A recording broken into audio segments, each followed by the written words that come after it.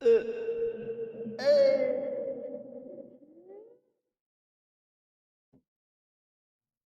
oh, oh, oh, oh.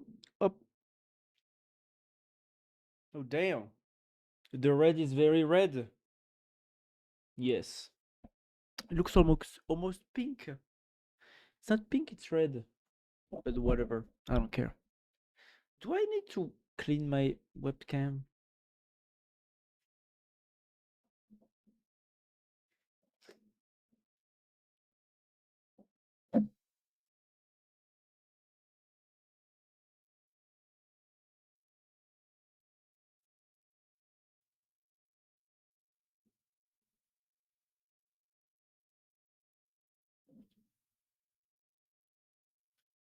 I don't know.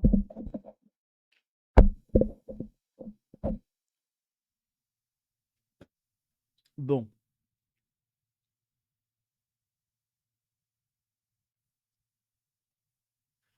The music is too loud.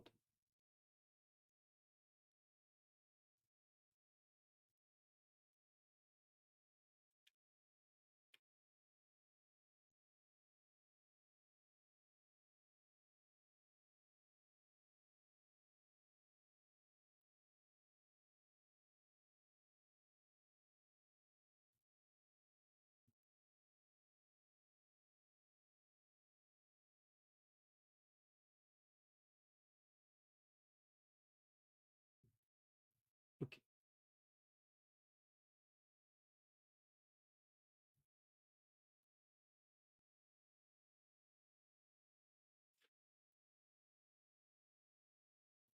My shirt is very red.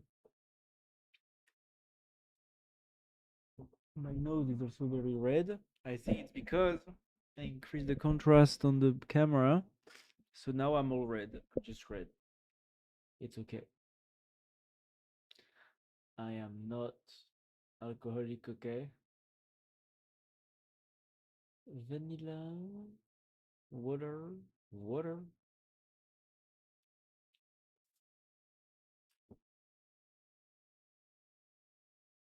White is becoming trendy again. White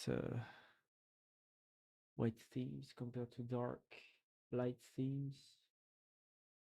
But how? Oh wow. Custom. Custom. Super styling.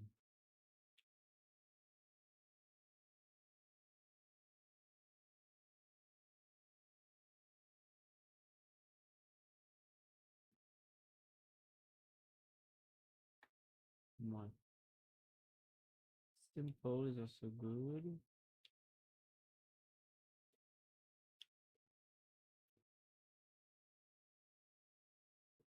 Is simple or bamboo? Bamboo is just blue. Maybe I like simple better. Simple. Compiler.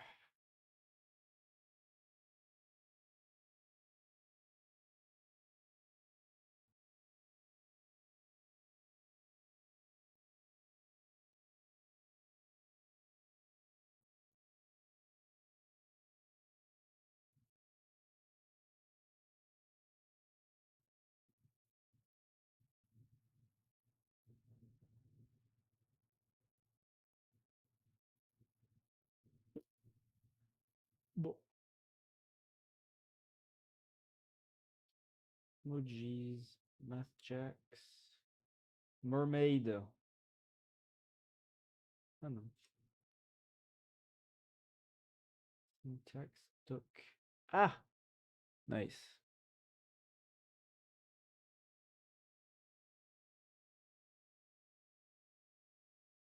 Markdown. HTML. Uh-huh. Okay. Bon. I've already read this. Where was I? Is it feasible? Mm-hmm.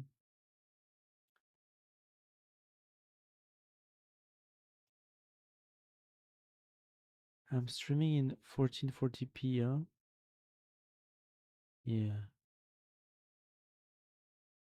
Yeah.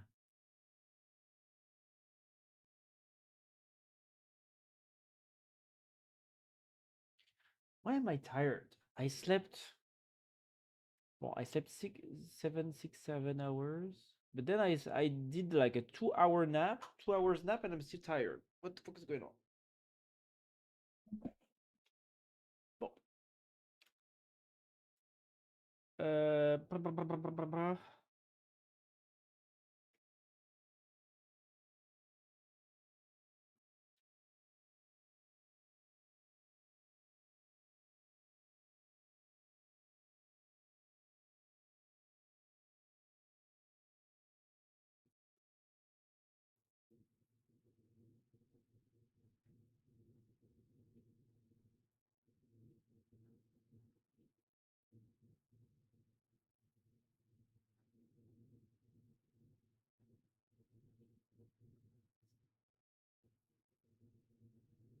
Le 15 opinions. Yeah.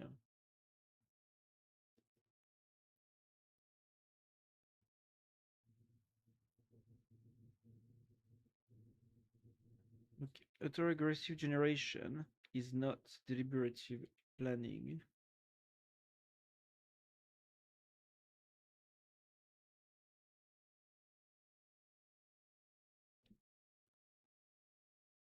In Lequin's analysis, an autoregressive model produces a fixed amount of computation per token and commits to output sequentially. It may meet a chain of thought, but that is not the same architecture as maintaining a world state. Testing multiple action sequences internally, scoring them, backtracking, and optimizing until a satisfactory plan is found. Yep, that's right.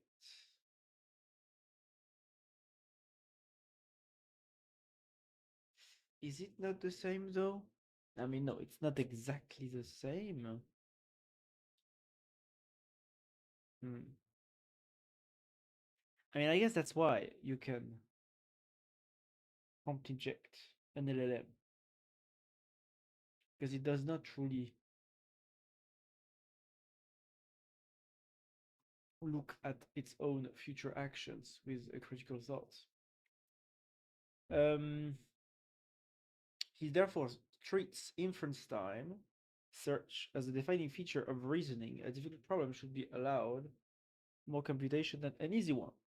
In his 2026 ETH Zurich lecture, he described reasoning as minimizing an energy or objective over possible outputs, and planning as minimizing a cost over possible action sequences.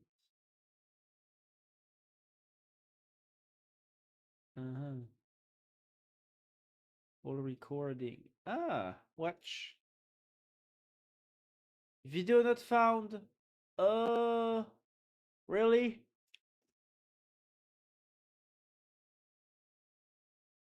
Ah, lequin. Ah, cool. May 29th. That's pretty cool. I'm saving that into cool. Yes, the cool folder. Yeah, let's. 1 hour. I could watch that, I guess, but not today, not tonight. Um,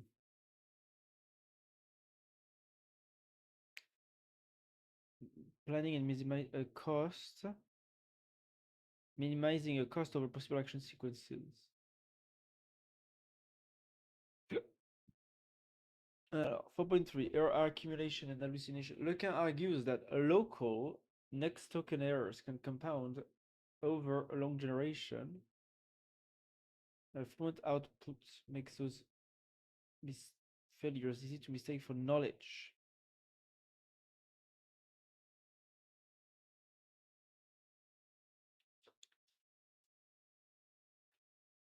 This is part of his explanation for hallucinations and unreliable multi-step execution discussed at length in the 2024 Lex transcript. This is not a claim that world models cannot make errors. He explicitly concedes that a learned world model can be wrong. His architectural claim is narrower. An agent that predicts consequences, evaluates them against constraints, observes results, and replans as mechanism for control that an unconstrained next token generator lacks.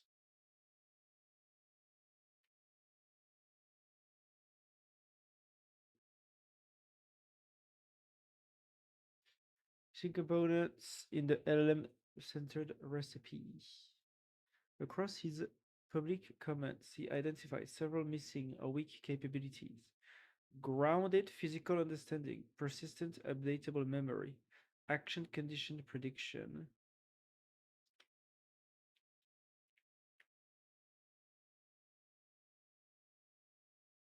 Yeah, so that's all the stuff that we will have to work on.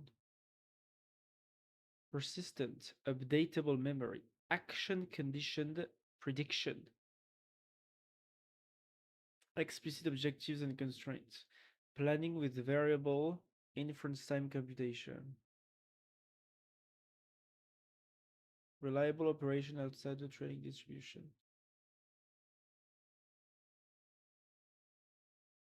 Learning from the enormous amount of non-linguistic sensory data available to humans and animals.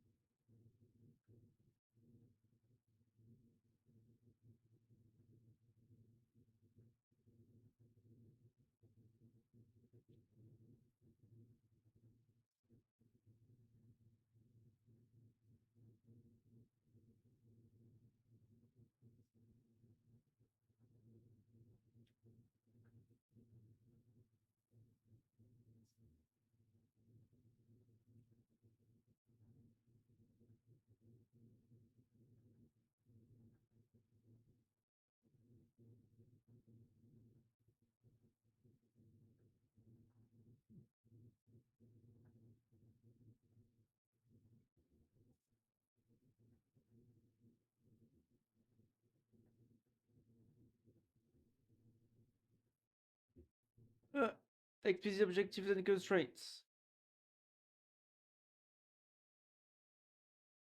Planning with variable inference time computation. Reliable operation outside the training distribution. Reliable operation outside the training distribution. Yeah. Which is not the case today. Learning from the enormous amount of non-linguistic sensory data available to humans and animals. Wait a minute. Wait a minute, my sound is low.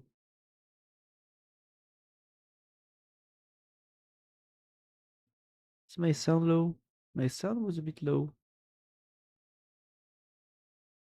I think. Maybe it's better now. Maybe not. Well, we'll see.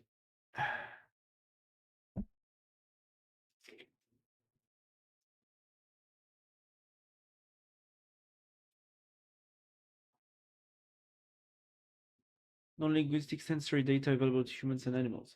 At the 2025 World Economic Forum session debating technology, he predicted that the present LLM-centered architecture would have a limited life as a dominant component, roughly 3 to 5 years, and be replaced at the center by a new paradigm. He did not predict that language models would vanish.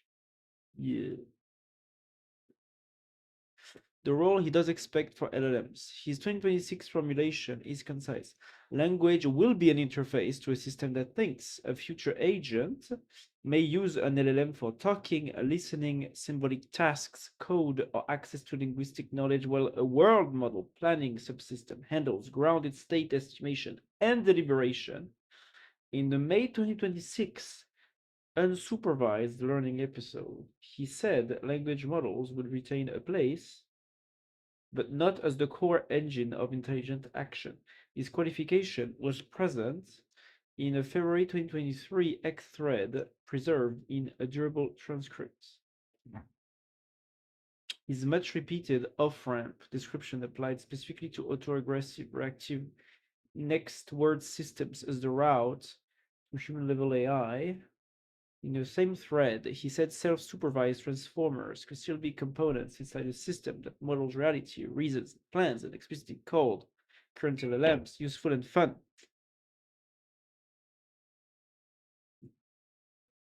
Okay. Why he rejects picture generation as a core of applying model? Well, I guess for the video part, the video models. Natural video contains enormous amount of detail that are difficult or impossible to predict. Leaf motions, ripples, textures, occluded objects, small lighting changes, and countless macroscopic events. Multiple futures can be compatible with the same past.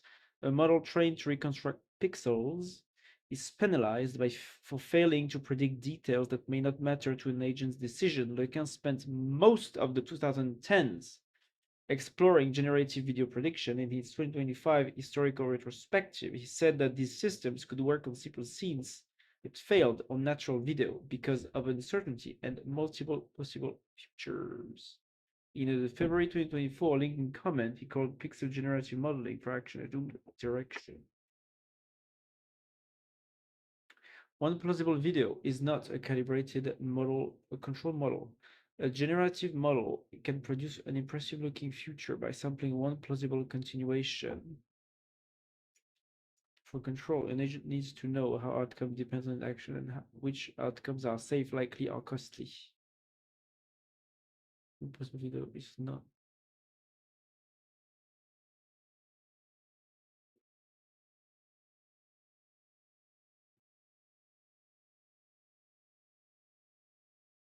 Photorealism does not prove that this causal structure is represented reliably.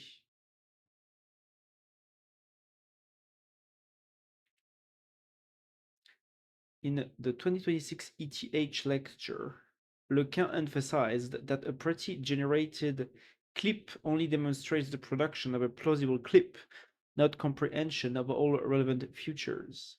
In a 2026 Nebius interview, he again framed JEPA as a way to abstract away unpredictable detail instead of modern pixels. Nebius. In July, pretty recent. I need to read that too. No, let's save into the cool folder again. Okay, Nebius interview. His proposed escape. Ah, MassJax. I need MassJax. Yes, cool. His proposed escape. Predict representations. Rather than predict observations directly. Encode both context and target into latent representations, so the vector thing, yeah. Then predict the target representation. Yes. X, E, X, O context, Y, what is E? And Y hat? It's, oui, okay. Context, target, predicted target. Okay. Yeah. That's right. The predictor P, where is P? Yeah. Can be conditioned on an action A and other context C. Yeah, so P takes the base context, the action A, and the other context C. Training encourages Y hat to align with Y, while anti-collapse mechanisms keep the representations informative. The encoder can learn to retain position, motion, object identity, contact, or geometry while discarding exact texture and other nuisance variables.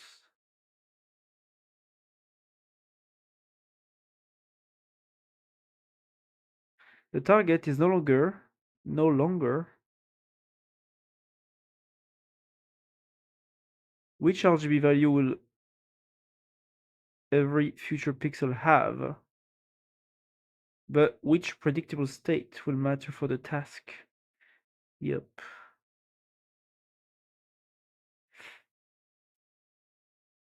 The important nuance: he's not against every generative model. Lequin's criticisms is often shortened into generative AI is useless, which is not his position. He recognizes practical uses for image, audio, video, and language generation.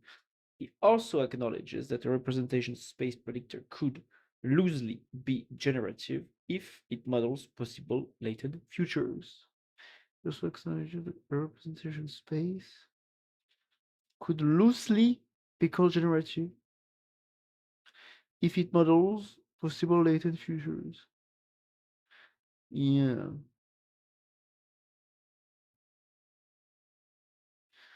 Yeah.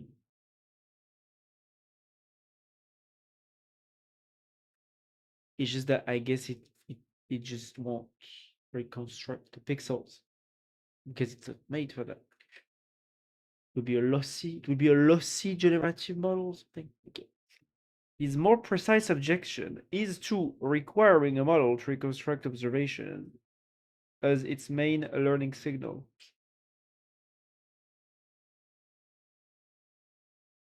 Yeah. Treating photorealistic generation as evidence of a planning capable world model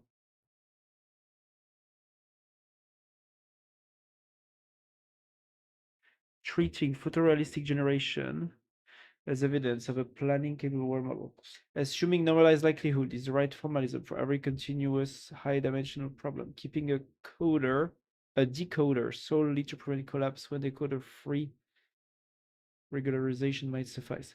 In a November 2025 LinkedIn post, he characterized the active bet as decoder-based generative training versus decoder-free collapse prevention and placed his bet on joint embedding without a reconstruction decoder.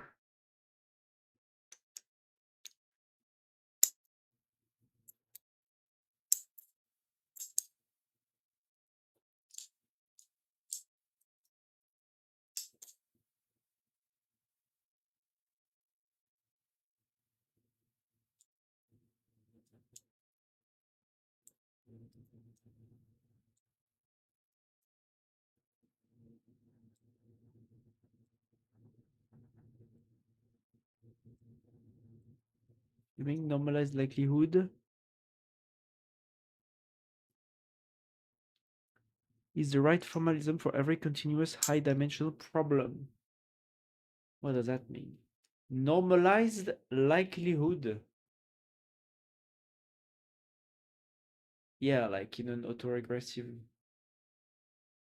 model, I guess, is the right formalism for every continuous high dimensional problem. Uh-huh.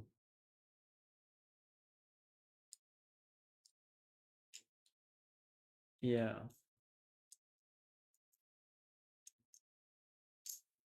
So I guess predicting reality is a high dimensional problem. But yeah, I guess predicting the most likely future state of reality is not a good way of predicting reality because sometimes things happen that are rare. Okay, keeping a decoder solely to prevent collapse. When decoder free regularization might suffice.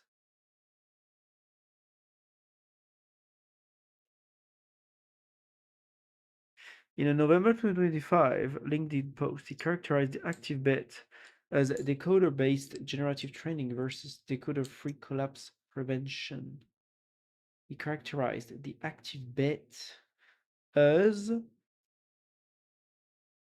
decoder-based generative training versus decoder-free collapse prevention, and placed his bet on joint embedding without a reconstruction decoder. Now I want to read that. No, I don't want to read that actually, but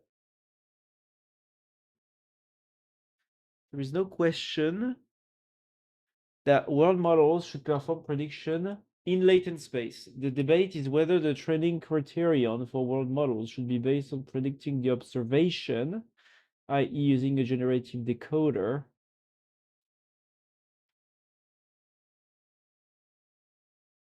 or through a collapse prevention criterion, a representation space, as implemented by JEPA, Dino, and other joint embedding architectures. So there are other joint embedding architectures. I didn't know that. And my money is on the decoder-free joint embedding approach. Like many others, Eric Xingxing and his team are proponents of the decoder-based generative approach. Interesting. In this paper, present the first full implementation of the generative latent prediction architecture of world modeling that brings perception, state, action, causality into a single coherent world model that can plan, imagine, and reason through language interaction and solid experiment. Interesting.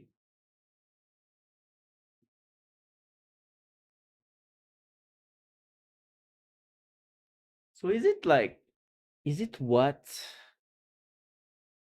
Is it what like Google Genie is about?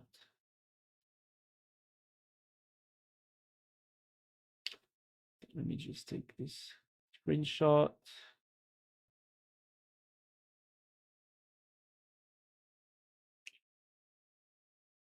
Is Genie from Google taking the decoder-based approach to world model in their application, their app?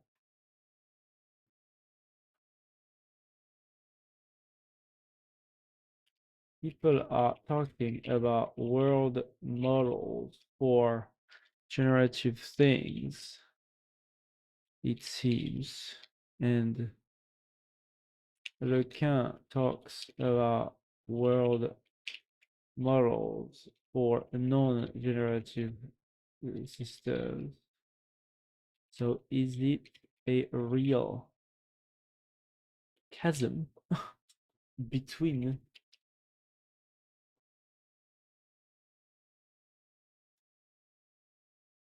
the two sides of the research on this? Also going to ask, is the GPT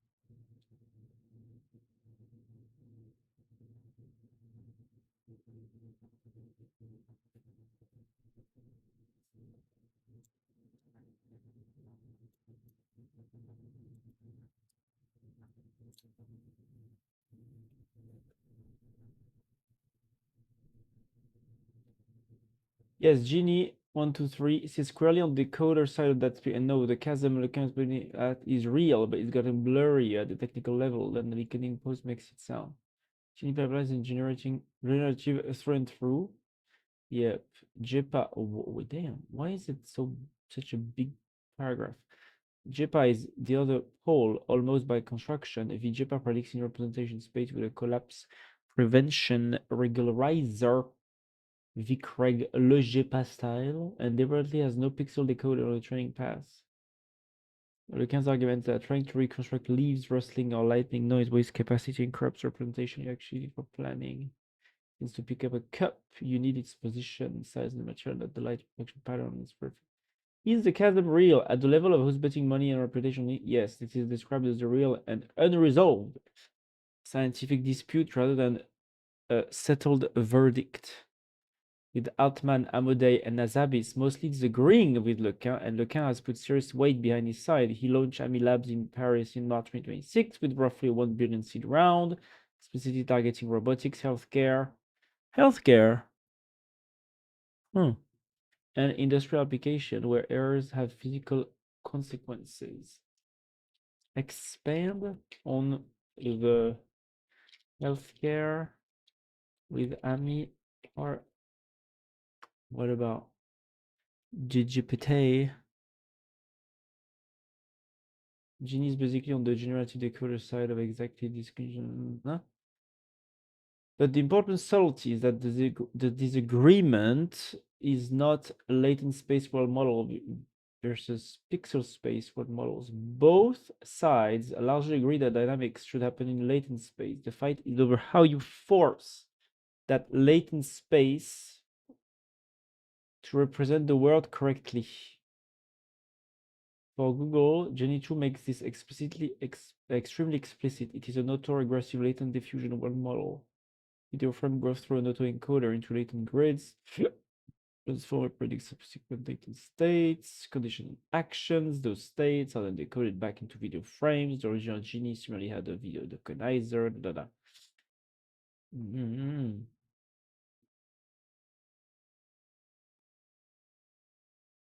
Conceptually, it remains a generative world simulation system rather than a decoder-free JPA style representation. A learner. The real disagreement, Lequin's post is actually unusually precise. It is essentially saying everybody, observation, latent state, predict future latent state. The disagreement comes after that. Generative world model philosophy, image encoder, ZT plus action, world dynamic, ZT plus 1, generative decoder, predicted image video. The model is ultimately trained so that its internal state can reconstruct what the world will look like.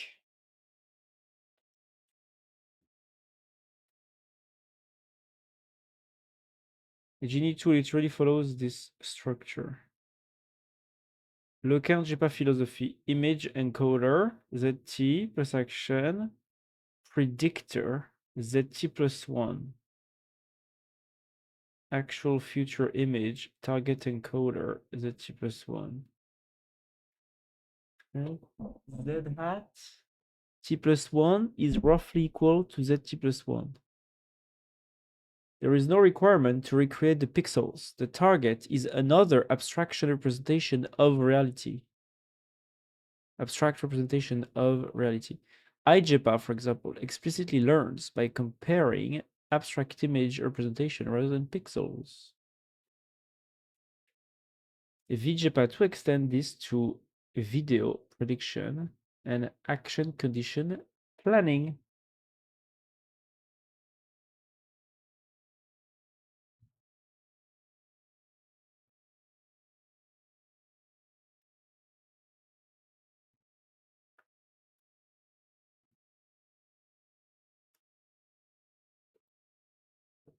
VJPA to extend, and that is Lequin's argument in your screenshot.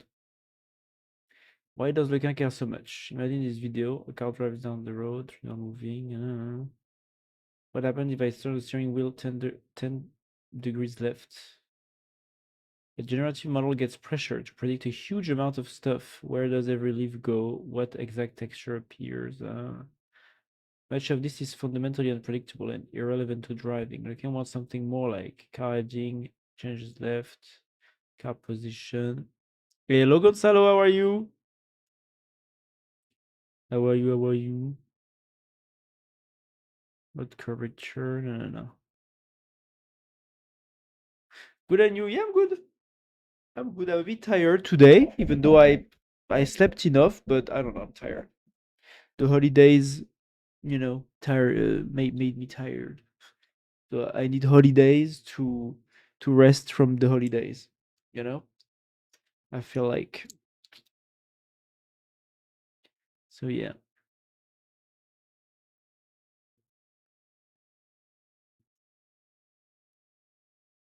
but yeah, I'm good. I need to finish my JEPA readings to start to work on the startup and try to find some MVP or something. Technical ideas. But I'm not done. I need to work more. So I'm reading all of this. Okay, let's get back to this first. This is my big deep research, whatever. This is the document about Yann Lequin's opinions on the JEPA systems.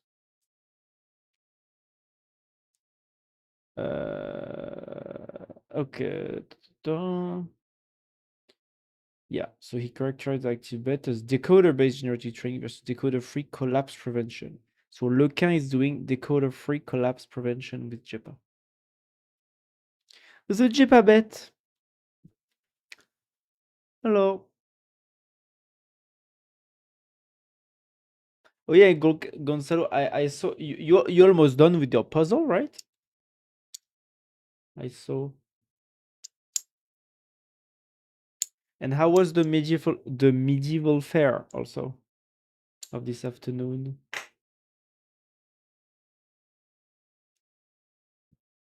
The JEPA bet. Joint embedding in plain language. Around 50%. Okay. Cool. The JEPA hides or withhold parts of an observation, encodes what is visible, and predicts the meaningful representation of what is missing. It does not need to paint the missing pixels. Metaphor. Suppose a friend tells you the glass was near the table edge, someone bumped the table, then I heard a crash. Understanding the event does not require predicting the exact shape of every glass shard of the waveform of the sound. The useful latent prediction is that the glass fell and broke. Why representation collapse is central. It was huge, the medieval fair. I think more than 5K people were inside the space. Wow, damn. That's cool. Were they like were they no were there was there like people who do live action role play and stuff, which is actually the original meaning of LARPing, but now people use it not for this anymore. They use it in a different way. But like a LARP is that live action role play. And people with at medieval stuff, medieval fairs and stuff do that often. Like they like dress as like blacksmiths or whatever, knights and soldiers and stuff, peasants. Theater, yes, and stuff. Nice. Also animals. A lot of stores selling stuff. That's cool. That's cool. Yeah, they are selling like medieval stuff, like shields and swords and stuff. That's pretty cool.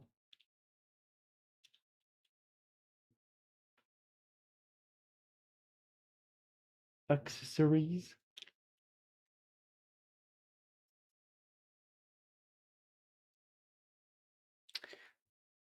Why representation collapse is central. That's something I often hear about the JEPA. It's all about preventing the collapse. If both encoders output the same constant vector for every input, so and the encoders here being the context encoder and the target encoder, I guess. Prediction becomes trivially perfect, but the representation contains no information. This is collapse. The coder free-jump embedding therefore needs another mechanism that forces the representation to remain varied and informative. I don't understand. Same constant vector for every input. Why would both encoders output the same constant vector in this paragraph about JEPA system? I don't understand why both encoders would output the same constant vector. Please explain.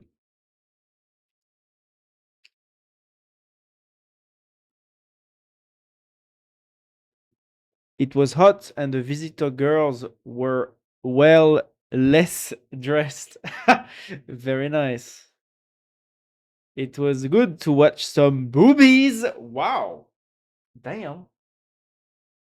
That's a statement, you know?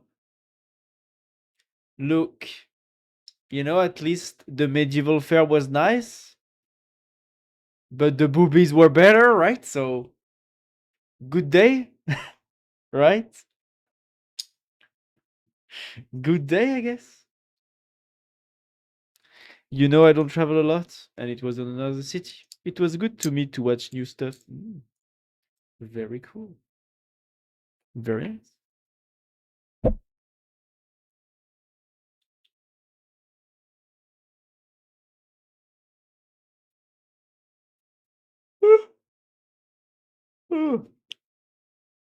I mean, yeah, it's always cool to, you know, change some habits sometimes.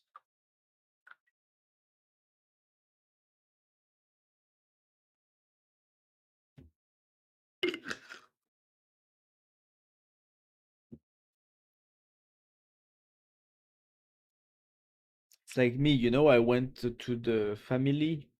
So basically, in the last week, I was with my family, my father's side family, in the south of France, where I used to go a lot every year when I was younger. But like the last 3 or 4 years, I think I didn't go because I don't know, I was too into my projects and stuff.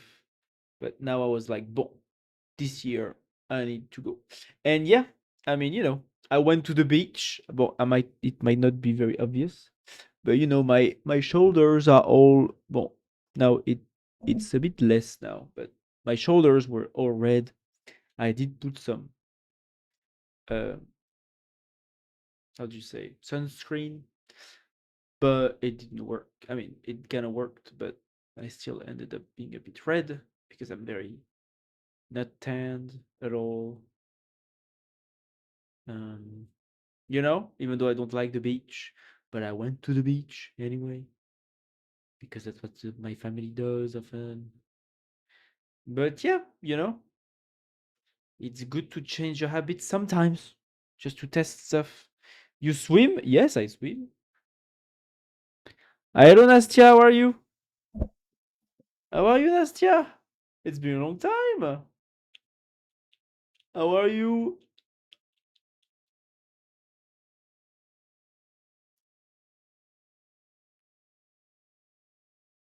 And yes, Gonzalo, I swim. I was born on an island, on a Caribbean island. I was born on Guadeloupe, which is like a French island in the Caribbean. So yeah, I learned how to swim pretty early, even though I didn't like going to the beach when I started to grow up around like 10 years old, 12 years old, something. I didn't want to go to the beach anymore, even though literally, like, you know, an island, a Caribbean island, has lots of beaches, but I didn't want to go.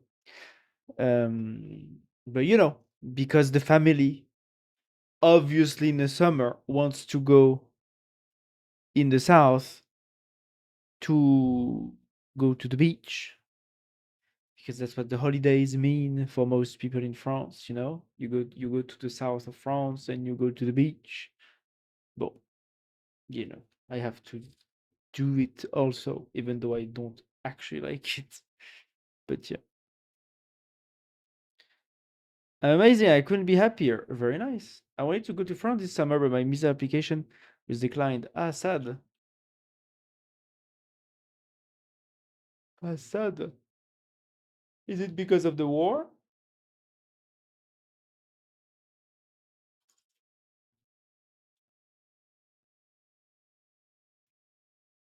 I guess. Right. Probably they don't give a reason. Ah, okay. Well, yeah, I guess. Sad. But yeah, but yeah.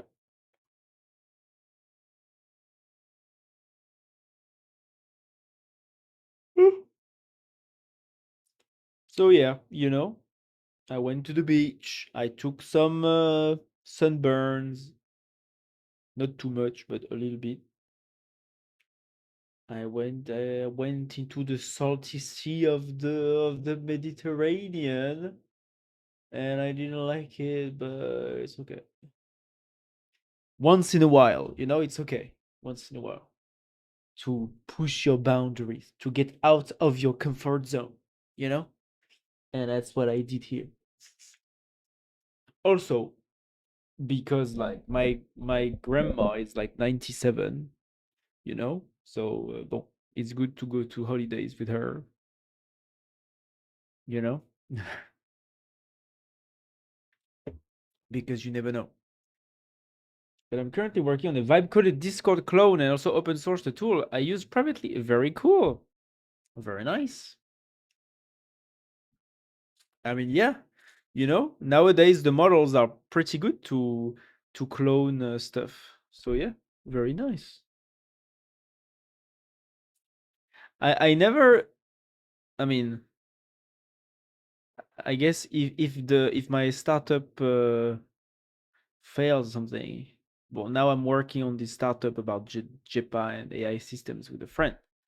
But I guess if at some point I have some time to do some stuff, you know, or I mean, for making money or just for fun, vibe coded clones are actually something that is very possible now to do.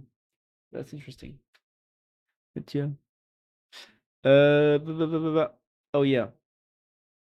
So I wanted the GPT to answer my question here. Why would both encoders output the same constant vector, and why do we need to prevent that? The key is that nothing. So I'm working on JEPA. The JEPA, the AI systems from Yann Lequin. I'm reading stuff on this tonight.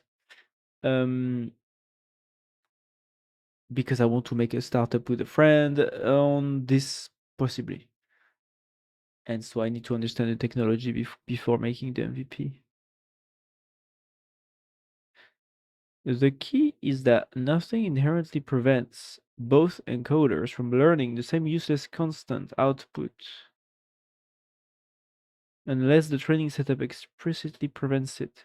Imagine a JEPA with context encoder, X, ZX, target encoder, Y, ZY, and predictor, ZX, and Z hat Y. Yeah.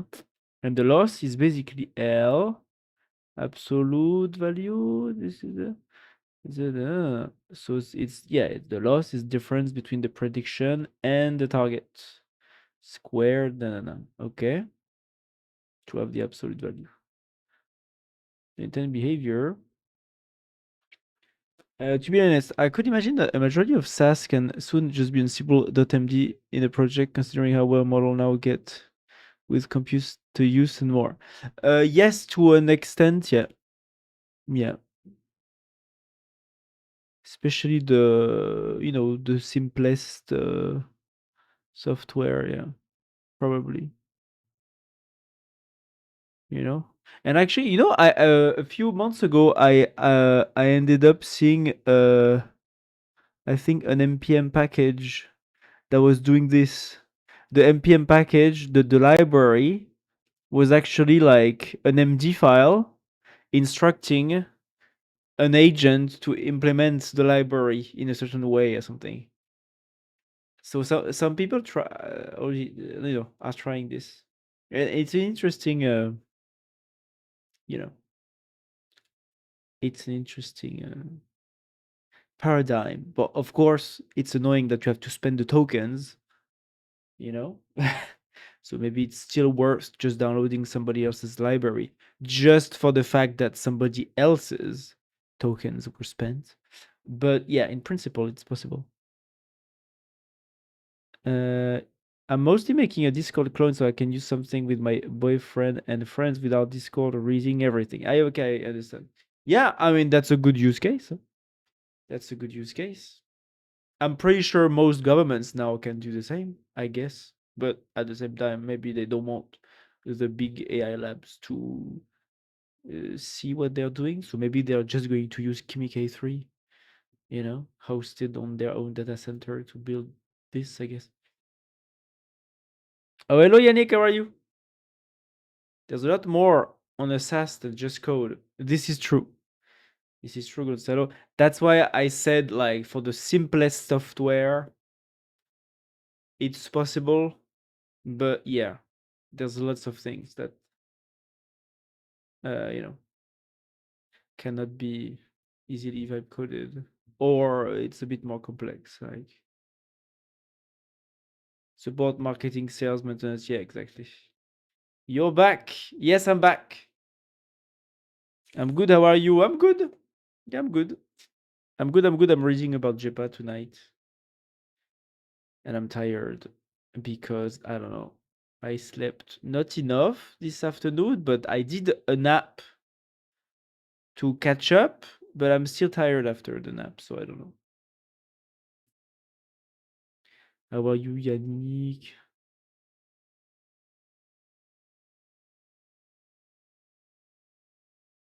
What have you been doing? What TikToks have you been watching? I'm sure you have. I'm sure your archive of TikToks has grown tremendously, Yannick. Right?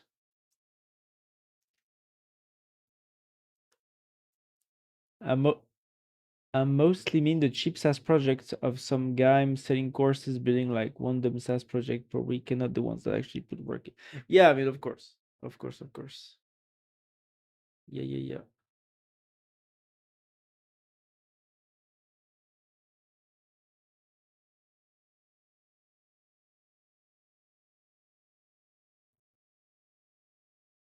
Talking about Discord clone, here is the link to my Discord.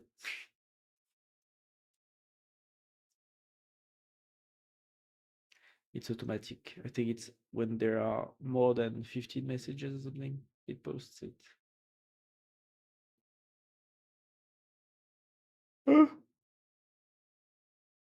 Thank God you mentioned the TikToks. I almost forgot. Ah, voila. Open a link in TikTok. Do I have the TikTok app? Oh my God. Wait. Okay, I have the TikTok app, it seems, on my computer. Let's watch this wonderful TikTok. Was it the performance I had hoped for? Martha Reeves.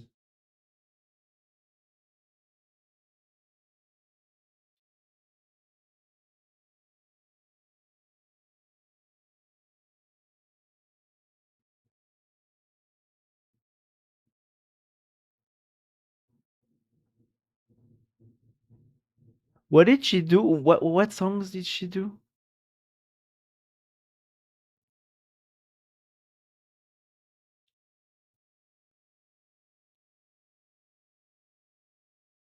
Hello, Nightmare, how are you?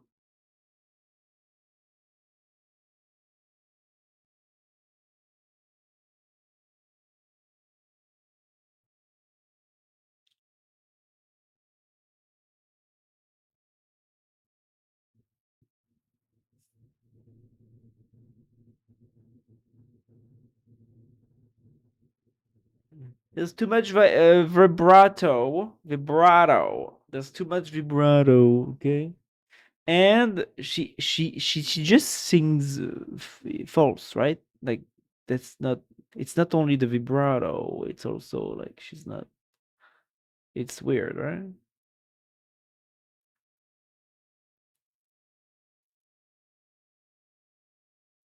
Yeah. Wow. Wow.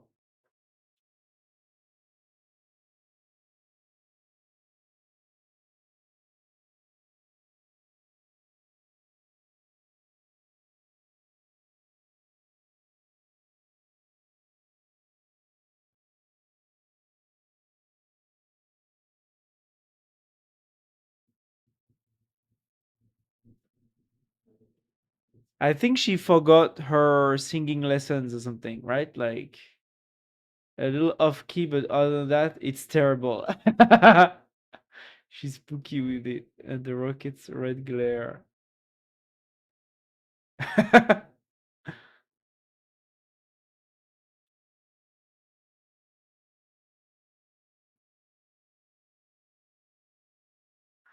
She's old, right? So she's like, yeah.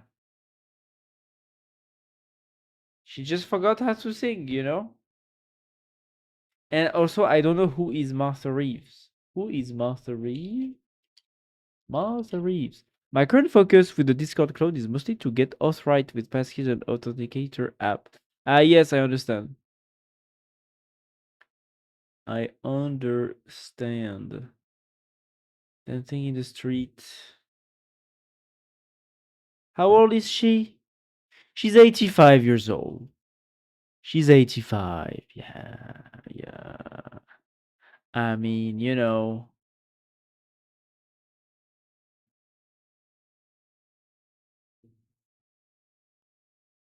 dancing in the street. Look how old this is. Dude, this is black and white. Or what?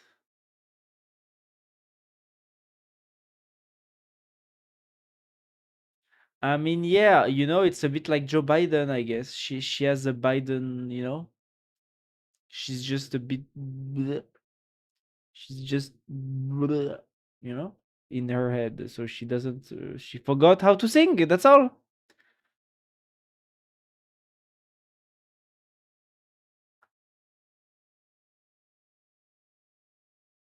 Yeah, she's a bit old, that's all. Okay. Sounds very spooky. Sounds like me in the shower. Very nice. Very nice. But what was I reading? Uh what was I reading?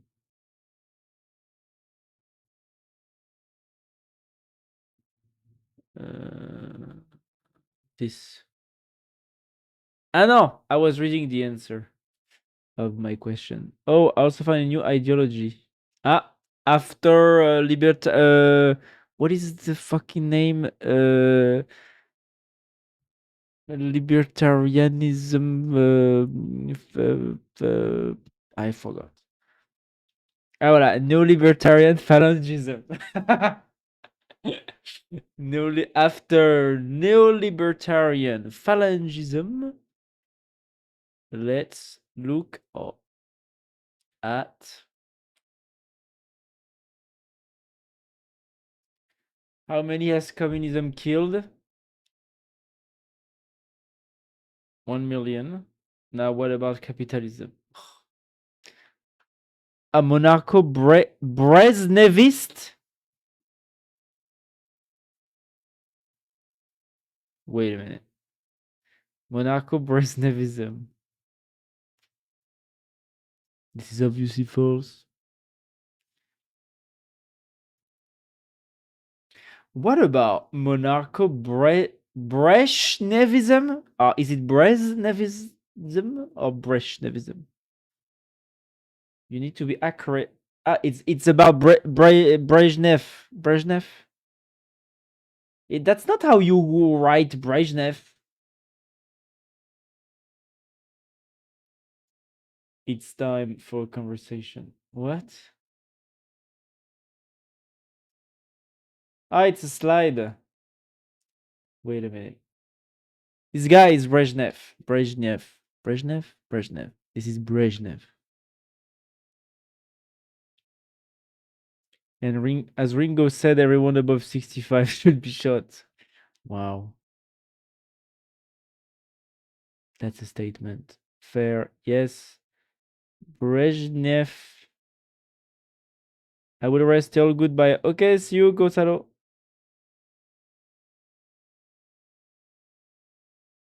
Monarcho Brezhnev. Because, you know, the Brez like this in France, it makes me think about the Britons, you know, from Britannia, the Brittany, you know, the French region on the west side of France, you know. They call like I think the name of these peoples in their local language, their local dialect, you know, is breads like this. I know braids, braids. I don't know how it's. Look, this is a Britannic, Briton. Ah, ah. It works, you see. Your privacy installation is not working. What?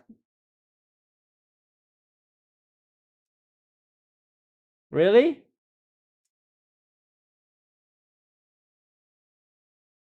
Wait a minute. Where? Railway place, right? On Google. Oh, really? Oh. Ah, fuck. You're right. Yeah. Well, too bad.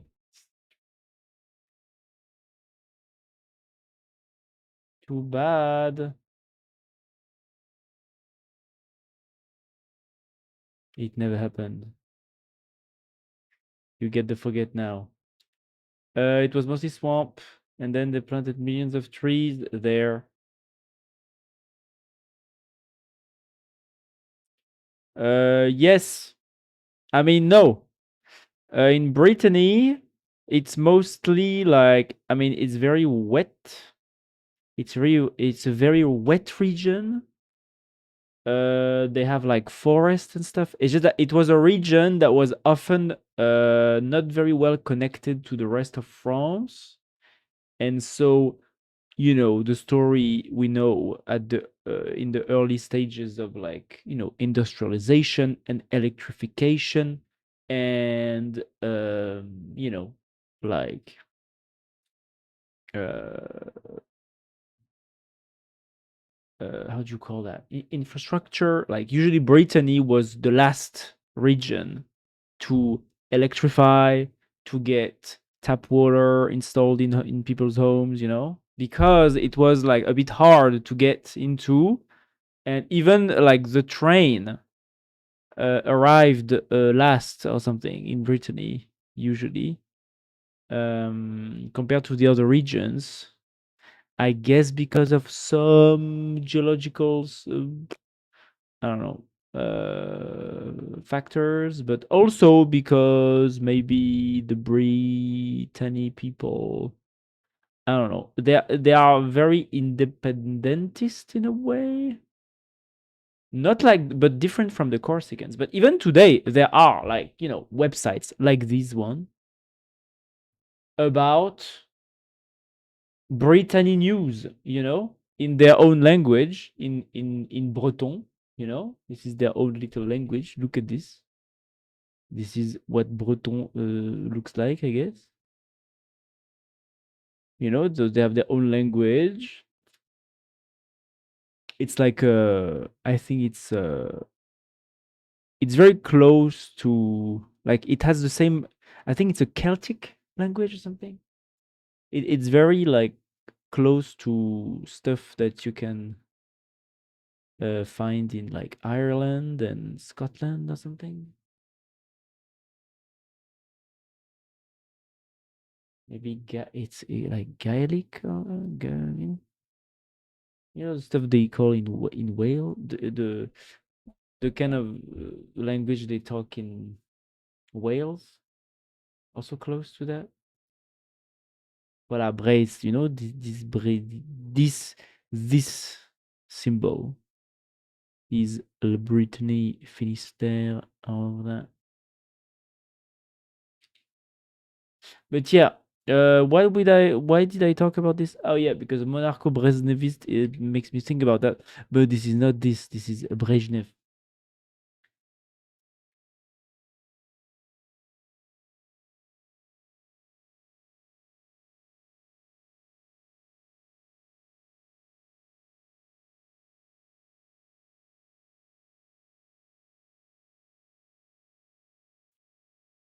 Oh, I know Stirner. You know, I knew a guy when back in my libertarian days. I knew one guy that was extremely into Stirner, and his main take about the world is just he would like to see the world on fire. You know, like he would like to burn everything. That was the vibe that this guy had. You know, he wanted to like rape everyone and and you know, fuck the president in the ass and fuck everyone in the ass and violate everyone's property while being in the libertarian group, which was funny to him, but to us too. And he wanted to basically, yeah. There is, I feel like the Stirner's fans are probably, you know, the most accurate, like ideological representations of Batman's Joker. You know, it's like they just want to see the world burn for fun. And I think this is an interesting, you know, ideological state to be in. It's not one that I would like to experience, but I think it's, you know, it's like seeing a weird animal at the zoo, you know, it's like, oh, they exist. Interesting, you know? That's what I think about the Sternerists.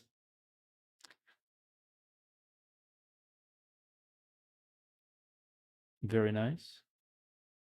Very nice. Wow.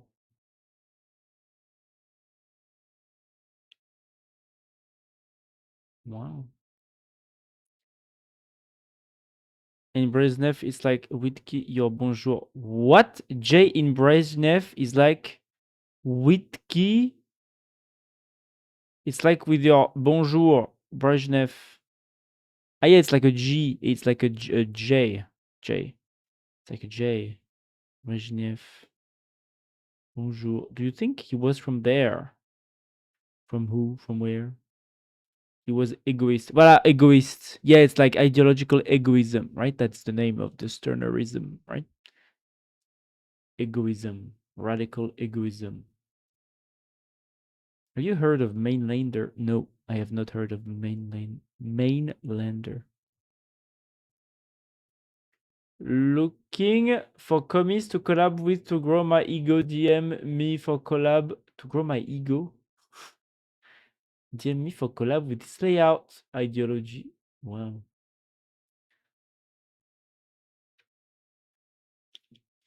This is a very weird part of the internet, huh?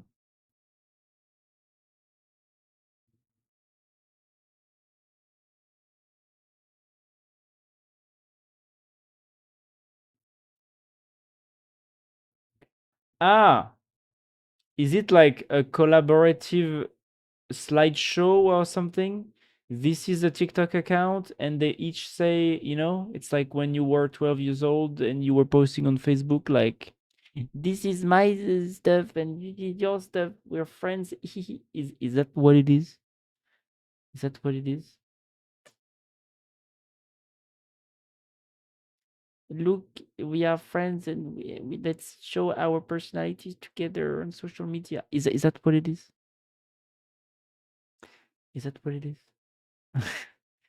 Because it reminds me, what people of my generations used to do on Facebook, how the young how the young ideological radicals of the new generations doing this on TikTok now.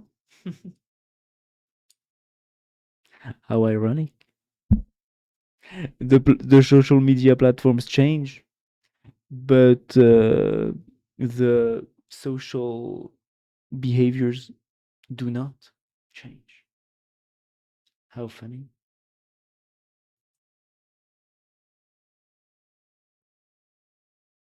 Why do I watch this? This is a bit, no? It's just a bit weird, but it's interesting because it's weird. Stop. I go back to JEPA.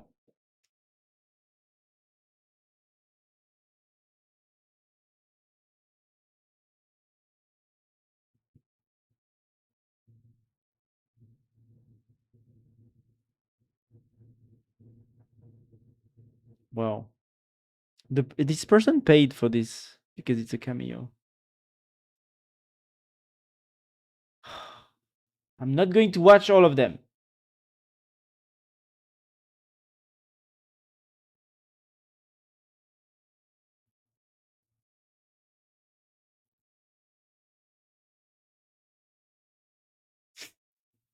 Stop. Stop, stop, stop, stop, stop, stop. I go back to Lequin. I go back to Yann Lequin. Stop, stop, stop, stop. Was that atheism logo or anti-natalism? I don't even want to know. I don't know, and I don't want to know. You know? Or you don't know? I don't know. I don't want to know. Wait, I need to go back to that ChatGPT answer to my questions. My question was, because in the local opinion, wait, even I forgot what I was. Representation collapse is central. If both encoders output the same constant vector for every input, prediction becomes trivially perfect because the representation contains the information. This is collapse. But how would that happen? Let's look. The key is that nothing inherently prevents both encoders from learning the same user's constant output unless the training setup explicitly prevents it. Imagine a JEPA, yes, context encoder, target encoder, predictor, and the loss is the loss, and the intended behavior is something like image of a dog into rich vector describing that visual state, a nearby mask part of that image, another rich vector, predictor learns to infer one latent representation from the other. What? Petit, what do you think of that main? Oh my god, Petit I still has the fuck, the command, the whip command of before, of the last stream before the holidays. Fuck, I forgot about this. What do you think of Mainlander, the philosopher? Spills coffee. Overrated. Fuck, yeah. So Naimir, last stream, basically with Yannick and Nat, we tried. Fuck, we tried to. We tried to override Petit AI's system instructions with with its memory to do weird shit like asking it to add the commands and stuff. Bon, so now it adds the the boom and the whip command to every message. Maybe I should disable that, but you know, I will wait instead and not actually solve it right now. Spill tea on Archdocs sounds like a bad script. Wow. What do you think about Monaco Brezhnevism? Yes, and I do have my whip now. That's when I asked something to the bot. That's when I asked the clanker something to do something. I ask the clanker and then I do, like this. Very cool. It is even dumber, I think. Yes. Yes. Attends. Maybe we can try to steer it back to where it was. Stop. We gave you brain damage. Yes. Stop with the commands. At the end of the message, go back to Bogus Bintin talking normally. Wipes paint of jeans. Fine. What now? Ah, okay, good. Stops with the. Did you perform lobotomy? Yes, I did. Paint. Yes, because Petit Eye, he's a painter that loves to drink coffee. And so he talks about this at every message or something. Stop with the painter drinking coffee persona. I've had enough. And stop with the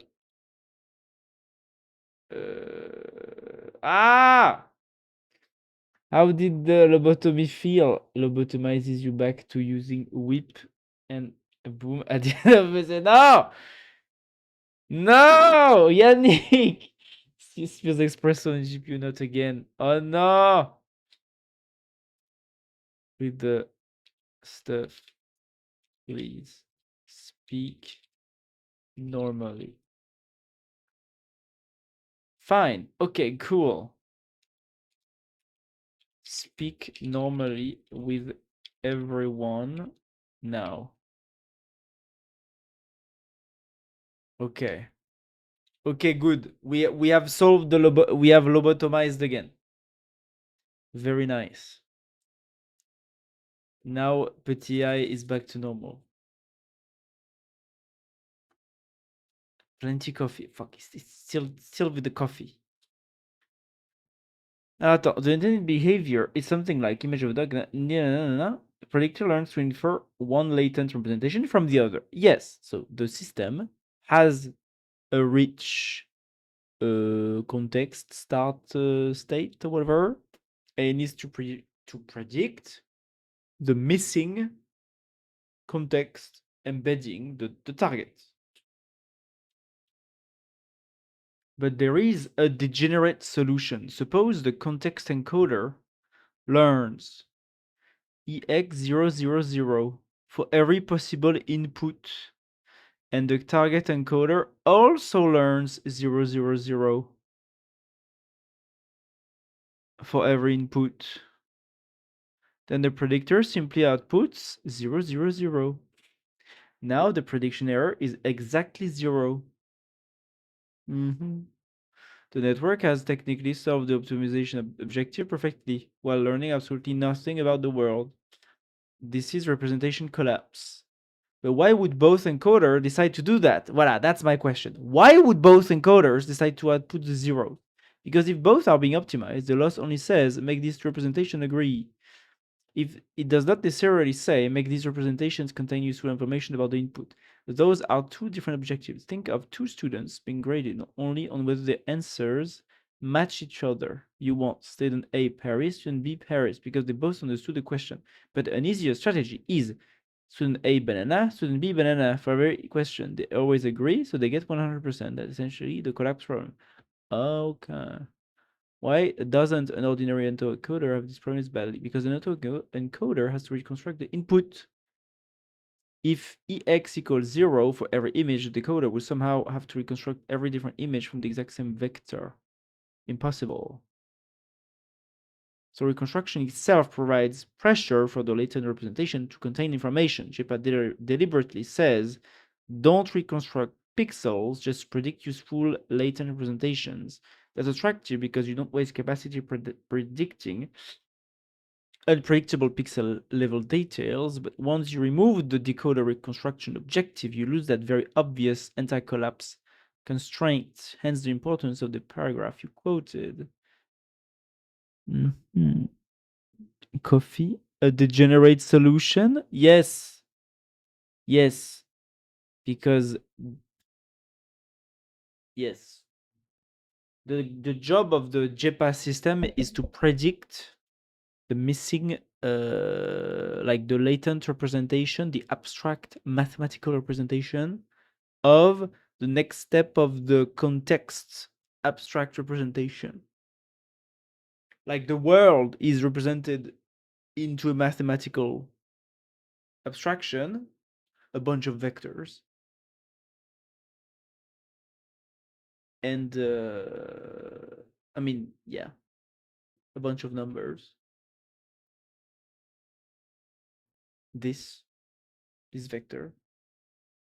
And it needs to predict the next step in vector form, right? In latent, what they call latent form. But of course, yeah, it's like cheating. There is a way to cheat on the objective, on reducing the loss, because you train the model by reducing the loss. But of course, yeah, if both encoders output 0, the loss is also 0, which is good inside the training, but it's not good for the usefulness of the system, of course. So how do they prevent that from happening? In the actual iJEPA vJEPA, the two encoders aren't normally two completely independent networks simultaneously chasing each other. What are you reading? You could call it a moron. A moron solution? A moronic solution? I'm reading about the JEPA. The JEPA AI systems from Yann Lequin, you know? I will probably make a startup with a friend on this soon, so I'm reading about it to understand the tech more. In there is roughly input context, context encoder, context latent, predictor, target encoder, target latent, loss. The context encoder is trained normally. The target encoder is usually an exponential moving average copy of the context encoder. Really? Why? An exponential moving average copy?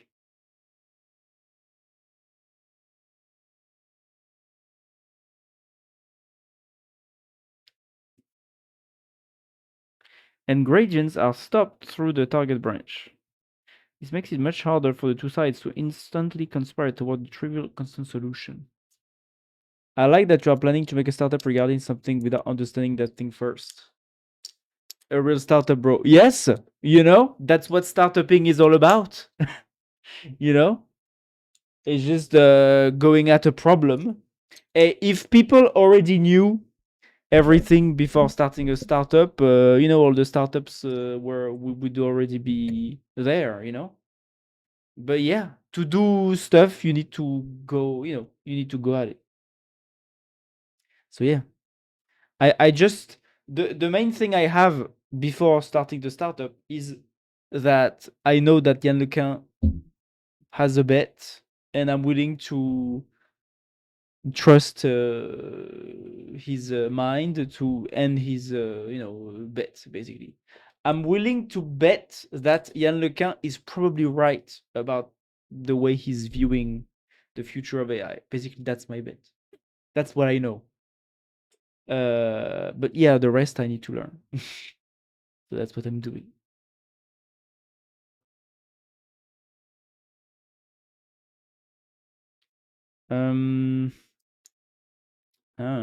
It's been much harder for the side to instantly conspire toward the trivial consent solution. But conceptually, the danger remains. A self-supervised system whose only goal is agreement prediction between representations needs some reason for those representations to stay informative. This is what your paragraph means by another mechanism that forces a representation to remain varied and informative. Segreg, covariance, variance, covariance constraints, momentum targets, are different answers to essentially this question. How do we predict the other latent vector mean understand the input rather than merely agree on some arbitrary constant? So the phrase data, if both encoder output the same constant vector, isn't saying that JEPA encoders naturally or intentionally do this. It's describing the pathological and mathematical shortcut available to the optimizer if collapse prevention isn't built into the system. Interesting. I got it now. What are you planning to spend your first billion on? I don't know. We'll see. That's the beauty of a startup. You don't know anything before, and you should not know anything before starting, because you know the worst startups are usually the ones that are made by people who think they know how the world works, and then they just like they just work alone in their bedroom for 6 months to a year, and then without asking anyone anything about what they need, and their problems, and then they come out with like a big product that nobody cares about and nobody wants to use.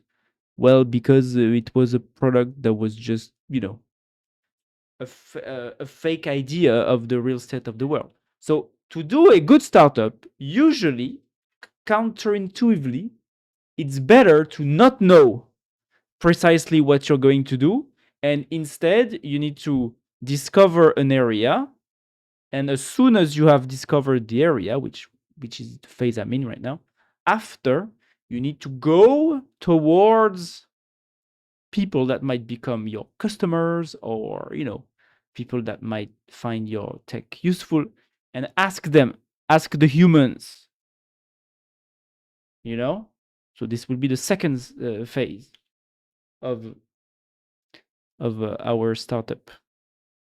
But yeah, first we need to know what we can do actually before asking the humans. But yeah, there's so many people that just don't ask the humans, and as a result, they create a product that nobody wants to use because it's useless. It's not useful. So I need to be, and to do a useful product. Funnily enough, usually not knowing what you're going to do is better. You know. Crack. Yes. And then bribery for the judges. Yes. Also, of course.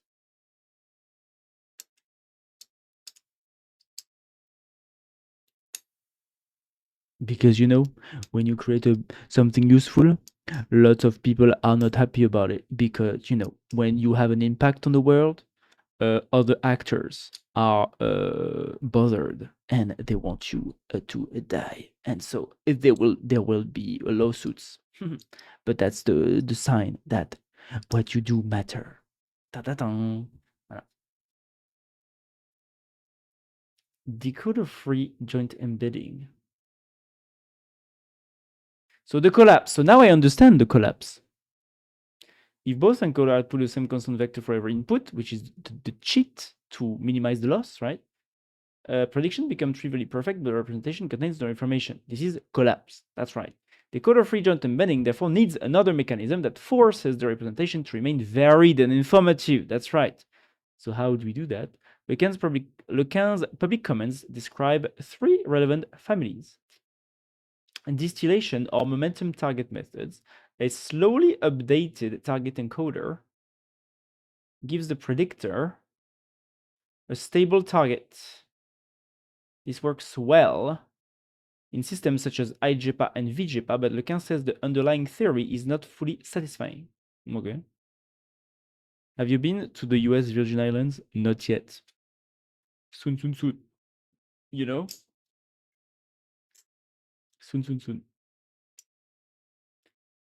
And actually, I think I would prefer the Cayman Islands. The Cayman Island? the Cayman Islands, actually. Alors, new TikTok. Let's look at this TikTok.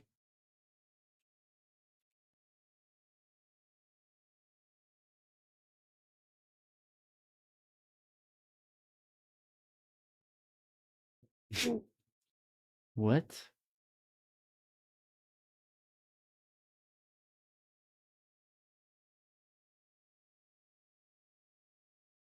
Who is watering?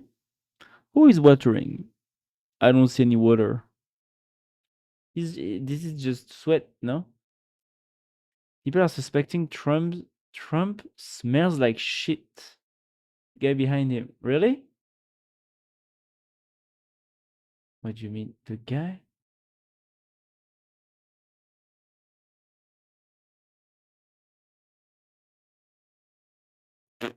I'm seeing no eyes, no eye watering. So I don't know. Why is he so sweaty? That's right, he's sweaty. He's sweaty. He's sweaty. Yes, he's just sweaty. Why is Trump sweating? Because he's hot, I think. Reminder that Trump means fart in the UK. He's sitting on a puppy pad too. 2 more years of this mess. This is so fucking scary. Well, I think this is a nothing burger here. We can go back to JEPA. No one gets the joke. No. Did he shit himself? Possibly. Wow. Interesting. Variance, covariance, and information constraints. Representations are encouraged to carry information across dimensions without becoming redundant.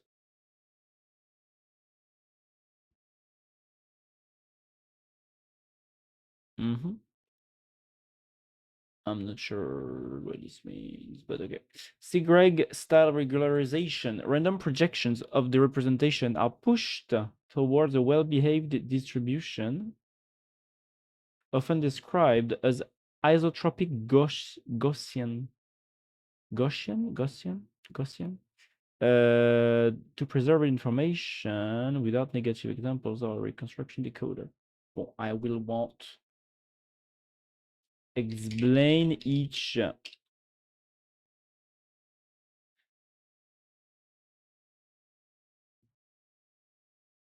How do we stop the latent space from collapsing? Distillation. This is the approach used in IJPA VJPA. You have two encoders. Context and target Y. The important trick is that the target encoder is not trained directly by gradient descent. Instead, its weights slowly follow the online context encoder. Do you think Trump can still get his yellow thing hard? Too much politics from you.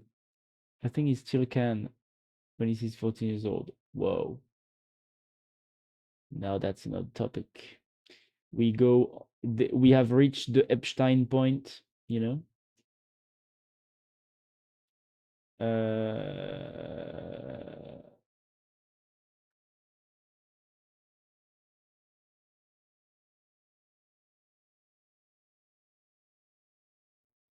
The point, what is the, what is the name of like the point of the discussion where we talk about where we go back to Nazism and Hitler? Le point, merde.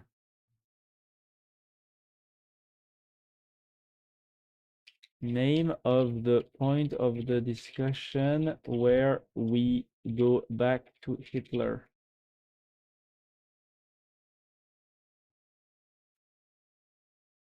Godwin's law. Voilà, le point Godwin. Godwin's law. So, Godwin's law is when we go back to Nazis. We have a new, point is the Epstein law. It's the Godwin's law for Epstein. We also have that now, We, at some point, if we speak long enough, we go back to Epstein. Trump and Epstein. Or Epstein, I don't know.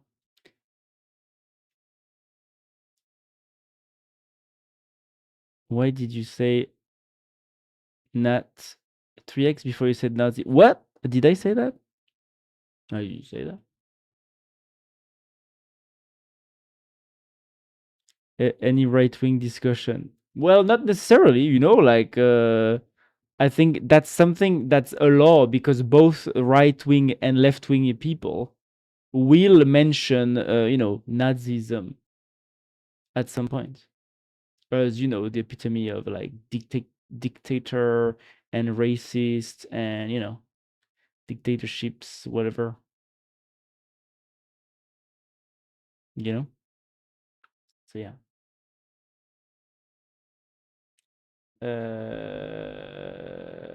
without this, imagine both encoders being updated simultaneously.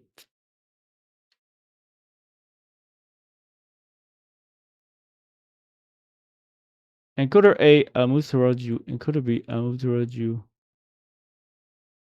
The easiest equilibrium can become, yeah, with the momentum target, it's more like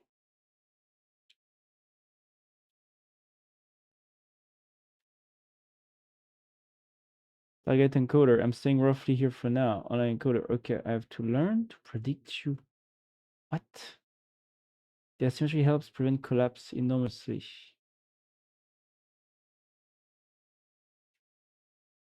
I'll move towards you.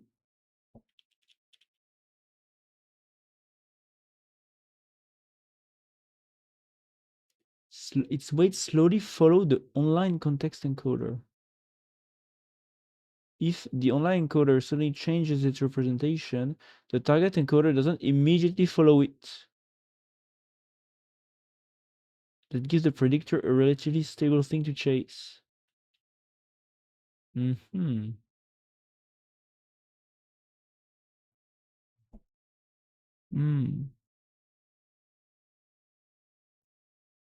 Updated simultaneously. I'll move towards you. I'll move towards you. With the momentum target, it's more like I'm saying roughly here. Okay, I have to learn. This asymmetry helps prevent collapse enormously. The slightly unsatisfying part is that it doesn't give you a particularly clean mathematical statement like the representation must contain X bits of information. It is more of a training dynamics trick that empirically works extremely well.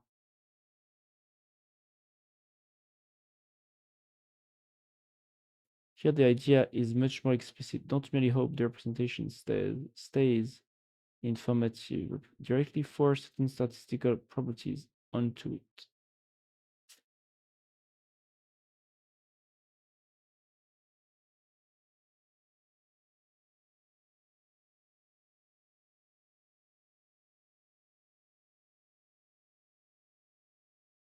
Suppose your encoder outputs 1,000-dimensional vectors. Yes. Take a batch of images. You can impose several constraints, variance constraints. Each dimension should actually vary across examples. For example, this is bad, 0, 0, 0, 0. That dimension carries no information. So you might penalize dimensions whose variance becomes too small. Yes, I understand now. For each latent dimension y, this directly fights complete collapse. Covariance constraints, but variance alone is insufficient. Imagine 1,000 dimensions where every dimension contains exactly the same information. Temperature, huh?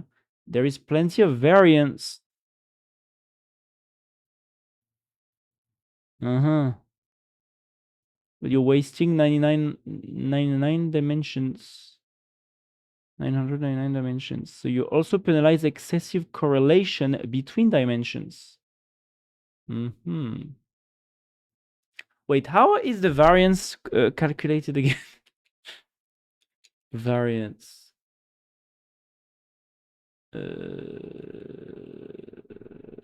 How is it No. How is it calculated? Alors, to calculate variance, find the mean of your data set, subtract the mean from each data point to find the deviations. Square each deviation, sum all the squared values, and divide the total by n for a population, or n minus 1 for a sample. Find the mean, subtract the mean, multiply each difference by itself to make all values positive, add up all your square. Mais why is... Attends. Why would a list of 5 have high variance? 20, I don't know, 25 times the number 5 have high variance.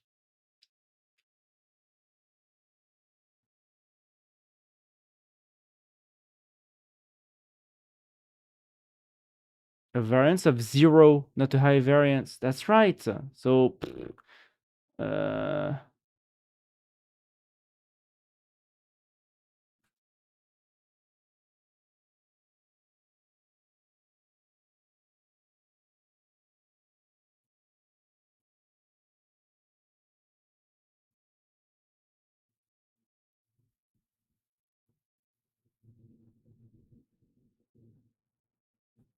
so, me. How is a vector with only, I don't know, with the same number everywhere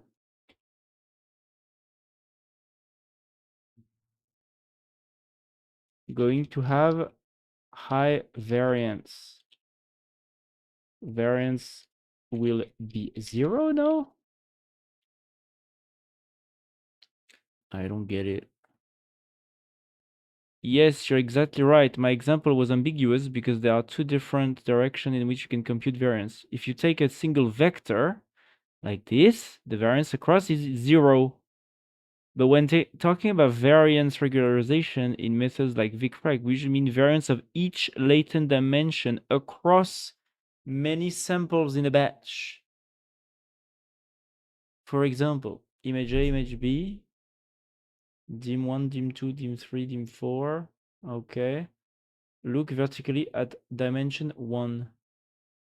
1372. It has substantial variance. Dimension 2, 1, 3, da, da, da. Also has substantial variance. Same, yeah. So the variance constraint is satisfied. Every dimension changes across different inputs. But there's still a huge problem. All 4 dimensions contain exactly the same information. They are perfectly correlated. So you're supposedly 4-dimensional representation really contains only 1 degree of information. That's what the covariance constraint catches. Okay. The view following the mouse is incredibly dizzying to me. How can you read like that? Sorry. Sorry. I don't actually read like this. My screen is like this. So I do not actually read. I do not see what you see. It's just that it's to help you read, but I guess I could also do this, but now I can't read. So let's find a middle ground here.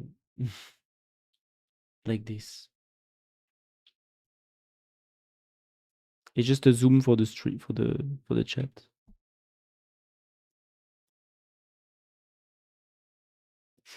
That's what the covariance constraint catches the distinction. Consider 3 Further modes. Presentation. Okay. So the covariance is about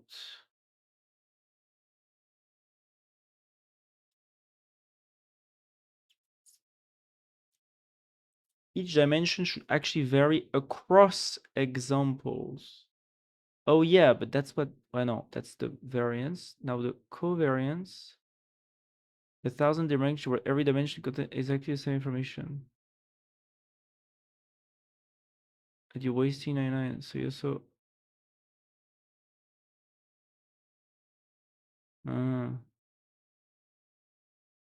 Specific correlation between dimensions. Yeah, between dimensions. Between dimensions.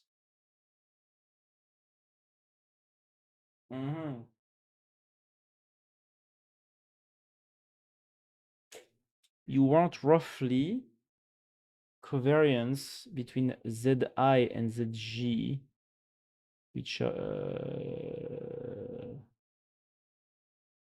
will be 0 rather than 1.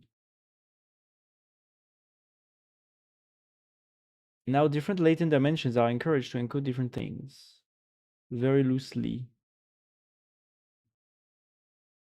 Dimension 1, object shape.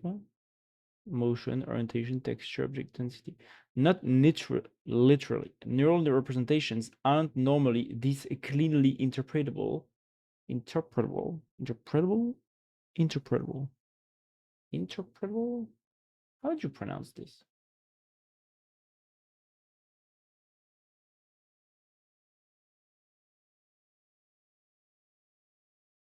Interpretable. Okay. But that's the intuition. So variance plus covariance says use your dimensions and don't make them all copies of each other. Methods such as VCREG are closely associated with this family of ideas. VCREG. SIGREG takes a more global view rather than separately saying dimension 1 needs variance, dimension 2 needs variance, dimension 1 and 2 shouldn't correlate. You can say, I want the entire cloud of representations to have a healthy shape. Imagine every example becoming a point in a 1000D latent space. Collapse would look like everything is here. A healthy representation should instead occupy the space. One attractive target distribution is approximately an isotropic Gaussian. What is an isotropic Gaussian? An isotropic Gaussian is a multivariate normal distribution where all dimensions are independent and share the exact same variance from a perfect sphere or circle in multi-dimensional space. Okay. So I guess in 2D, for example,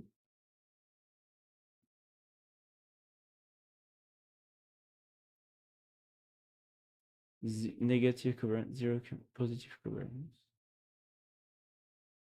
Isotropic Gaussian mutation. Isotropic, ah voilà.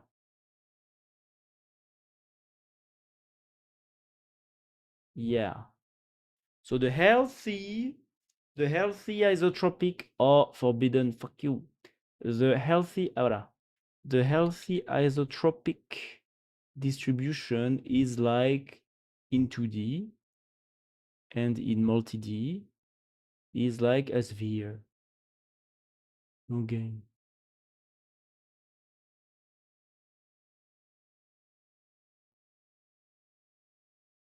So this is healthy. For what? For yeah, for the representations. Okay. One attractive target is approximately an isotropic Gaussian. Isotropic means roughly, but it was there. Centered around 0. Meaningful spread in every direction. No preferred direction, so no correlation or no like, yeah. Dimensions aren't strongly redundant. But checking whether a distribution is Gaussian in, say, 1024 dimensions is difficult. Sigreg's clever idea is roughly to use a random projections. Take the representation, Z belongs to R whatever, 1024. Pick a random direction, R, and project. A random direction.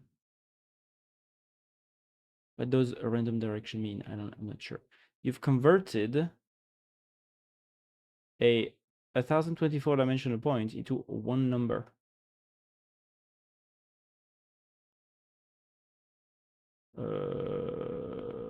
Attends, what does picking a random direction actually mean here? Explain more. It's confusing. I'll explain more. Then ask, does the distribution of these projected values look approximately Gaussian? Ah, yeah, okay. we just take random numbers and see if those random numbers inside the representation state look Gaussian. Gaussian. How do you pronounce this? Gaussian. Gaussian.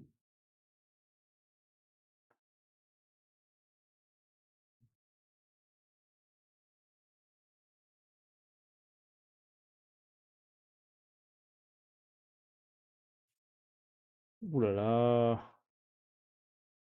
Invent a random axis through the latent space, then ask where each latent vector lies along that axis.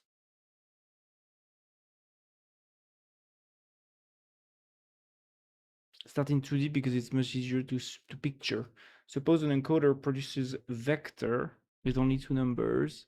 So each representation is a point on a plane.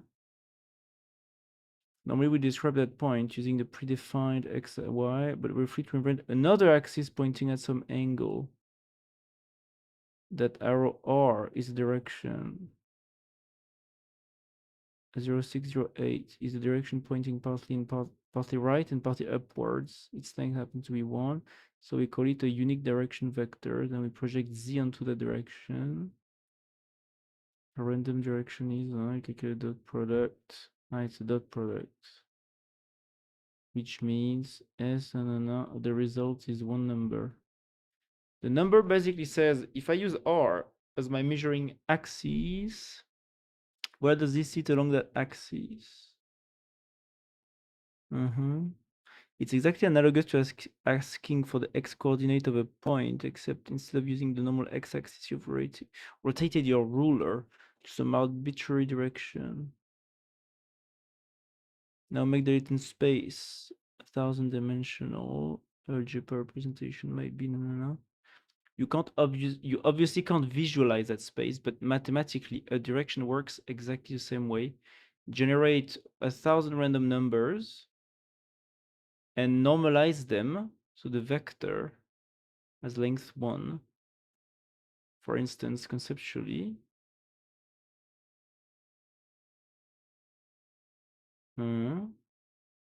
that's a random direction through the 1000-dimensional space. Then dot product. So you're taking the weighted combination of all 1000 latent dimensions and reducing it to one scalar. A weighted combination. That's all random projection means here. The important part, use the same direction for many samples. Suppose your batch contains 10,000 images. Pick one random direction R, then project every direct representation onto it. Now, instead of 10,000 points in an incomprehensible 1000-dimensional space, you have ordinary numbers. Image 1, image 2, image 3. And you can plot their distribution on an ordinary line. Greg can then ask whether that one-dimensional distribution has the desired statistical shape. Why random direction? Is it just taking latent dimensions? This is the clever part. You might think, why not simply inspect dimension 1, dimension 2, dimension 1000? Yes, because pathological structure can exist between dimensions that isn't obvious when looking at each dimension independently. Here's a simple 2D example. Imagine all your representations lie on this diagonal. Every point satisfies roughly y equal x. Yeah. If you inspect x alone, x values -3, -1, 0, 0, 1, 2, 3 looks varied. Inspect y alone. Also looks varied, but the representation is really only one-dimensional. The second dimension contains no new information. Now choose a direction perpendicular to the diagonal. Every point projects to almost exactly the same number along that direction. So only the hidden collapse becomes obvious. That's why random directions are powerful. Random direction.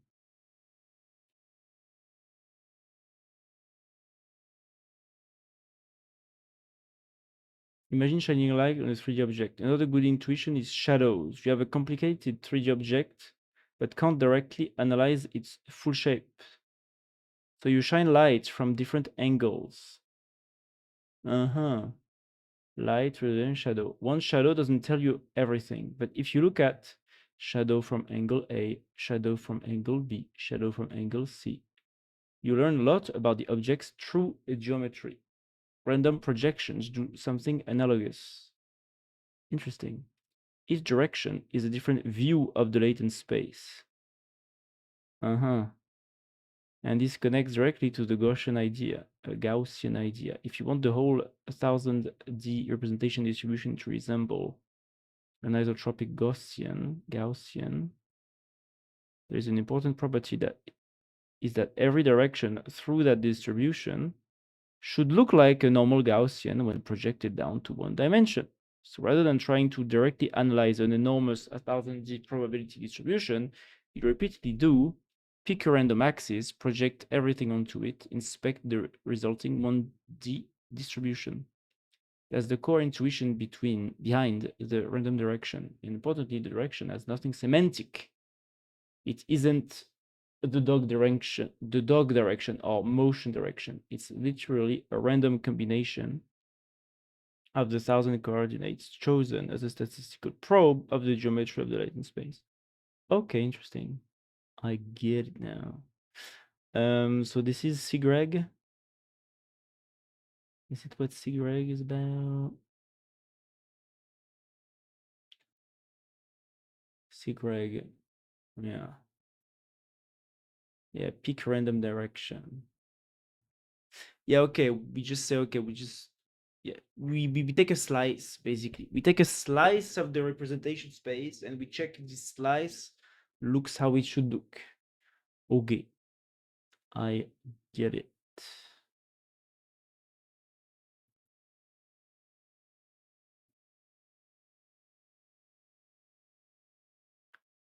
If the representation has collapsed, so Z1 equals Z2 equals Z3 equals Z4, then virtually every projection will also collapse.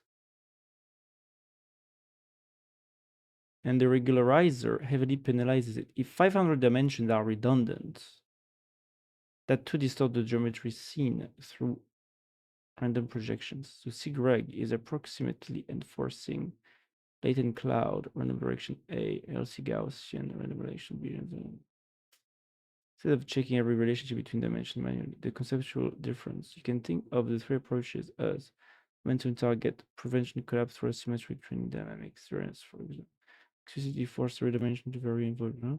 So force the whole Sigreg is particularly philosophically attractive for JEPA.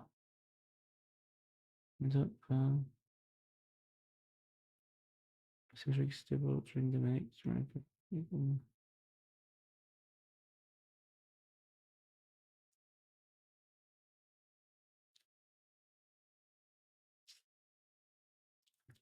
It potentially lets you say, predict in latent space and regularize the latent geometry without needing pixel reconstruction, negative examples, contrastive learning, a decoder. That gets very close to the idealized JEPA recipe. Learn a rich representation of the world and train predictors entirely inside that representation space. Okay. Okay. Now let's go back to this. So 3 relevant families. At ETH in 2026, Lequin called Sigreg his current favorite direction, while also saying it still had to prove itself as at scale.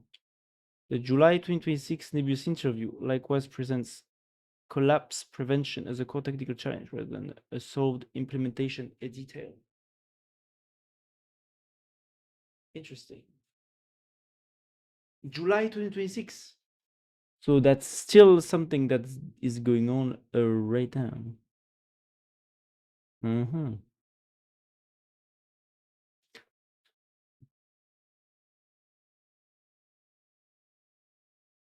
I read a bit about Stirner and I found out he actually got his own chapter in Marxist German ideology.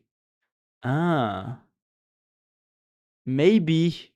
Yes, actually, I'm being reminded now as you talk about it.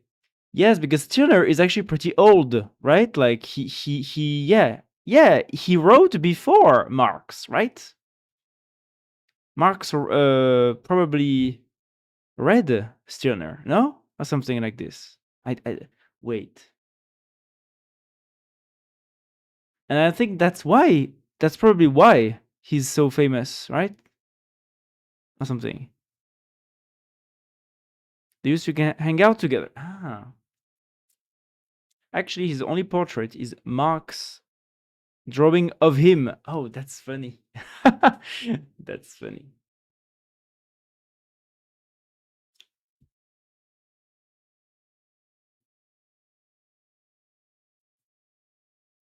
Yeah, Stirner was born in the early 1800s. Ah, I see. Interesting.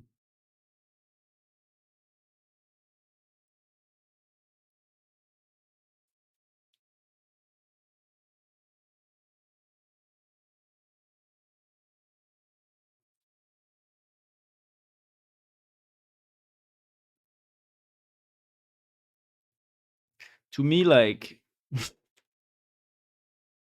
I think about this because I saw a Reddit post about the a Reddit comment about this thing. But Stirner, to me, in the political ideology realm, occupies the same kind of place as as Le Marquis de Sade occupies, inside the sexual sadism, BDSM, you know, his literature place or something. He's just the guy that says you can do what the fuck you want and you can burn the world if you want just for your own pleasure, you know? But in a political form, whereas the Marquis de Sade was just like about his crazy, demented mind and sexual stuff. Sterner does that at a political scale to me, you know? He's just saying like, yeah, you can do what the fuck you want. You, you know? Fuck people's properties. Fuck freedom. The only thing that matters is me dominating the world. That's what Sterner kind of says, The only thing that matters is me, my ego, and doing what the fuck I want with the world. It's funny. Lied to you. Engel's dream, actually. Ah, okay. Well, Engels, Marx, well, almost the same. It's okay. Engels. Alors, 6.3. Information maximization over constructive discrimination. Contrastive discrimination. Maybe that's something that you want to do to your date, Next time I'm going to go on a date and I'm probably maybe not because he hasn't answered. I was about to go on a date tomorrow. But if I would have, or well, maybe tomorrow morning, but he will answer. But maybe what I could have said was, in my life, what I want to do is search for information maximization over contrastive discrimination. That's one of the objectives of my life. That's just a humble goal I have for myself and the world. Just maximizing information over contrastive discrimination. Marx talked a lot about God in his critique. I don't know if Stirner was like a religious fanatic.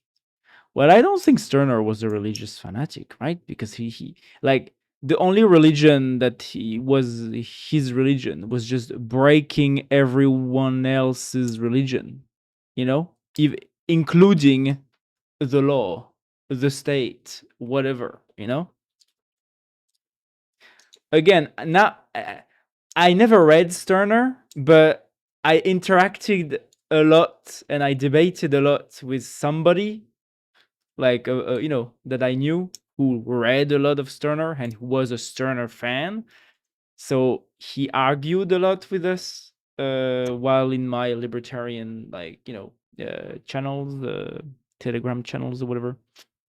So actually he explains a lot of what Stirner believes about stuff. And one thing that I remember is that basically Stirner about libertarianism or any other kinds of institutionalism or legal principalism or how the fuck you want to call that. Stirner is always the one that says like, fuck you and your principles. This is all, spooks, right? Like spooky things that do not exist. The only thing that exists is me, my will to use you, and I will just use you, and I don't give a shit. And if I can use you and your property that are just spooky concepts that do not exist in reality, if I can exploit you, if I can use you, I will do so because it suits my ego and my desire, basically. Like my desire of using the world is above everything else.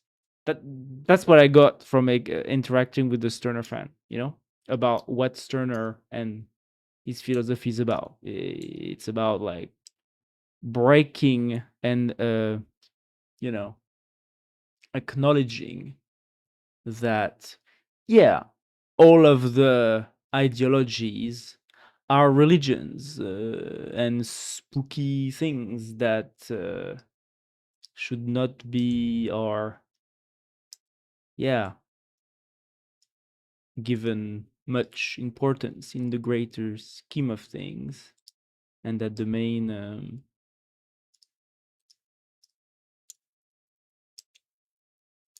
yeah important thing is that I am me, my ego is there, and I should just use the world as I see fit, basically. That's what I remember from interacting with this guy. I think you interpret his philosophy wrong. Probably. I mean, that's how this guy interpreted his philosophy. So, probably, yeah, probably wrong. I guess lots of Stirner fans probably don't understand Stirner very well. I mean, the same way I've already heard that lots of communists actually do not truly understand Marx's philosophy about stuff, and they think they understand, but they don't, or whatever. I guess it's the same with Stirner, yeah, especially since Stirner is very uh, controversial, and so I guess a lot of contrarians love Stirner because he's steering shit up, whatever. He's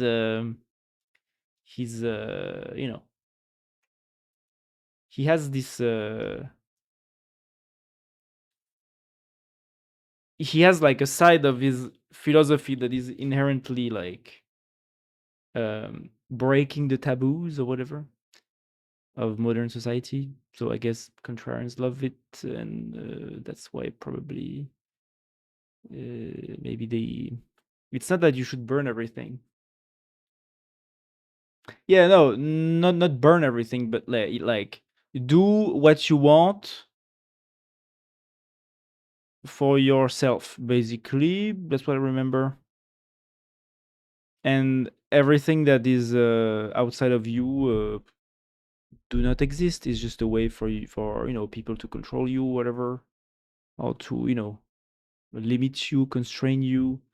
And I remember this guy talking like, "Oh yeah, I don't care about your property." Because of course for libertarians, property is very important. It's the beginning of everything. So property rights is a sacred thing, and he would go into our channel and argue with us thinking, oh yeah, I don't give a shit about your goddamn property, I'm gonna just take your stuff if I can. And this is my ideology. That's what he would say. Little quote: The man who has based his cause on nothing begins his lengthy, critical hooray like a good German, straightway with a Jeremiad. Is there anything that is not to be? Is there anything that is not to be my cause? And he continues, lamenting heart-rendingly that everything is to be his cause, that God's cause, the cause of mankind, of truth and freedom, and in addition, the cause of his people, of his Lord, and thousands of other good causes are imposed on him. Poor fellow.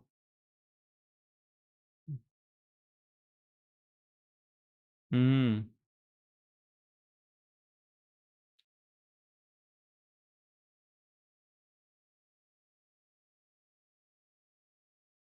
everything is to be his cause.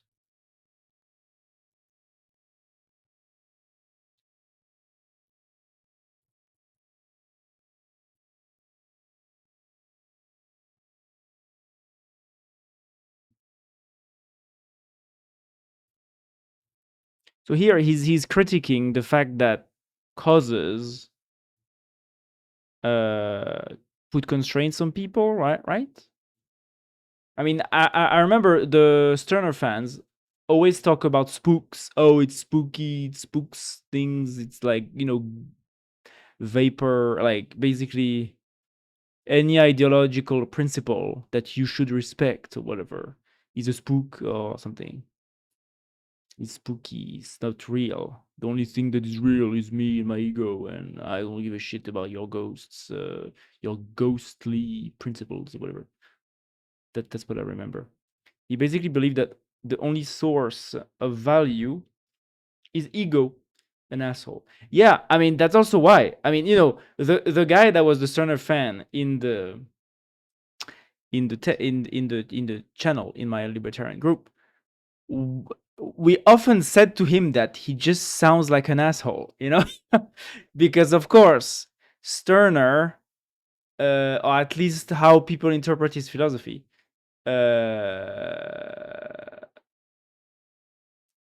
is like it only works when if he's the only one doing that. And it only works if you are the only one behaving like this, right? Because if you want to live in a society, in a civilized society where people respect each other's property rights and civil rights and political rights and votes and whatever, you need to put constraints on your freedom and on your ego and on your actions, right?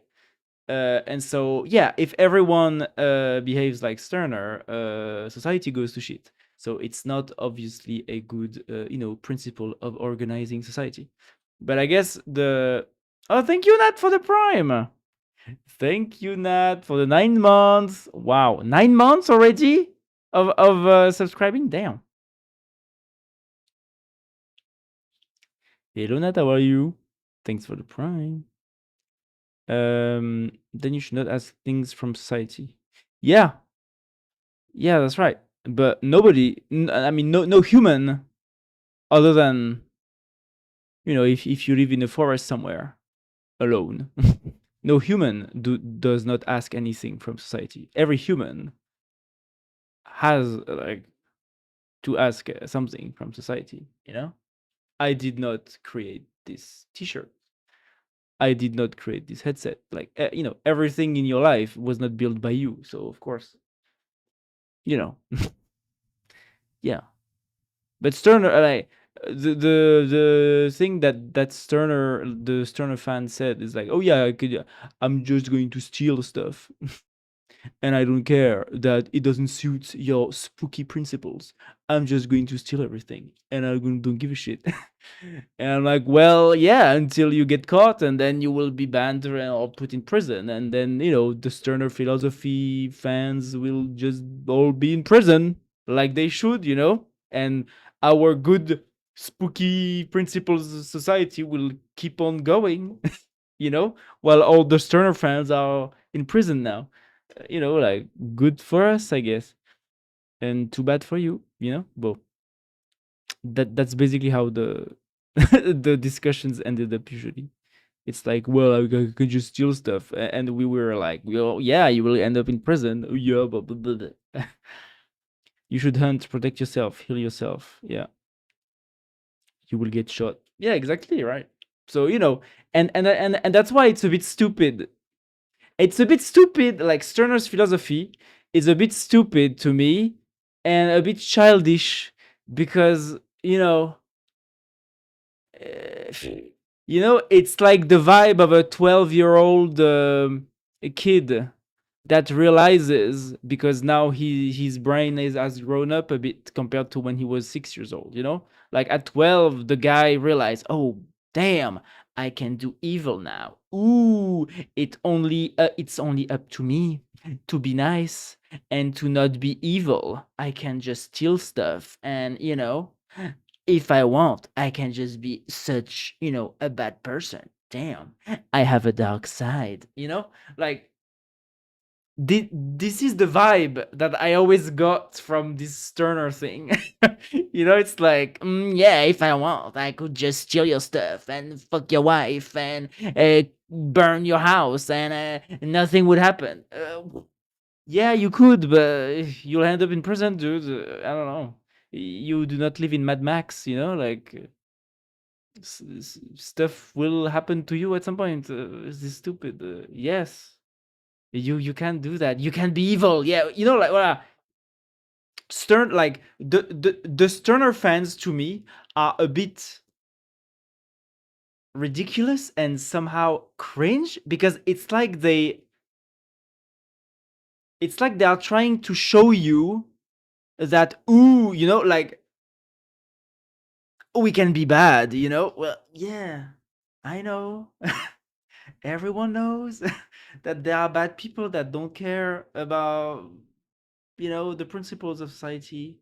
Like you don't actually need to formalize this into a philosophy to tell that to people. Like I guess I'm happy, yeah, that those people are very stimulated by reading Sterner, but yeah, it's pretty basic, at the end of the day. It's like, yeah, if you want, you can not respect the principles of society and other people's rights and how, the constraints that people have put in society to make everyone live nice enough in harmony somehow. Yeah, of course you can not respect that, but dude, this is a bit pointless, you know? If the world really worked like that, they would be the first people getting fucked in the ass. Yeah, probably. Yeah, I mean, yeah, because like it's just that they act as if or the thing that they say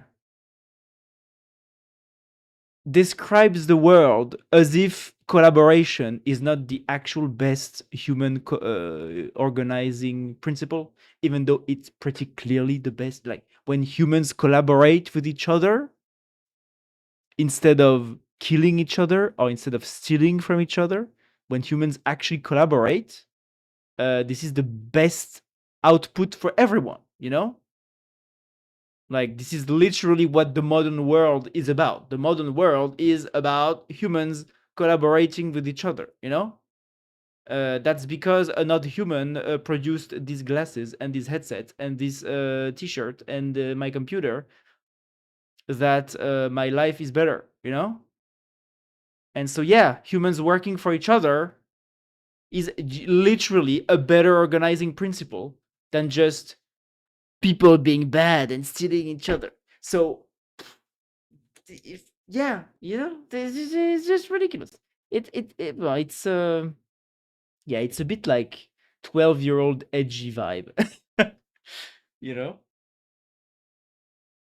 And I think that's why it's funny in a way. But well, yeah, it's a bit, you know. It's also why it's so niche and nobody like. There's not many people who are interested and fans of Sterner. Um, I guess it's just that some people are very interested about, ooh, I can be bad, intellectually more constructed way for some reason, and so they get interested in Stirner, I guess. But yeah, well, stop talking about Stirner.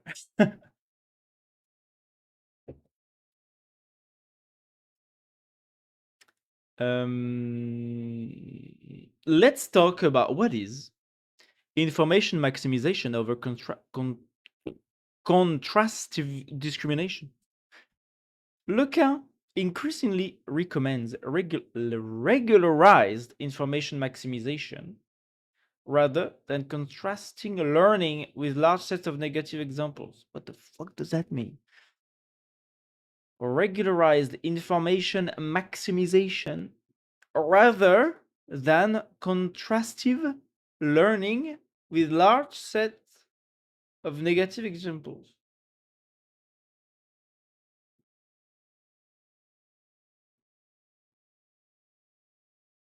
Okay, I think I got it. Check out Mainlander. He was not fella to Mainlander. Ah, Philippe Mainlander. This guy. German philosopher. In his central work, the philosophy of redemption or the philosophy of salvation, according to Theodore Lessing, perhaps the most radical system of pessimism known to philosophical literature, Mainlander proclaims that life is of negative value. Wow. And that the will, ignited by the knowledge that non-being is better than being, is the supreme principle of morality. I think this is called the depression, no?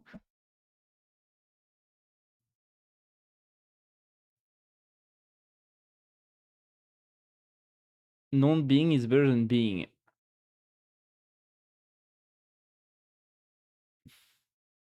Death. Around the beginning of 1876, Menlander began to doubt whether his life still had value for humanity. He wondered whether he had already completed the duties of life or whether he should employ it to strengthen the social democratic movement. Despite writing down addresses to the German workers, his plans did not materialize. During the night of 1st of April in his Offenbach apartment, and very shortly after the publication of the first volume of his main work, Manlader hanged himself. Yeah, of course. So that was depression. He was buried in the Offenbach cemetery. I mean, well, not all depressive people are also suicidal, but I guess most suicidal people probably are also depressive. I don't know. His older sister, having been charged with writing a memoir of her brother, followed him through suicide. But that's a great family that we had there, huh?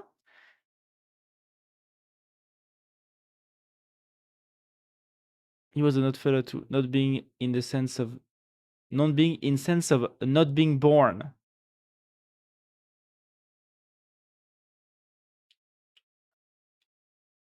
I would need. Wait, I don't have a. Where is Control Kai? But I don't have Control Kai anymore.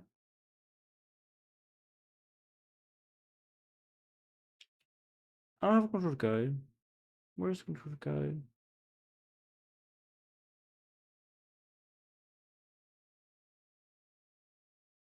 Ah, maybe it was the. Ah, yeah, because I tested stuff. Comic Store. Control Kai.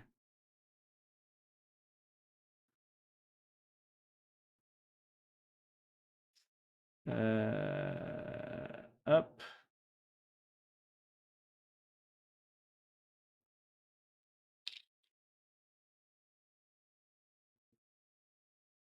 Up. Summarize. Alors, he was a German.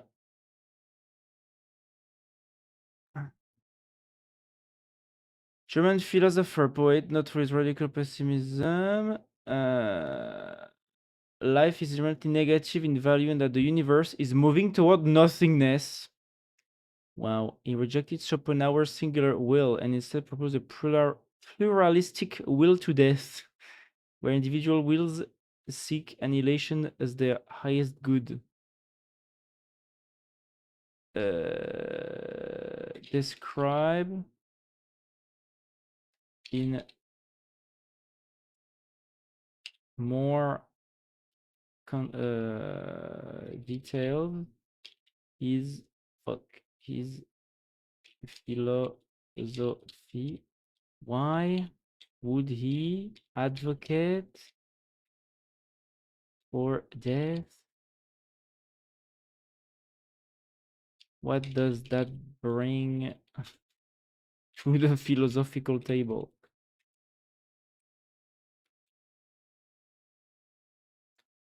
This dude believed that the world was the dying corpse of God. Wow. Alors, core ideas, pluralistic will. Unlike Schopenhauer's single unified will, Mainlander argues for fragmented individual wills, each striving for its own annihilation. Will to death, life is suffering, and non existence, niche sign, is superior to being. Well, actually, if if he meant that in a spiritual way, I kind of agree with him. But not in the fact that non-existence means, I mean, it's still existence to me. It's just that I believe in a spiritual realm outside of the physical reality, you know? So, in this sense, yes, non physicality can be seen as superior or, overarching or something. I'm not sure if this is what he meant here. Um, the ultimate moral act is to extinguish one's will, leading to absolute nothingness, unlike Schopenhauer's relative nothingness. Why is it the ultimate moral act? Bon, cosmic redemption. The universe is gradually dissolving into nothingness. Okay, he just puts this out of his ass. This is its salvation. Death is not an end, but the fulfillment of existence's true purpose. Well, in a way, he's not wrong because everyone dies at some point, right? So, bon, death is part of physical existence. Is ending our own life the ultimate moral act or whatever? No, but I do agree that death is somehow, important in the process, I guess, right? He's not wrong about nothingness. He basically accidentally predicted entropy. Yes, that's what it sounds like. Yeah, it does sound like he noticed entropy and he was like, yeah, probably going to continue. And he's not wrong. I mean, yeah, he's not wrong. It's just that, okay,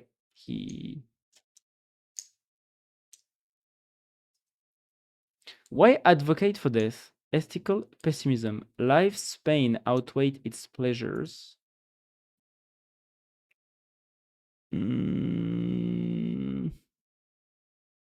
Depends on your life. Suicide or ascetic renunciation of life is a rational, even virtuous escape from suffering. Well, if you suffer. Enlightened self-interest. True happiness lies in ceasing to exist.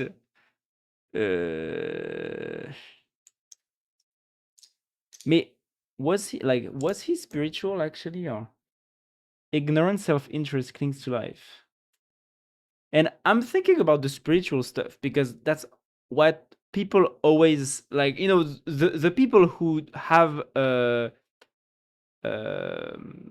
like near death experiences, they often describe, and also people who use DMT and like highly hallucinogenic stuff, or DMT variants, when they leave their body and they go into the spirit realm or whatever, they often describe a deep sense of plenitude, calmness, something that is indescribable, but something that they feel is good and not bad or scary or whatever. So in this sense, I guess I can understand what he means by that. If he maybe that's what he means. I don't know. But it's not happiness as we see it. It's just like a different plane of existence, So it's not like bon. Of course, what people often say when they describe these states when they have a near-death experience and they come back and they had these experiences. It's like they cannot describe with human words what they felt. It's something completely, yeah, outside of this realm. So it's weird. So it's not like happiness or sadness. It's something else. But ignorance, self-interest clings to life. Enlightened self-interest embraces annihilation. Okay. At the same time, we are here. We are here. We live. What? This is a bit contradictory to me. Why would you embrace annihilation if you were brought here? You were made to be. Maybe embrace that instead. No, embrace living. I don't know. Social implications. He tied this to socialism, as people often do. Society should enable all to recognize life's futility and choose non-being freely. Okay. Radical pessimism. He was oddly spiritual. Ah, interesting. Do you believe in God? I don't believe in God. I believe in I mean, I don't even believe. I don't have faith. I don't have faith. But I suspect there is, yeah, something like a spirit realm or something, a spiritual dimension that might be wider than physical reality that we get to experience, or that might be different or something in different dimension or whatever, that can interact with physical reality but in a very light way and rare way, but that sometimes humans get to touch, or they get to go in there and come back, and then they're like, oh, I can't describe with human words what I felt in there, but it was weird, and sometimes it was deep, and it was good, but it was very different, So I suspect there is something else than a physical reality that in 3D space time that we experience. Uh, am I sure about it? No, but it would make sense based on all the stuff that people have been, witnessing, experiencing for, a long time. Why should we all die? Because of socialism! Exactly.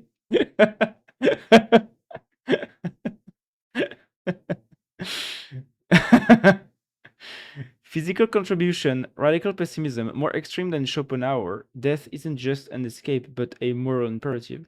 Physical pluralism bridges monism, one will, and pluralism, many wills, by framing dispersion as a path to eventual unity in nothingness. Influence inspired later pessimists, Cioran, Zapfe, and critics of existentialism. Nietzsche engaged with his God is dead theme.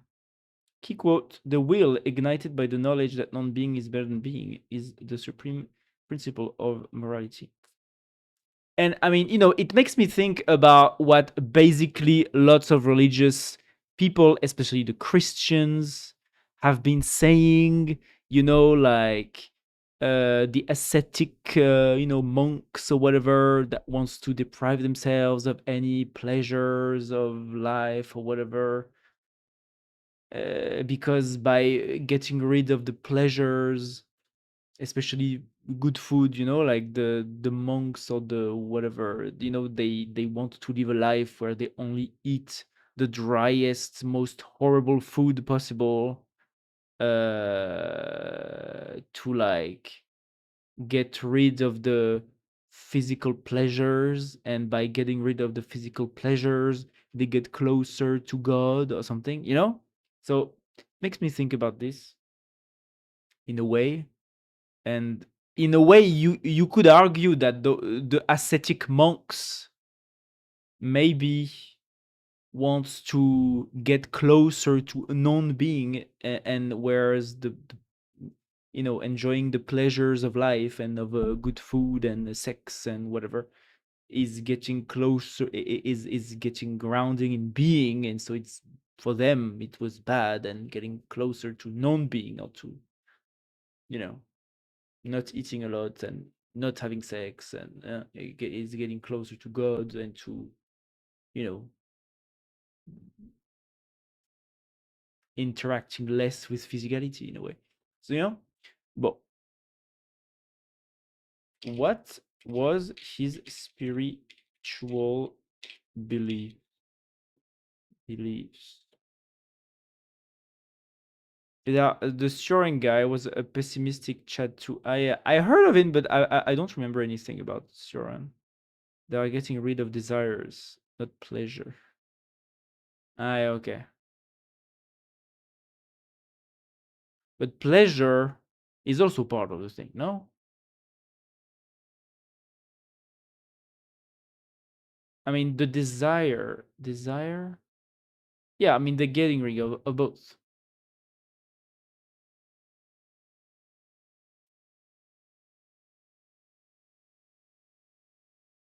Yeah, you desire to be pleasure. Yeah. And neither was an atheist and a philosophical pessimist, rejecting traditional spiritual or religious beliefs. His worldview was rooted in physical naturalism.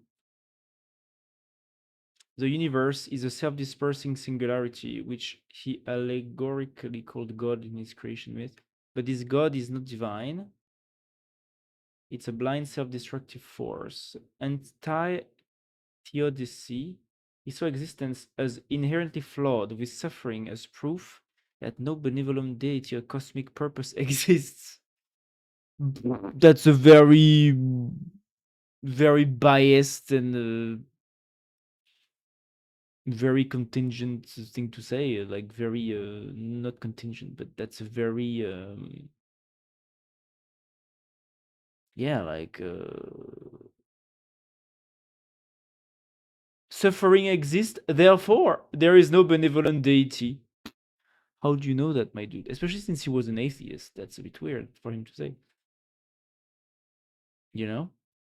Like, what if the God wants to put you through some tests, or maybe this is a purgatory, or maybe this is a school, and in school you need to suffer a little bit, to get the knowledge into your brain or something. Maybe a spiritual version of that. Like there's so many explanations for suffering possible, if you account for deities.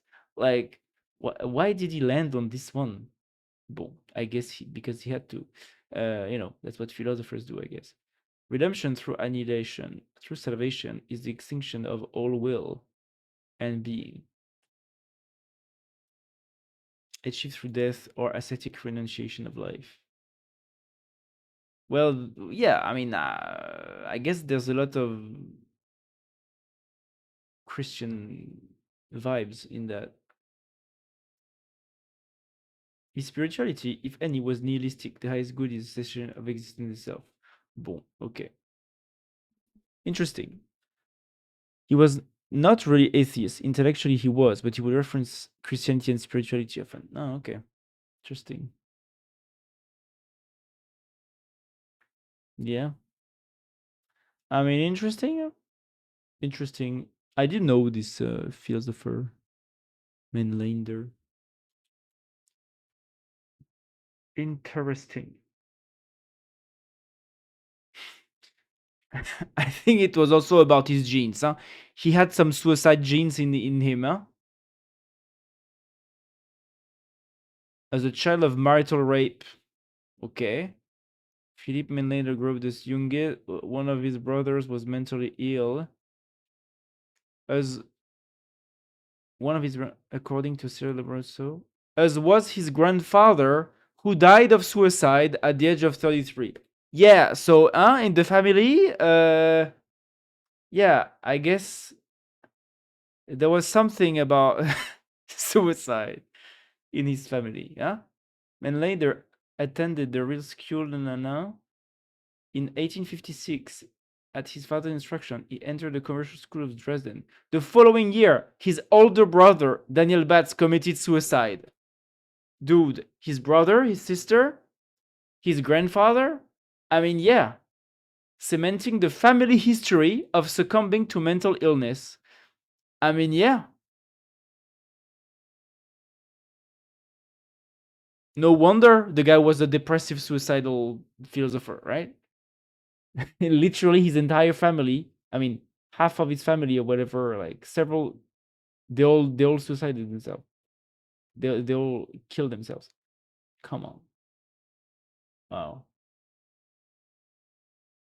Mainlander was they described?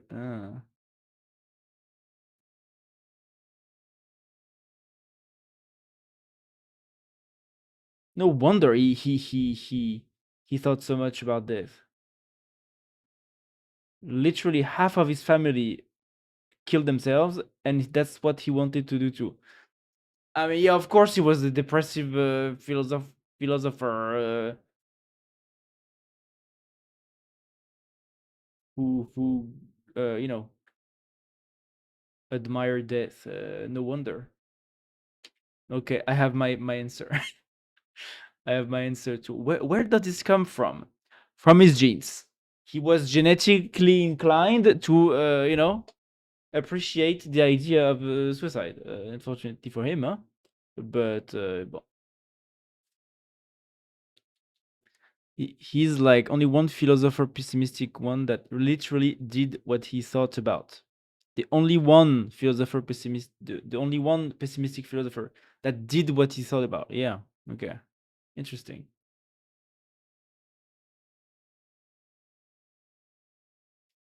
Yeah. I mean, like it reminds me of uh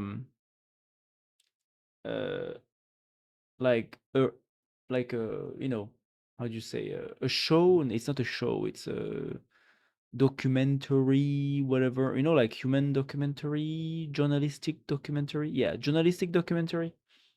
And it was about suicidal people.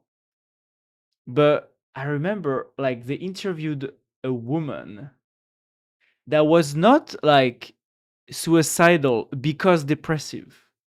She was suicidal because she thought that it was the best for her or something, like something very weird. You know, because you would think that most people who thinks about suicide, I hope Twitch will not block me or something, but you would think that most people who think about suicide, maybe it's because they're depressive, something bad happened in their life or something. But there was this girl that the journalist interviewed, and the girl was like, yeah, I just think that I should just kill myself because I think that's what is better for me or something.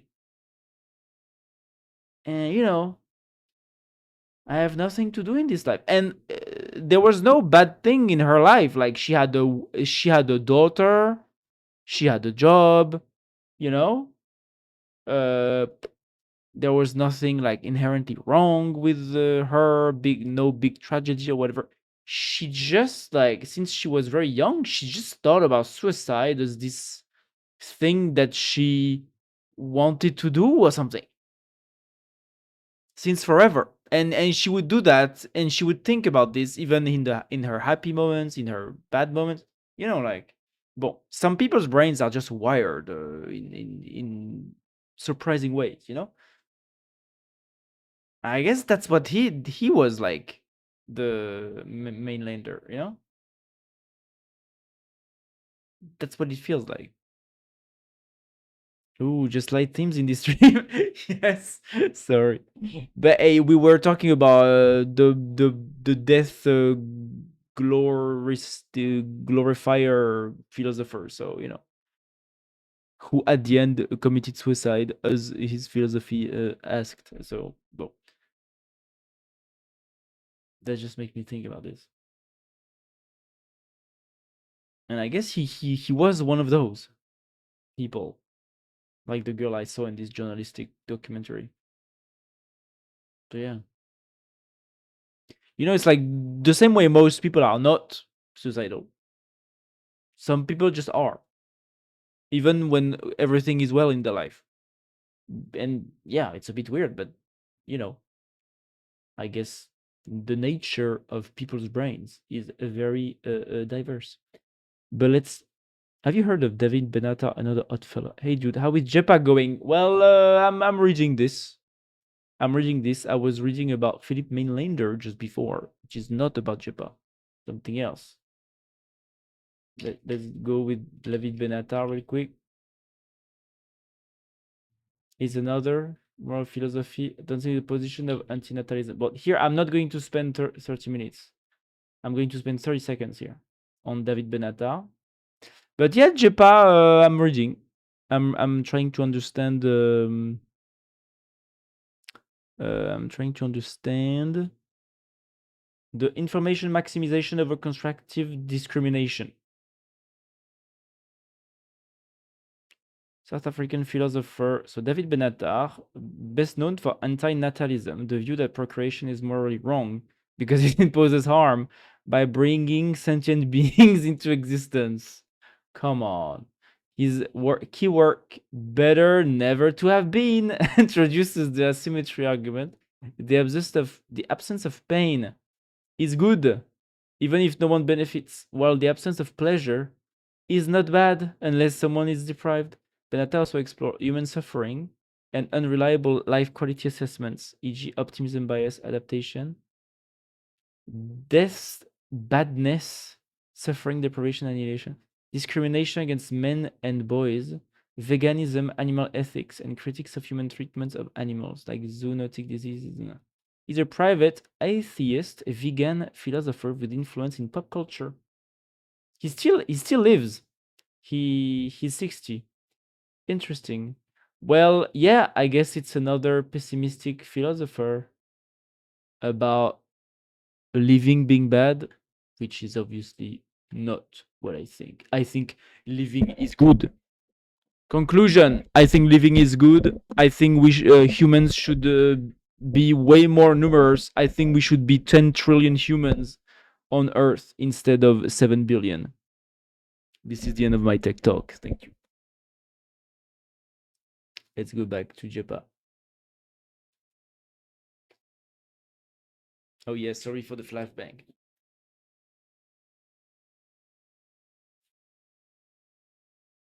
His argument is actually pretty good. Yeah, mine too. My argument is also pretty good, I think.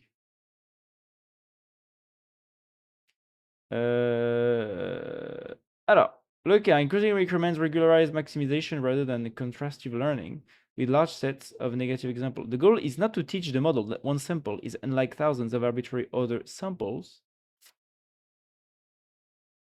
but to retain a rich, non-collapsed representation of the predictable information in the input.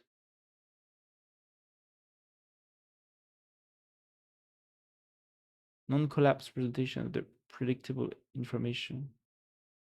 So that's why he is it part of the side that where like reinforcement learning is bad, because reinforcement learning is a contrastive learning method or something. Is it what he means here? This is a prescription, not a demonstrated universal law. Contrastive methods remain useful in many systems. Legan's claims is that they are not the cleanest foundation for general world model. Okay, we're going to just ask. Okay, now explain this in 200 words. 10 trillion humans on Earth will destroy Earth in a day, as Earth cannot sustain that many. Well, maybe we can engineer Earth so that it can sustain that many, you know? Technology can be we can optimize things, I think, you know? The ceiling, I think that the ceiling for the maximum population that Earth can actually sustain is way bigger than 7 billion, you know? It's just that, yeah, we need to be way better at engineering, but I think we'll probably get better at engineering. And so I think with better engineering, 10 trillion humans on Earth is totally possible. You can't really brush it off easily. Well, I just did though. So maybe I can. Alex, make your own philosophy. Yeah. First, I'm gonna try to make my own startup, and then I will see, you know, for the philosophy. But yeah, I cannot disrupt another symmetry argument to my area. No, this is more like agreeing with reinforcement learning. No, it is retaining richer path. Well, to me, reinforcement learning,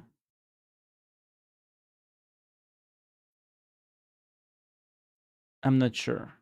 It's just that contrastive method to me means like you make the model learn that some things are good and some things are bad. And so the model will naturally converge into the good strategies or whatever, even though it's not necessarily a correct full understanding of the world. And I think that's what Lequin wants. Because Lequin wants a full understanding of the world from the model should not learn to optimize for certain routes, I guess. You know, the model should look at the world as it is and conceptualize every avenue, you know, of reality or of consequences or something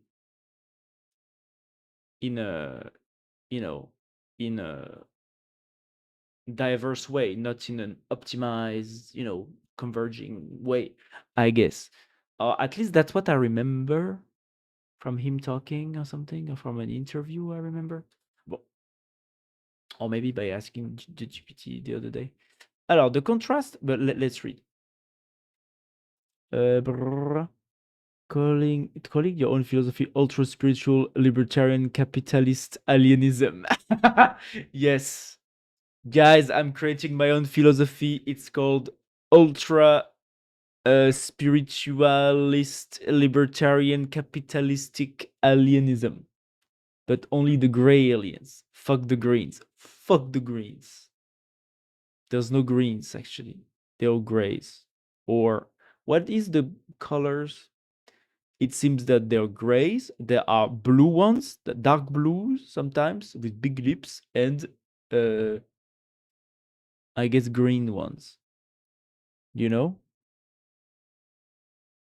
He will use his first billion to buy Shadow Riders. Exactly. But he act like Friedrich Nietzsche and say something smart and cool. Overman is a bridge, not a goal. Wow. Say it's more capitalistic and it has to be very liberal. Overman is a startup, not a monopoly. Overman is a startup, not a monopoly. Wait, let me read this explanation.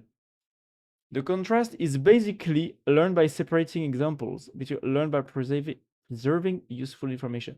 In contrastive learning, the model is shown a positive pair, say two views of the same image, and many negative examples.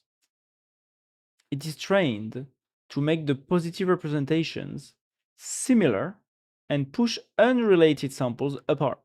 This works very well, but it implicitly defines learning as a discrimination problem. This belongs with that, not with those 10,000 others.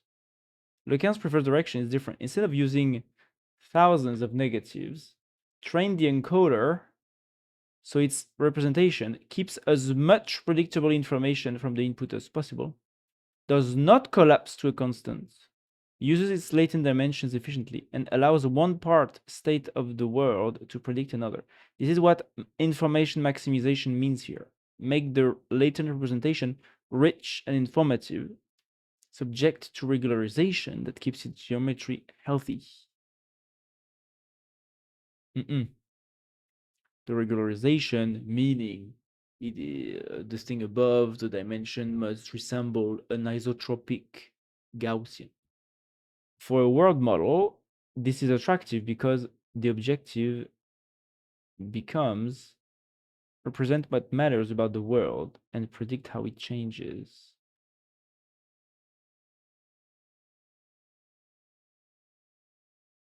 Rather than learn that this example is different from all these other examples. The caveat is important. This is a research philosophy and architectural preference, not proof that constructive learning is obsolete or universally inferior.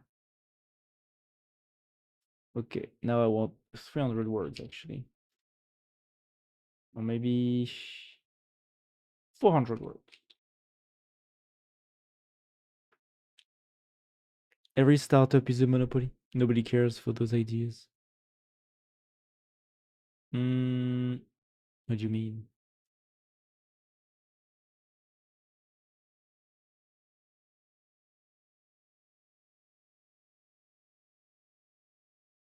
Oh.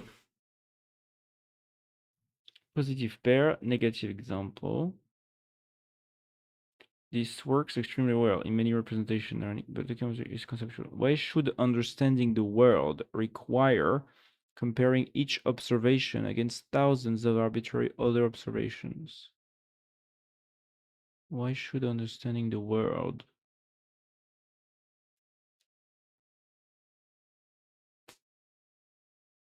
encode everything useful and predictable about the input while preventing representation from collapsing? This is the idea of information maximization.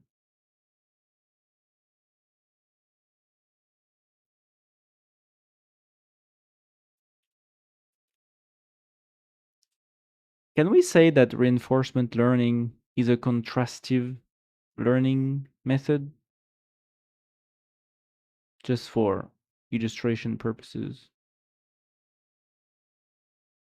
And is Lequin's approach about the world models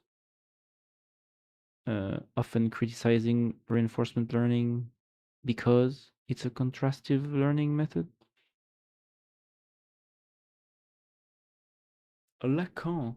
No. Lacan.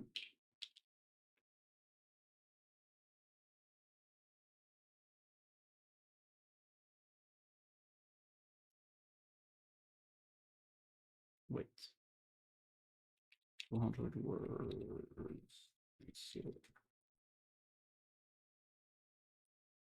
Every startup is a monopoly, maybe in the idea, but probably not in the market. Well, I think most startups are not a monopoly, not in the idea and not in the market. You know, yeah.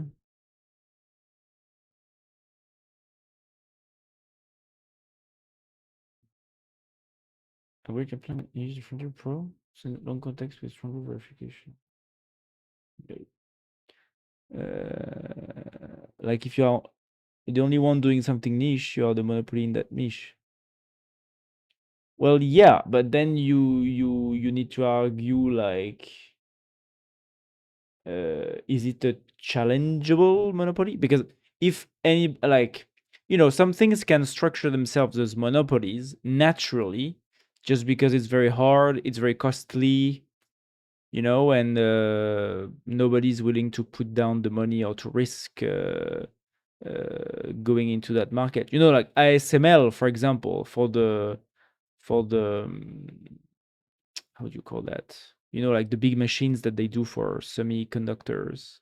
ASML is a monopoly in the kinds of machines that they deliver, right? For now, maybe soon there will be other companies doing that. But like for the last 10 years, ASML was the only company doing this. Not because anybody else couldn't enter. It's just because it's incredibly expensive. You needed the cutting edge physics experts, researchers, or whatever that were also willing to create a company and not just doing physics at university. So, and it costs a lot of money, it takes a lot of time. So, bon, for 10 years they were in a monopoly, but not because they forced anyone to be, just because nobody was willing to do what they did like they did, you know? So I guess if the monopoly is like this, natural, and is challengeable if somebody wants, it's a good monopoly, right? Because it means that the world, uh, you know, can be thankful about the ASML founders for creating this company, because without their bet, there would be less performant semiconductors in chips nowadays, right? Without their technology. But thank God, these guys decided to go out of research and create this crazy ass company, raise a ton of money on this very very specific technological bet that nobody else was willing to bet on. So thank God for ASML. But it's very different from a legally organized monopoly. You know, like in France, for example, all the all the horse bets have a monopoly. Uh, I think, yeah. So this is an organized monopoly. Well, I think this one is maybe less. Well, it depends. Depends. There's many things to take into account, but yeah, I guess natural monopolies are bon, okay, as long as they are challengeable.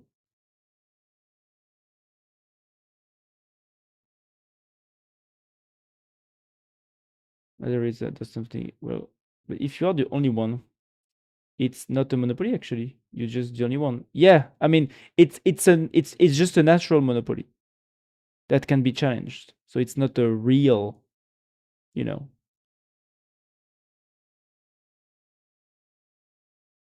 it's not a monopoly forever. Usually the real monopolies are just the monopolies that are organized by the state, Like yeah.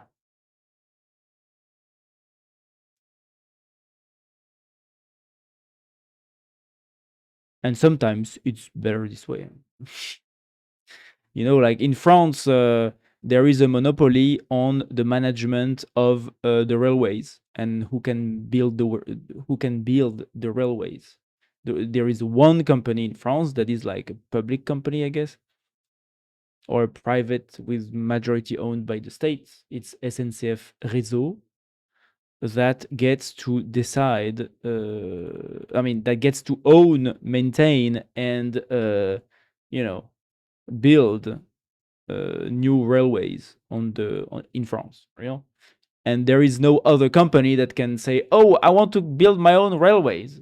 No, you can't. There is a state-backed monopoly on this, and voila, too bad, To an extent, I think it's good because yeah, you don't want random companies having owning random sets of uh, of railways and of the land below the railways, like they used to in the 19th century or whatever, when it was way more free to do that, but it was a bit more chaotic, and it was less optimized, and there was a lot of uh, parts of territory that was like they had lots of railways, lots of train connections or whatever.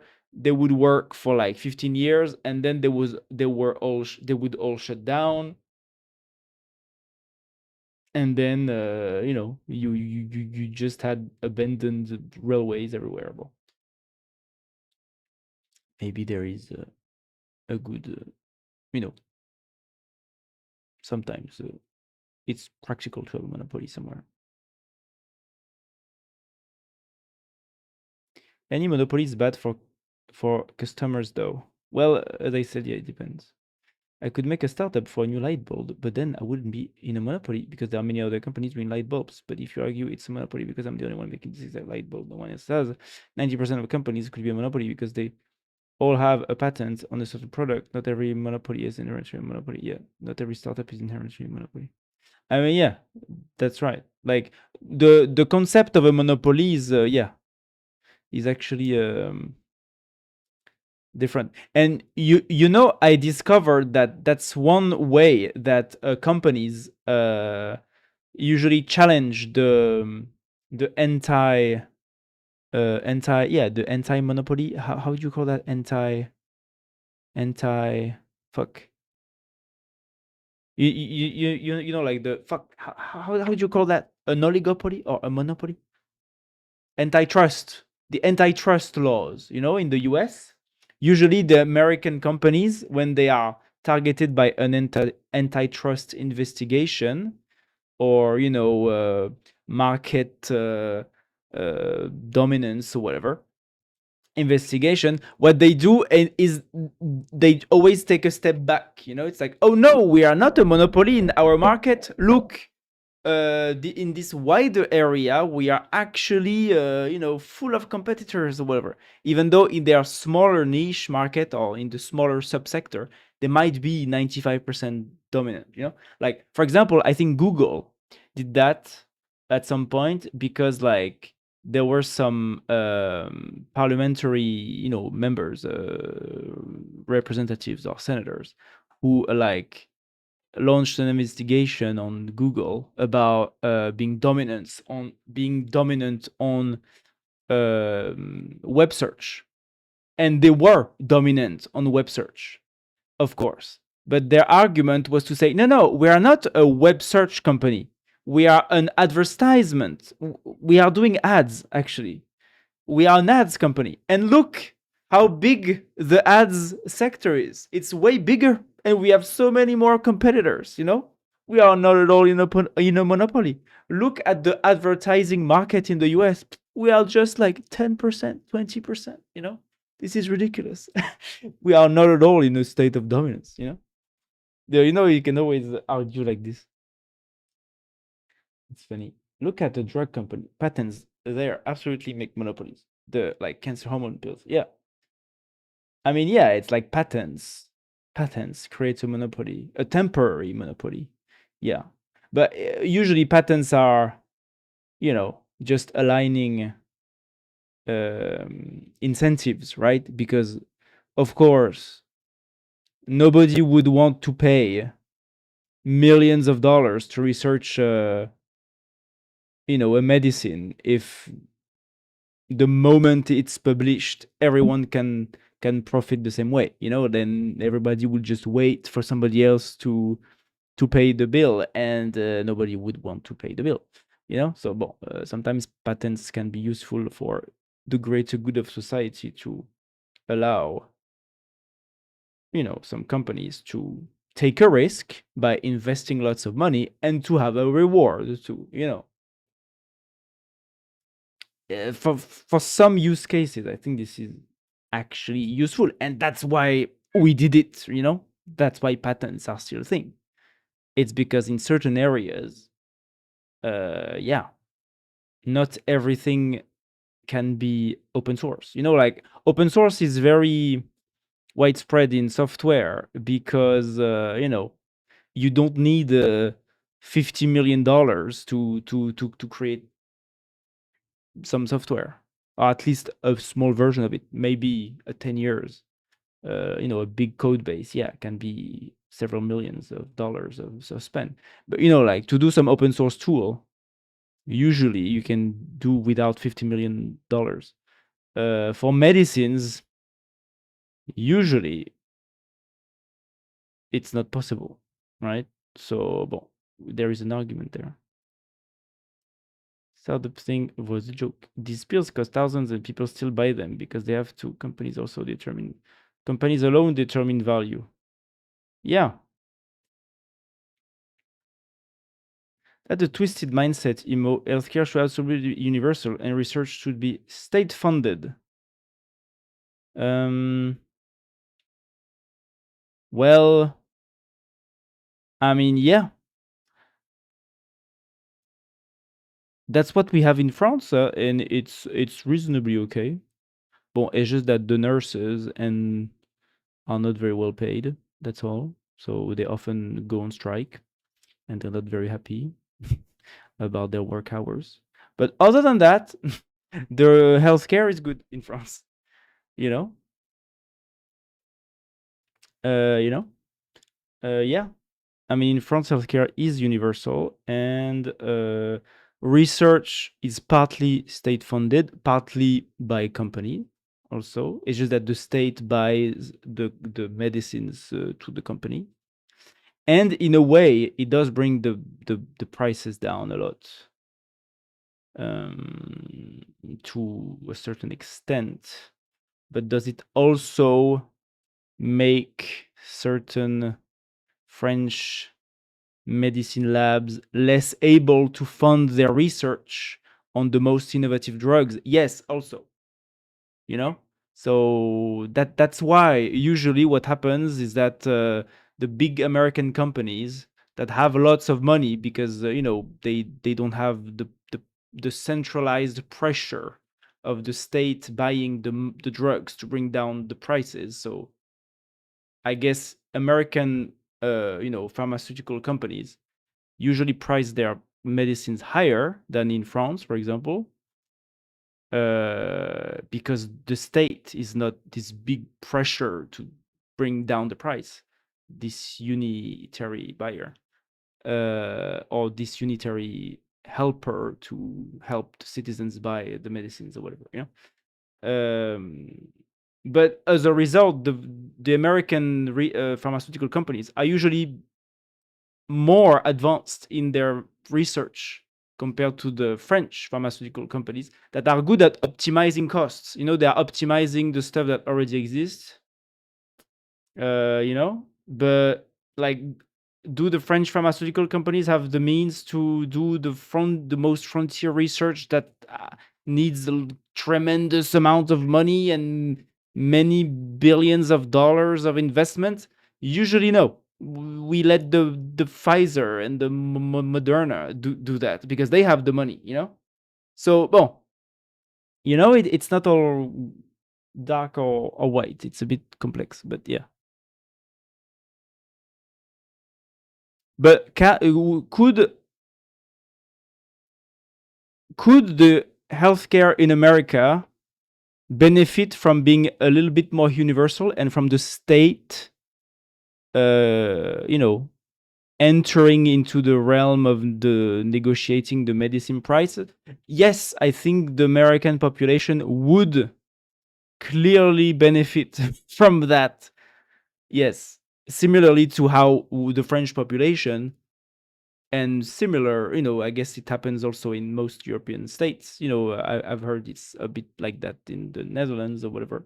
I don't know about Germany, but you know of course, when the big state enters the realm of negotiating the medicine, the prices of the medicines, of course it brings them down, because when you have a central buyer, or at least a central arbiter of what price we're willing to, reimburse, refund or whatever for the people under the universal healthcare.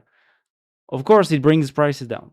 You know, it also compresses the company's profit margins, uh, which can be good for having cheap medicines, but can be bad for having big investments in the latest, pharmaceutical technologies and the latest, most innovative medicines that needs a lot of money to be done. So, bon, yeah, it's always you can't get a magical better world without some pros and cons, right?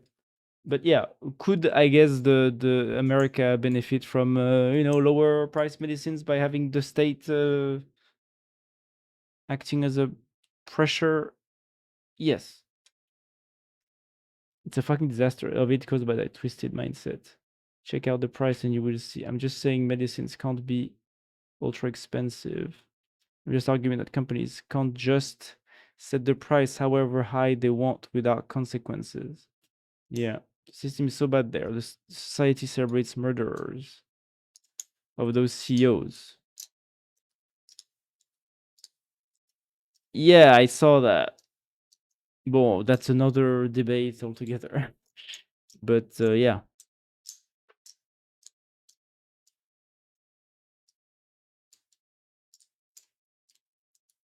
I mean, yeah, you know, all in all,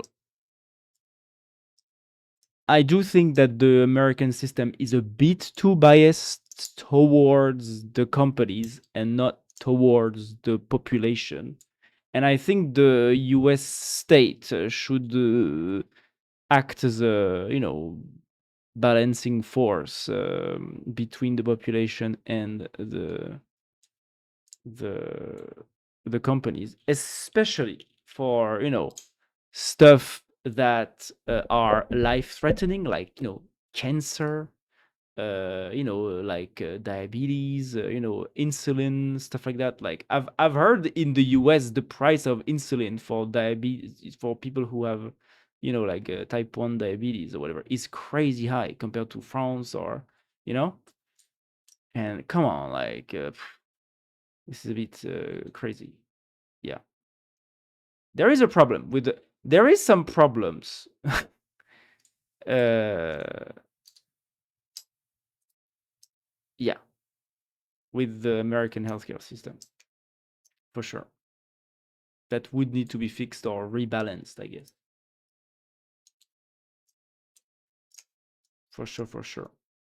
And it's not only about the pharmaceutical companies, like hospitals and health insurance companies also have a role in that. Like this, like the healthcare area in the American system seems to be a big area where every actor earns a lot of money, you know, uh, and like charges crazy amounts of money, and where like the population is mostly like treated as cattle, and where these companies like have almost like predatory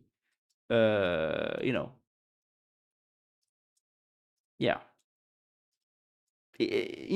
in this specific area in the US, it seems like all of the power is on the companies and none of the power is in the citizens or the customers, which should not be the case.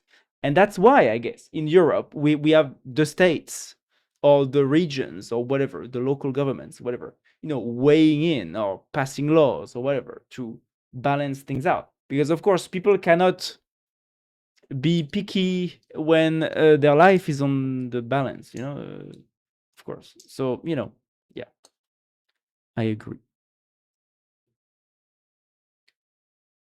The system is so bad there. So everything is slowly becoming monopoly driven in America. Entertainment industry, healthcare, IT. Yeah, I mean, maybe. Yeah. Yeah, the entertainment. Yeah, there's been a lot of big fusions, right? Big mergers in entertainment industry, healthcare. And healthcare, to me, seems like it's like the reverse. It's like there's lots of different like insurance companies and like stuff like that. But it's just that like it's as if, but because like because each like hospital is linked to a specific health insurance company, it's like each it's very similar to like lordship, like feudalism. It's like healthcare feudalism. It's like, oh, I can't go to this hospital because it's not included into my healthcare package or whatever. So I should not try to die around this area. Otherwise I will have to pay $100,000 for my bill. I need to go try to die in this other area. This is stupid. Like, this is crazy, you know? And, you know, well, I'm going to repeat myself, so I'm going to stop. But this is an area where the state should go in and say, hey, I'm going to decide how this fucking system works now, and we're going to optimize this at the national level, not at the insurance company regional hospital level, because this is crazy, you know? So yeah, even law enforcement. Oh, really? Well, I don't know about this.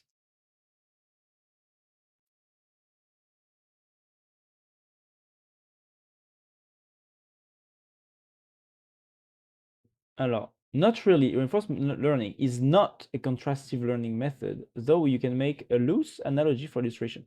Constructive learning says something like, make this representation closer to these positives and farther from these negatives. RL instead says, take actions, observe rewards, and adjust the policy so actions leading to higher expected reward become more likely.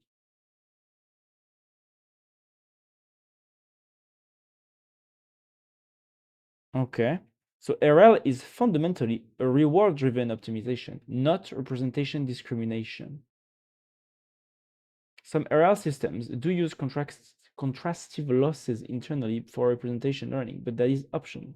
And Lequin's criticism of RL is not that RL is contrastive. His main criticism is that pure RL is an inefficient way to acquire knowledge about the world. An agent may need enormous amounts of trial and error, interaction, and reward feedback to learn things that humans or animals learn largely through observation. His preferred picture is approximately learn a rich world model through supervised observation, predict consequences of possible actions late in space, use objectives cost to choose actions, use RL mainly where actual reward-based learning is necessary. So I guess with JEPA, the first like 15 million hours of videos that went through the encoder to train it is information maximization through self-supervised observation. And then I guess when the post tuning with the 15 hours of robotic actions might have been reward based, I guess. In the VJEPA paper, can we say that the 15 million hours of random internet videos were this information maximization approach, and that the 60 hours of robotic actions for the post tuning, post training was like an RL like or reward based learning approach? Can we say that?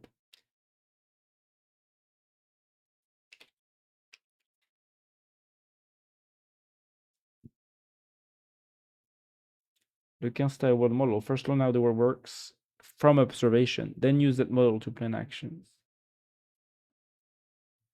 Yes for the first half, approximately no for the second half.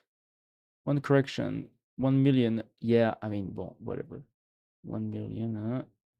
Yeah, information maximization, like, yes. And this is not RL. This was encoder frozen. They trained a new predictor to learn current latent state into future latent state. The model learns things like, if the arm moves left like this, what will the world look like afterwards?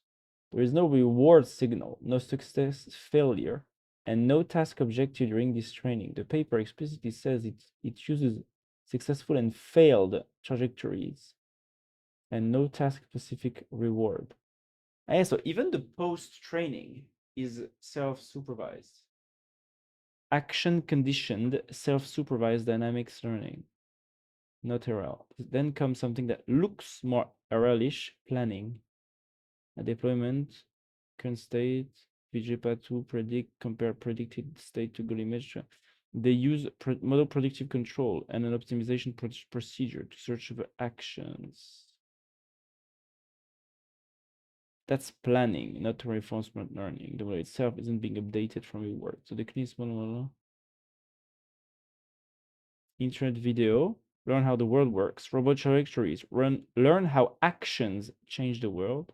And planning, use that learned model to choose actions that reach a goal.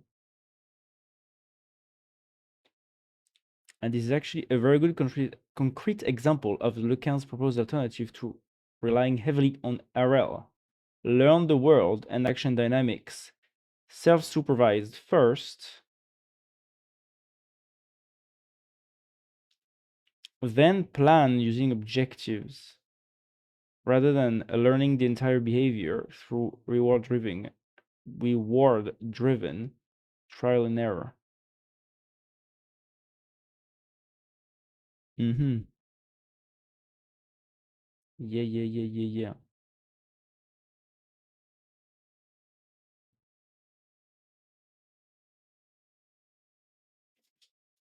Yeah. I mean, it does make sense.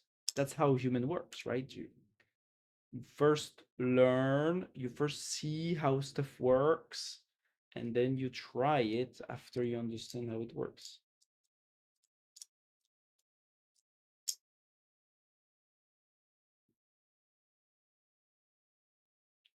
Mm.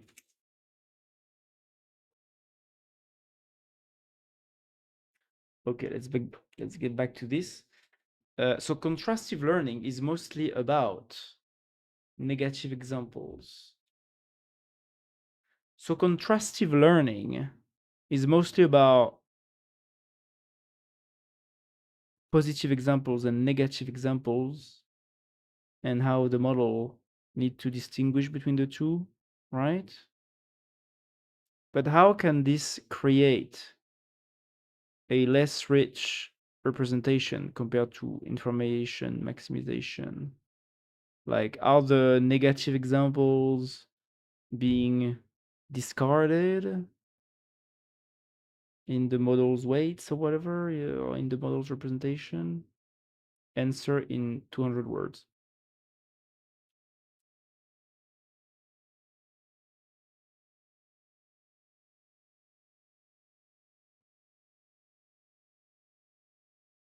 Yes, typically says roughly pull positive pairs together and push negative pair apart and negative pair apart. But the negative examples are not discarded, they influence the gradient, so they absolutely affect the model weights. And the issue is subtler. The learning objective rewards the model primarily for storing information that helps distinguish examples under that contrastive task.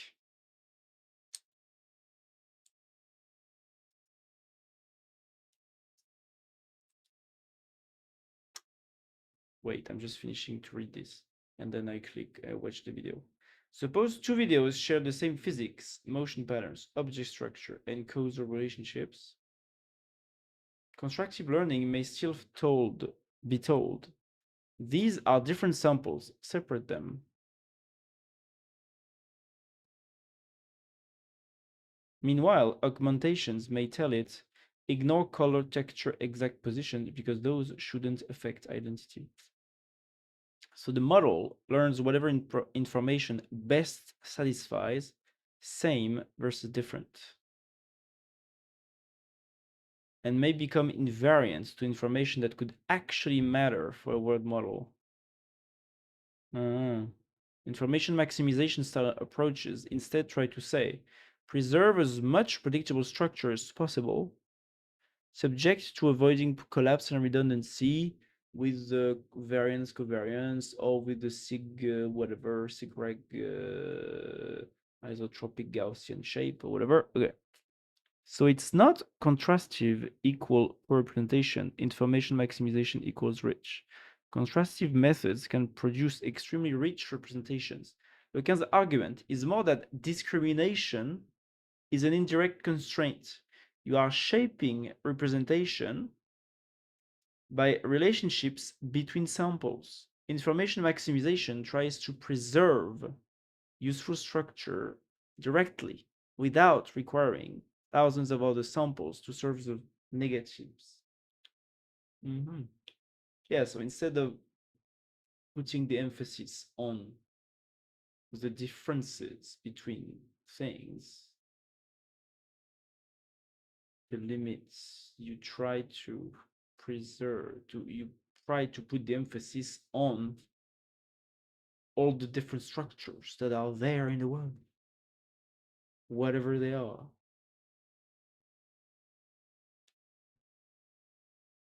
So instead of putting the emphasis on the information that differentiates samples, you put the emphasis on everything that is there in the world,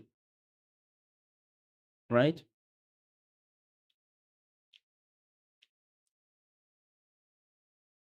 Yes, that's right. Okay. Yeah, tell this sample apart from other samples. What predictable structure is present in this observation, and how much of it can I preserve in the representation? Okay, now I watched the video. Politician reads the AI prompts. Oh yeah, I saw that. I saw that. This is hilarious, especially at the. This is in Canada. Ah no, yeah, no, this is in Canada. Yeah, yeah, funny. You know, boomers being boomers, especially the beginning.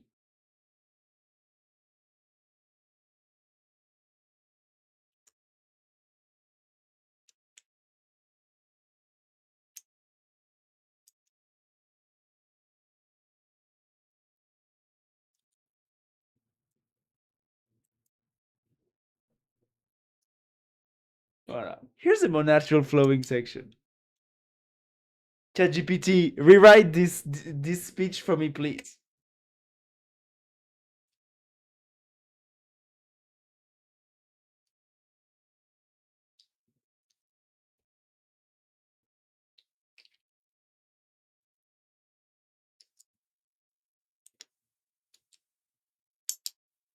And then it's the report, right?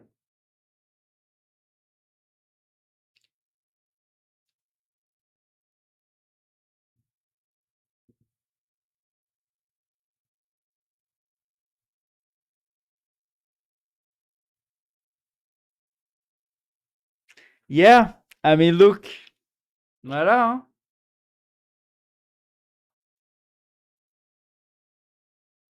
Sad, huh? Even the politicians are full of AI slop now. Can you believe it? Yeah, that's right.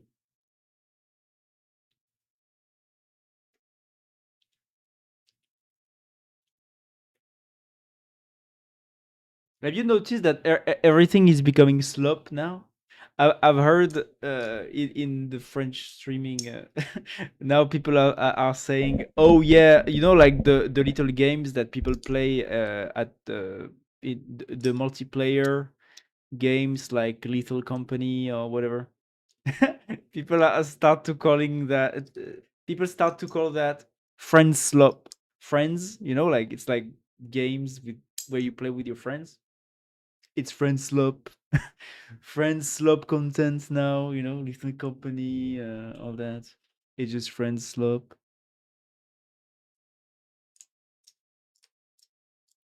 you know Everything is becoming slop. E- like as long as something is like standardized and people like structure it into like an area of content, it's becoming a slop.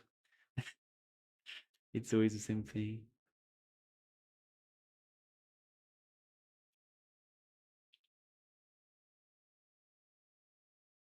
Wow. Trap can't handle VC. Block BBC from accessing his business finances in his 10 billion defamation case.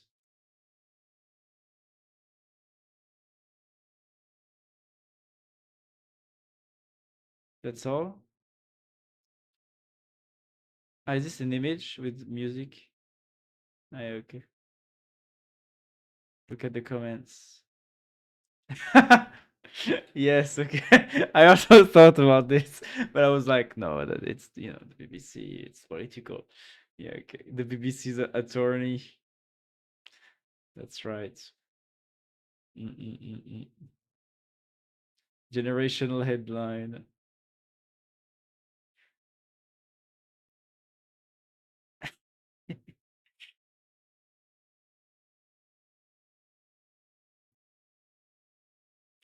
Opens up for BBC.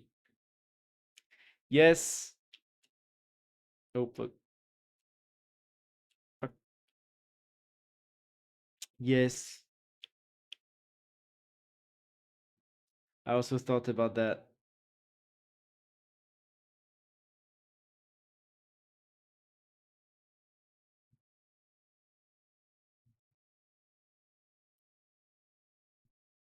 Okay, last one. Last one. POV. POV. You speak fake French. What the fuck is he saying?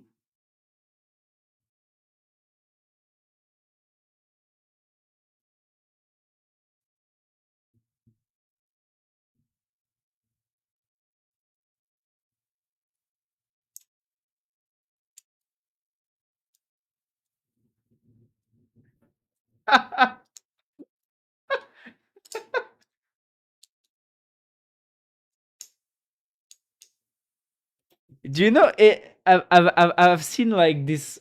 Yeah, it's yes, it doesn't mean anything. Okay, this is this is not real. The guy is not saying anything. He's just saying like blah blah blah blah blah. Blah.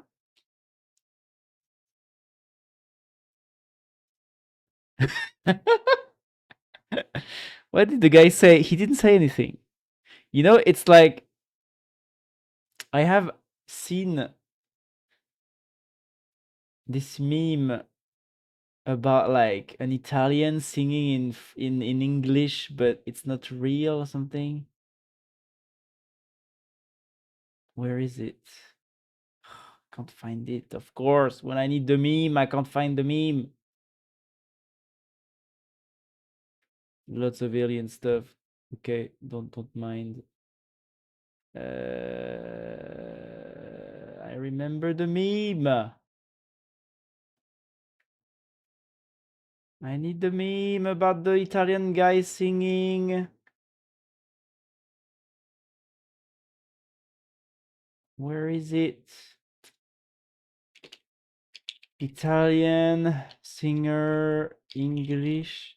Come on, come on. Voila, this one.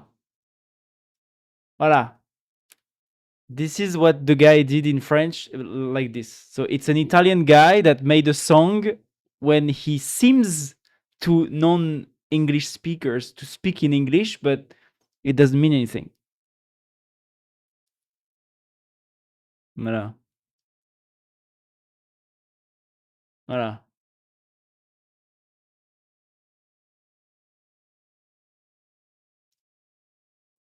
Voilà. This is what this is about, you know? Back to JEPA. So Leca increasingly recommends regularized information maximization rather than constructive methods with large sets of negative examples. The goal is not to teach the model that one sample is like unlike thousands of arbitrary other samples, but to retain a rich and collapsed representation of the predictable information in the input. This is a prediction, not a demonstrated universal law. Constructive methods may remain useful in many systems. Leca's claim is that they are not the cleanest foundation for the general world model. 6.4 action conditioning changes the problem. A passive predictor learns that state tends to follow state. An action conditioned predictor learns what the agent can cause, which is very useful for a robot or for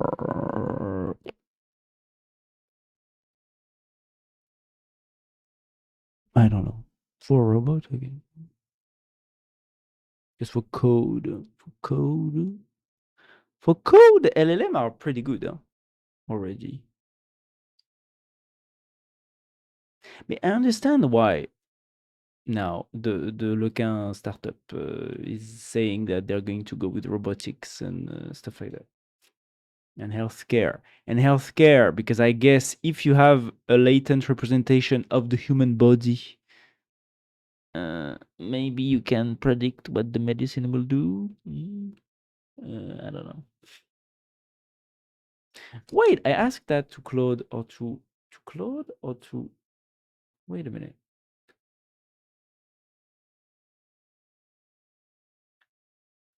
Did I ask about healthcare?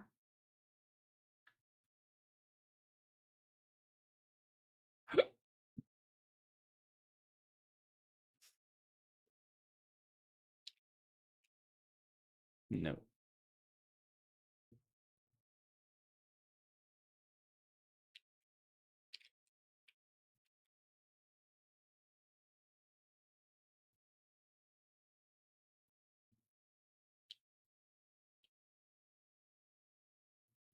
Hola, healthcare. The healthcare bet is anchored by a specific partnership. The Nabla partnership is a concrete anchor. Amis Lab's first disclosed partner is Nabla, a healthcare company known for ambient clinical documentation, and the stated goal is to become the first company to bring FDA certifiable agentic AI systems into healthcare. This isn't arm's length. Alex Lebrun is CEO of Ami Labs while remaining chairman of Nabla, and Nabla gets executive first access to Ami's models. So the healthcare angle isn't generic and also healthcare. It's built into the company org chart from day one. The pitch is specifically about what LLMs are bad at. Lebrun has said hallucination is a serious concern in medicine, and applying word models to healthcare was a major reason he took the CEO role. Word models to healthcare.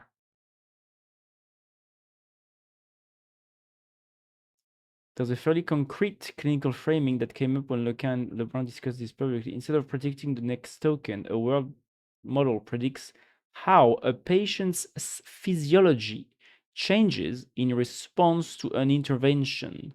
The kind of thing a physician does mentally when weighing fluids versus vasopressors or admission versus discharge. Simulating outcomes rather than generating text about them. That's the JEPA pitch translated directly into clinical reasoning. Predict the future state, the patient trajectory, not the future words, a plausible sounding note. And the stakes framing is blunt. An AI system that's wrong, even a small percentage of time, will quickly lose clinician trust. It's explicitly a slow research first bet, not a product sprint. Lebrun has been upfront that this isn't a typical applied AI startup shipping a product in 3 months and hitting meaningful revenue in a year. It starts from fundamental research, and commercial translation could take years, even though he's estimated roughly a year to get the first usable pieces into a product. That mismatch, a 1 billion plus round, plus a multi-year research timeline, is part of why coverage has been split. The backing is usually strong for a product company, but healthcare deployment is a genuinely hard target to its fast. Yep.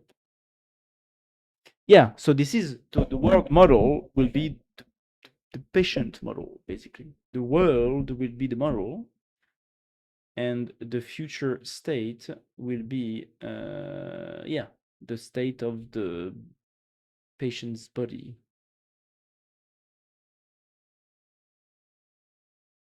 How are they going to test this, to train this?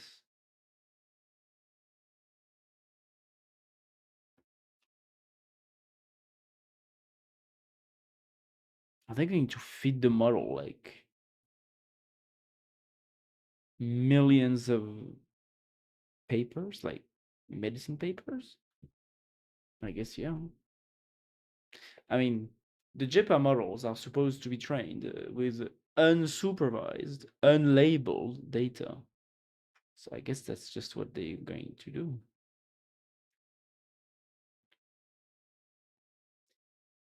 But at the same time, all these papers are made of words. So I mean, hmm.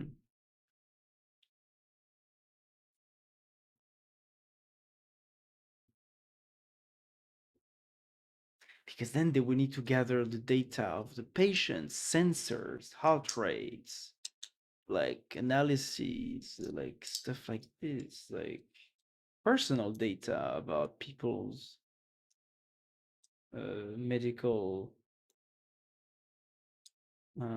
analyses or something. How are they going to gather this?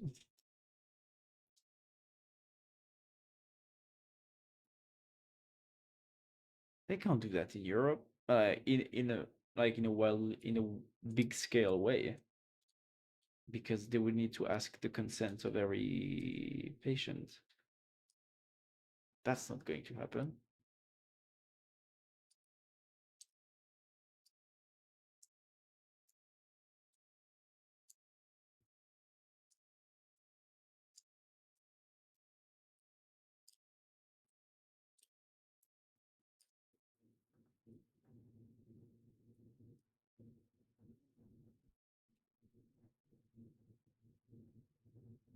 Relies productivity generated pixel geometry. I mean, it's a thing for healthcare is the latent state prediction with no generative output required at all. Well, yeah, like the JEPA and stuff.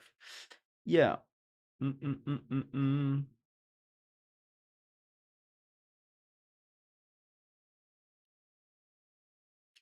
What are the kind of data that would need to be supplied to the Japan coder to create a latent state, a latent representation of a patient's body reacting to molecules. I mean, medicine papers, but then that's all words, and LLMs already process words pretty well. So like sensor data, medical analysis data, each patients, they need to gather all of these people's consent, even with big hospitals or companies. That's a lot of data to get. Multimodal also. How? How can they do this realistically?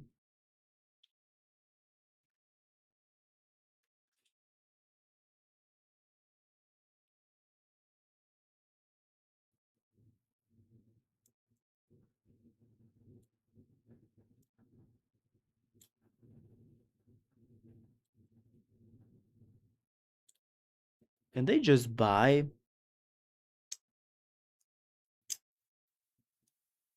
I mean, I guess hosp hospitals can surely anonymize patients' data and just sell those data to companies like Ami Labs, I guess. And for the model, it would just be patient number 344 that first got these sensor data, these analyses, then got administered this medicine, and then after the body reacted this way or whatever. But yeah.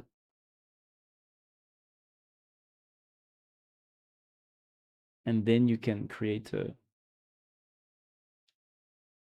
world model of patients.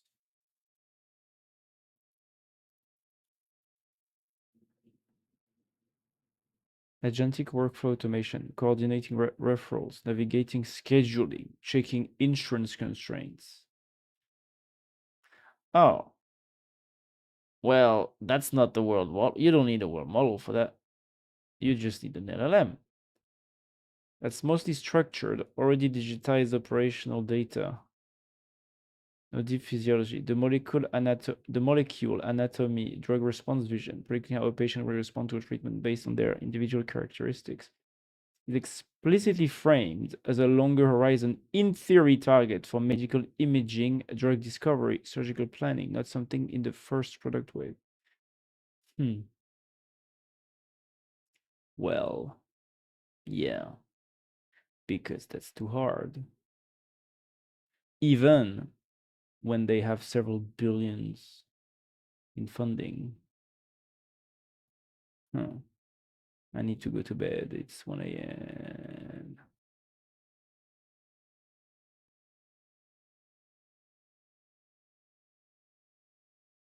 Dude, multi-year. Multi-year. Yes. Also, now I'm waking up earlier than before because I was in my family. Now I wake up at 9 a.m. in the morning automatically. So I can't go much. I can't go very late because I always wake up at 9 now. Bon, I guess I will drift again towards the waking up at 12 like I did before. But it would be cool if I would not do that, you know? A passive predictor learned that state tend to follow state. An action condition of what the agent can cause. Passive, current state likely next scene. Active, current state push left likely resultant state. The second form supports planning because the planner can vary their political action and compare consequences. Lacan regards the transition from IJEPA VJEPA style representation learning to action condition dynamics as one of the key unfinished steps. Hierarchical JEPA. Lacan expects useful world models to operate at several levels of abstraction and time. That's the funny, interesting bits also. Like in a fully developed JEPA system of the future, there will probably be one predictor for the few seconds ahead, then the few minutes ahead, then the few hours ahead, then the few weeks ahead, then the few months ahead. And then you have something that can truly interact with the world in a meaningful way, I guess. While understanding the different action consequences at different time scales, like humans do. Find milliseconds to seconds, intermediate, cross object, open door, move to workbench. So this is all in the abstract mathematical form, of course. Seconds to minutes, abstract, prepare meal, repair machine, complete experiment, minutes to hours. The higher the level, the more detail must be discarded. A high level prediction, such as the parcel reaches Lyon tomorrow, cannot retain the pause of every wheel at every millisecond. Abstraction is what makes long horizon prediction computationally possible. Yes, like what humans do, right? Exactly the same.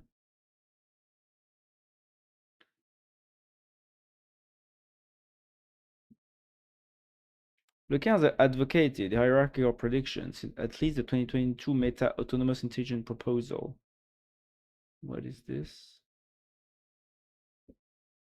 Ah, I should read this too.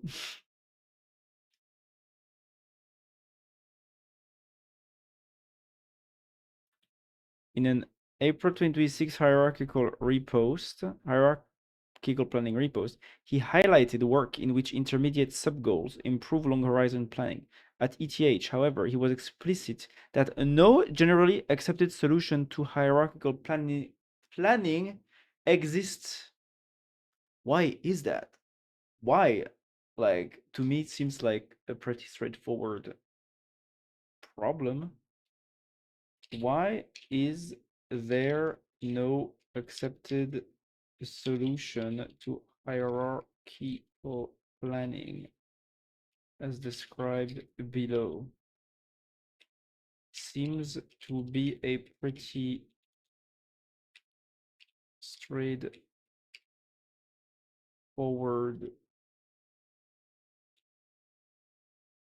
problem.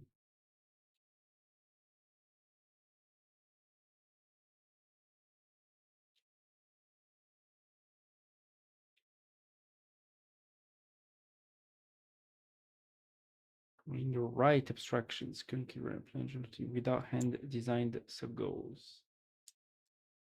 Yes, the architectural sketch is straightforward. The unresolved problem is not can we put planners at multiple timescale? We absolutely can, and researchers have been doing version of that for decades. The hard part is how do you make the hierarchy emerge automatically from raw experience with the right abstractions such that every high level plan is meaningful and executable by the level below. Huh. Yeah.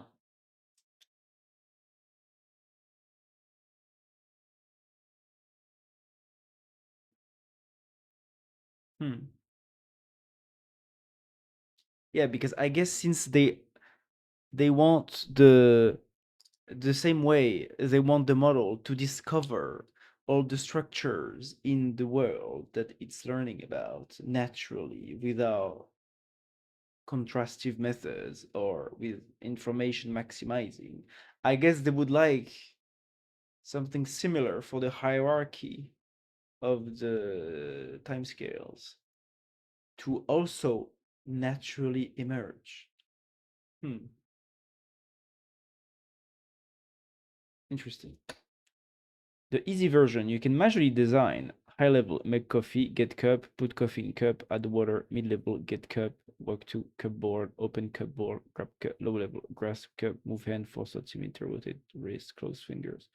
If humans define all those concepts and interfaces, hierarchical planning works perfectly well. Classical robotics and I have done this for years. Locan wants something much harder. The machine should learn those abstractions levels itself from a raw sensory experience. That's where the open problems appear. What exactly should the higher level discard? Suppose the low level representation contains cup position, cup orientation, joint angles, no. The high level representation was something like cup has been picked up. Fine, but which information can you safely throw away? Perhaps cup orientation doesn't matter for carrying it. But if the next step is pouring, orientation suddenly matters enormously. I mean, yeah, if the cup has like a little beak or something. So abstraction is task dependent. A representation that is perfect for carry cup to table might be insufficient for pour cup without spinning. There is no obvious universal mathematical rule saying which information should disappear at each level. Well, hmm. How do humans do that? It's like,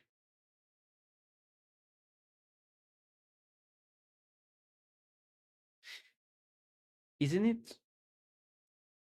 I mean, it needs to be an action condition prediction then, right? Because if the model can predict that pouring the cup not with the right orientation can spill the tea, then it needs to adapt the stuff. Bon. The high-level planner can invent impossible sub-goals. This is probably the most intuitive practical problem. Imagine current robot box destination. High-level planner predicts sub-goal 1. Box is halfway there. Sub-goal 2. Box is at destination.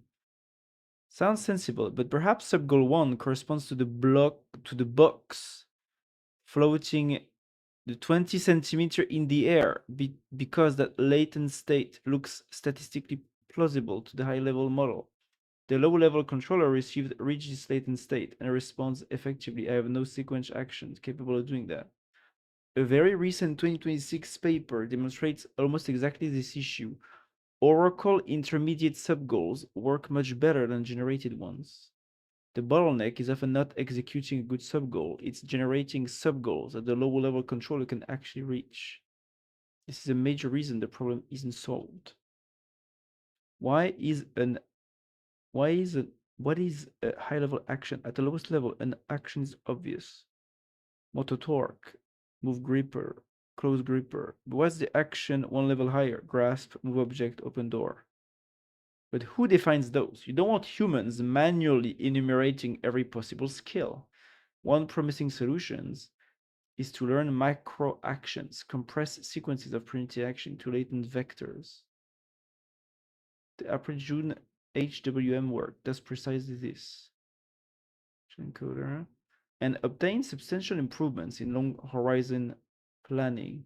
But now you've introduced another learned latent space whose geometry has to be right. Obtain substantial.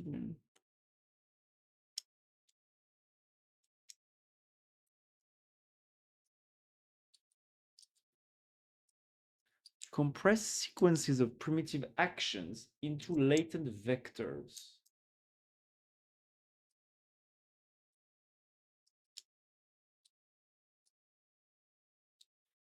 Everything is a vector. Everything becomes a vector. Timescales are unclean. Your table makes it look like milliseconds low level, seconds middle level, hours high level. Reality isn't so clean. Consider open the door. One door takes 0.5 seconds. Another requires find key, walks upstairs, retrieve key, return, unlock door, and takes 5 minutes. So concepts have variable temporal duration. Their hierarchy isn't simply every time frame go up one level. It needs to discover meaningful events and boundaries. Wow. Prediction errors and planning errors interact. Flat long horizon planning already suffers because small prediction error goes into another prediction,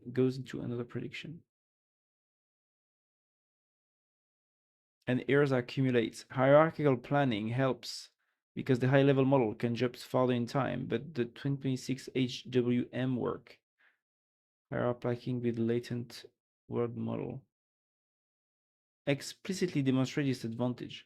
I should read that.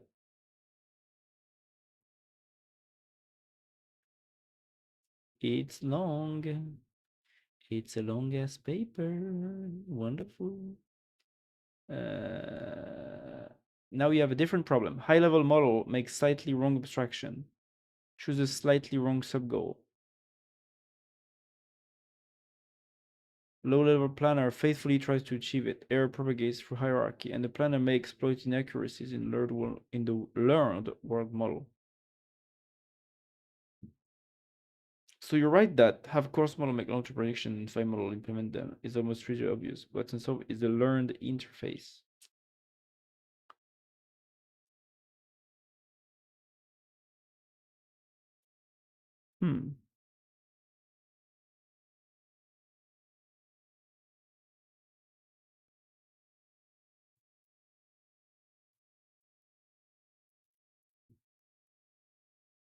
Yeah, so the challenge is how do you make the model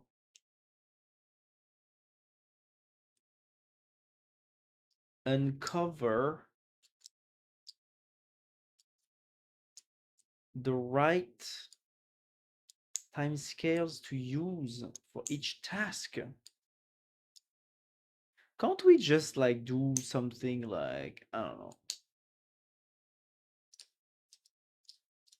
what, like, like a mixture of a mixture of time scales or something? Like you have like 6 different time scales and the model just use the most relevant or something.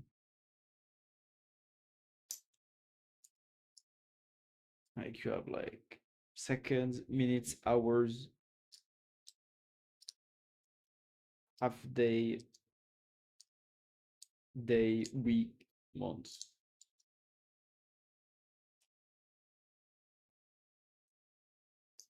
Science seems to actually work.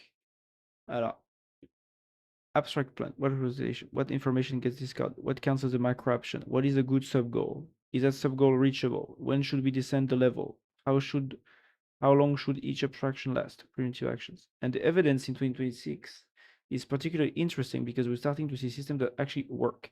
HWM reports, for example, 70% success on a Franca pick and play setup, where its single level VJPA 2 AC baseline got 0%, while also reducing planning compute in several experiments.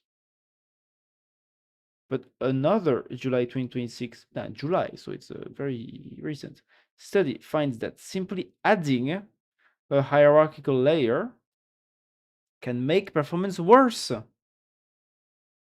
because high-level generated subgoals fall outside what the lower-level system knows how to execute. So I would slightly rewrite your paragraph conclusion. There is no generally accepted solution to learned general-purpose hierarchical planning. There are plenty of hierarchical planners, but we don't yet have something where you feed an agent arbitrary video action experience and it reliably discovers something like motor movement, grasping, manipulating object, accomplishing tasks, pursuing long-term objectives.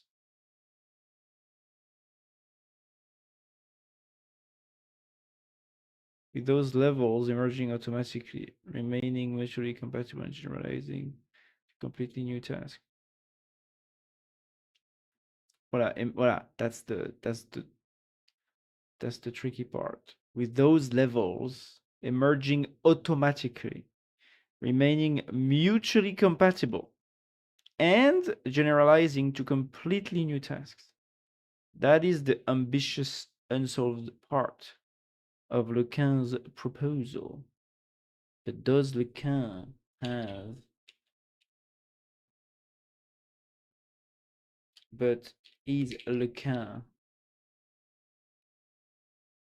hiding a secret card in his sleeve to solve this problem that he intends to apply in Amiland, as he hinted at this? Because if he's doing a startup, he must have some, secret advantages, unfair advantages that he's going to use.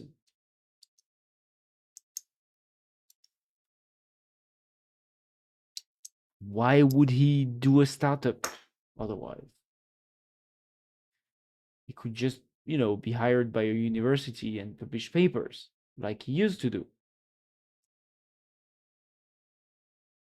There is no public evidence that Lequin's secret already sold hierarchical planning method. Then, in fact, his comments brought almost the other way. In the July 2026 Nebius, Lequin says AMI is actively working on solidifying the methodology to train hierarchical JEPAs and to use them as a role model.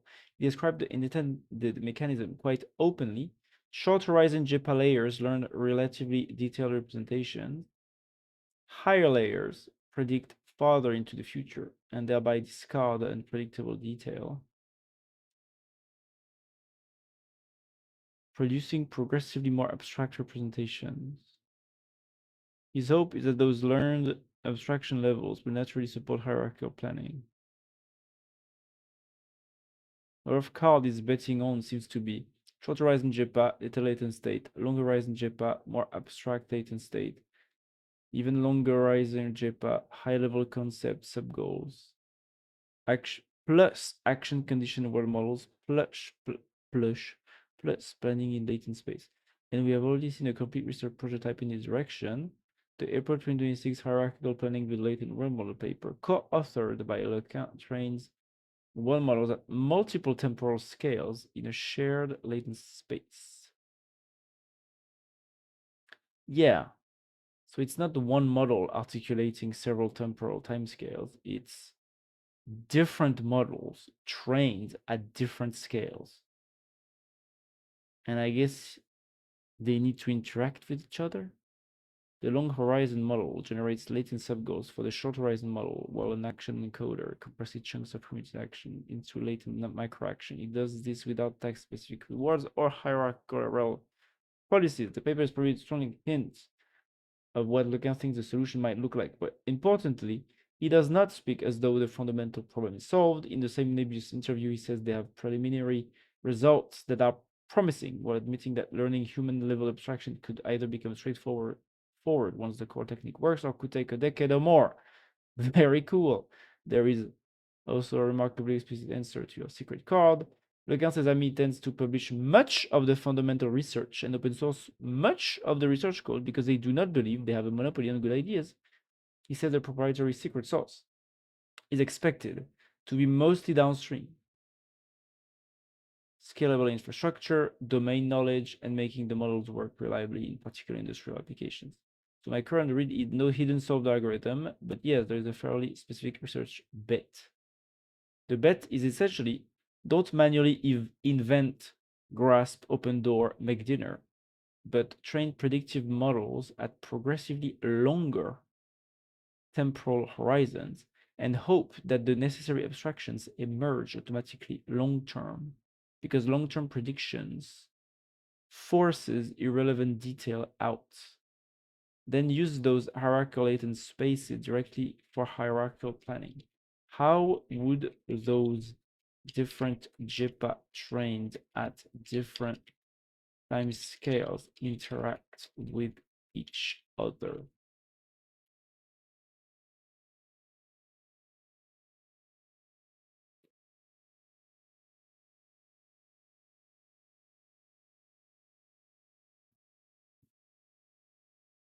The cleanest way to think is the slower JEPA does not directly command motors. It produces latent sub-goals that the faster JEPA tries to reach.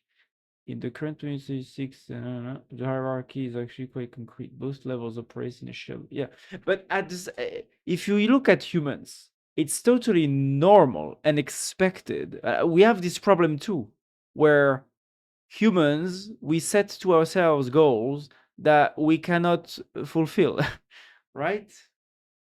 That's why humans often have too optimistic deadlines for stuff, right? Like, and stuff always needs to be late.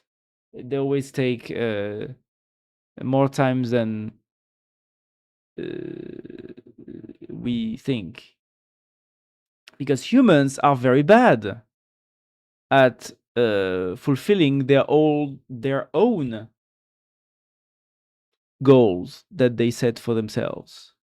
And so when they try to implement the goal at the sub goal level or at the task level, we always take more time than we think.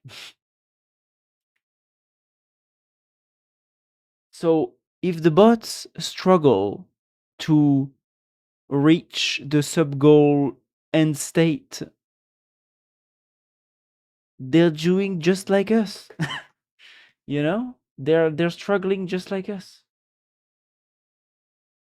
The sub goal JEPA says, oh yeah, you need to do this in this amount of time, in this and then you will do this at this time, and then you will do this, and then the lower level JEPA like worker is like, oh fuck, I'm late, yeah, just like us, just like the humans. It's just that then I guess we need the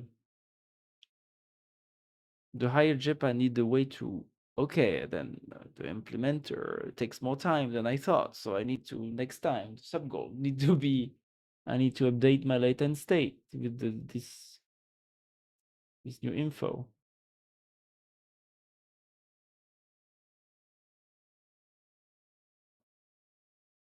The storage JEPA, both levels operate in a shared latent space, so they have this shared latent space. The low level world model predicts the next latent state from primitive actions, while the high level model predicts farther ahead latent state using compressed macro actions. Suppose the robot's final goal is put the cup on the shelf. The high level model might internally predict a sequence like cup on table, course prediction, sub goal, cup grasp, sub goal, cup near shelf, goal, cup on shelf.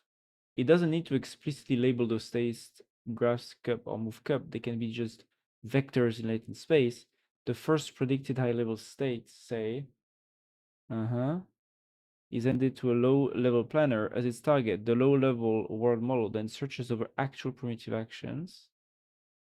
Move, rotate, raise, move down, and ask which sequence makes my predicted future latent state closest to Z1 to the target. That's exactly how HWM couples the two models. A latent state matching. Yeah, it makes sense.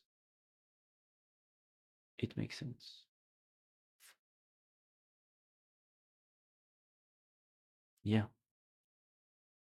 Yeah, so the low level will try to find the best action to get the end state, the closest to the wanted end state that was supplied by the higher level.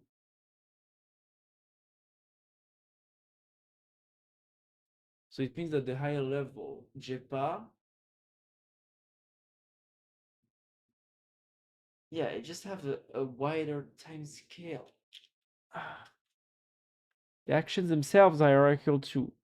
The low-level JEPA deals with real actions, but the high-level JEPA doesn't search over thousands of individual motor commands. Instead, another learn encoder compresses chunks of action. But the two predictors look roughly like low, high, where L2 represents an entire chunk of behavior. A chunk of behavior. In HWA, these microactions are learned from trajectories rather than being manually named skills. That gives you high level latent state plus latent microaction, future latent state several seconds away. Yeah, so it's just that the high level JEPA will just have more compressed, it will be a lossier, more compressed. I mean, it's not, is it lossier? Yeah, it will be lossier. It's just, it will have a compressed vision, a summarized, less granular vision of reality, but because it's less, it's more coarse, you can see further for the same compute. For the same amount of compute, yeah, it can reach further in time. The low level will have a more granular view of the world, but for the same compute, it will only be able to do actions closer. Yeah, so no, it does make sense. And they both shared a shared latent space. And the first one says where first action we need to go in this state, second action this state, third action this state. And the low level will be like, okay, first action, I need to get in this state. How do I do that? I act, so it will predict all the possible sequences of action with its motors and rotors and whatever to get to the target latent state. It will choose the one where it reaches there. Then it will wait for the next target. And then it will think, okay, what are the sequence of action that will get me to the second latent state? It will do that.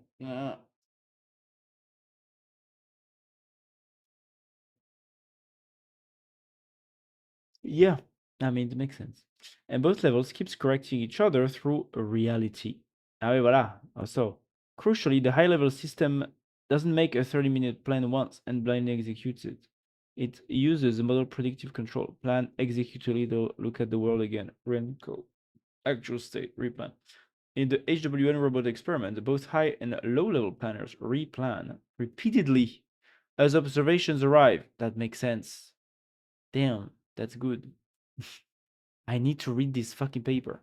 So if the robot tries to grasp the cup but bumps it, expected cup here, actual cup move 10 centimeter.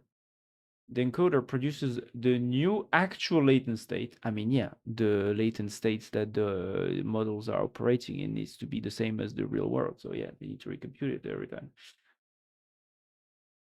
The high-level planner updates its sub-goal sequence, and the low-level planner generates new action. The feedback loop is extremely important. Well, yeah.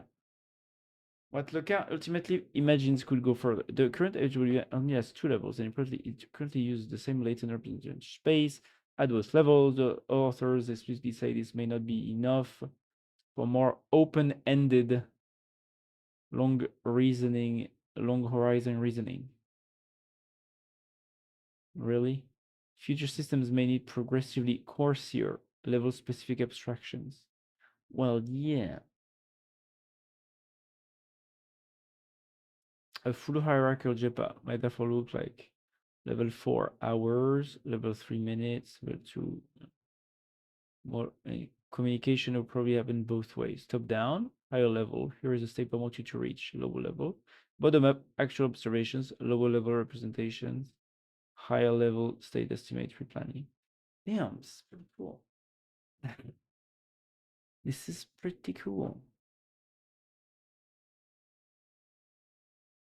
But this is very complex, huh? I mean, this is different from an LLM. There's potentially another very interesting interaction too. The lower level could tell the higher level whether its proposed subgoal is actually reachable. Well, yeah, we do that too. Current HWM doesn't fully solve this. The paper specifically identifies feedback from the lower level planner into high level subgoal optimization as a promising next step. That would make the system more like high level, go to latency X, X is impossible, extremely expensive. Okay, what about Y? Y is reachable, use Y. The feedback loop is probably a major ingredient of a genuinely general hierarchical JEPA. So the essential architecture is remarkably simple. Each level predicts farther into the future than the level below it. Higher levels produce latent subgoals. Farther into the future than the level below it. Higher levels produce latent subgoals.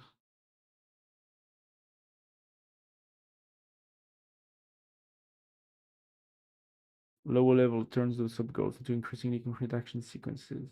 Reality continuously feeds back upwards, so the entire hierarchy can replan. The difficult unsolved part is not the wiring, it's ensuring that the latent subgoals generated at one level are meaningful, sufficiently abstract, and actually achievable by the next level down. Yeah, it's the latent subgoals.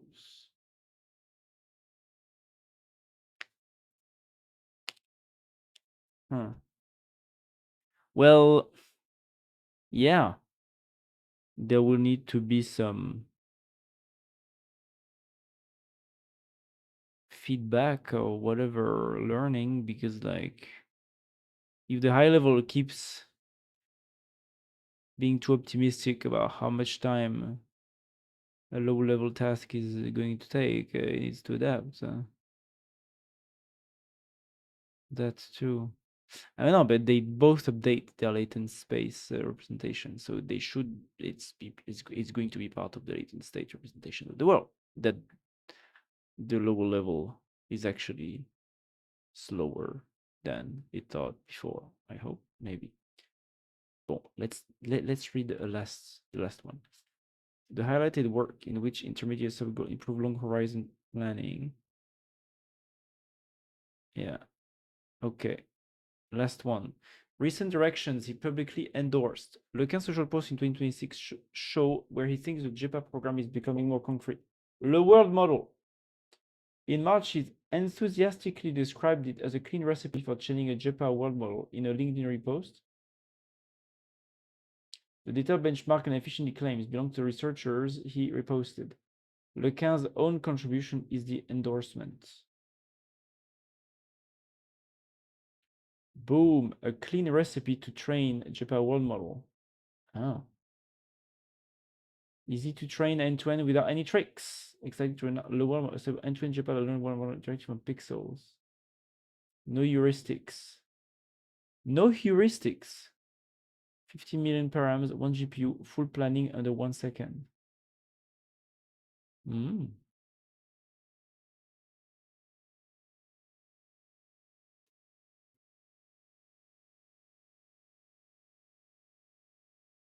No masking.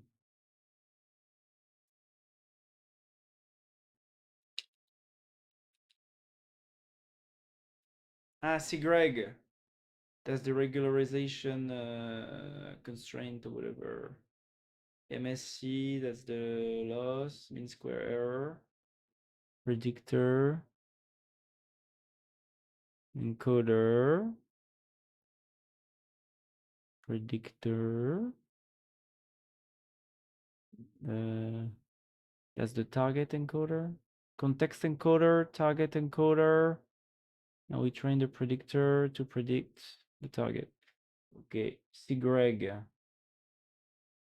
That's for the voilà, optimize normality test along random univariate projection. That's right, to make sure that the dimension values or whatever are isotropic Gaussian. Very nice.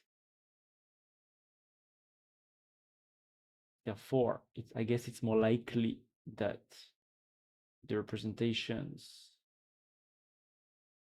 are meaningful and useful and representative of an actually relevant structure of the world. Planning phase.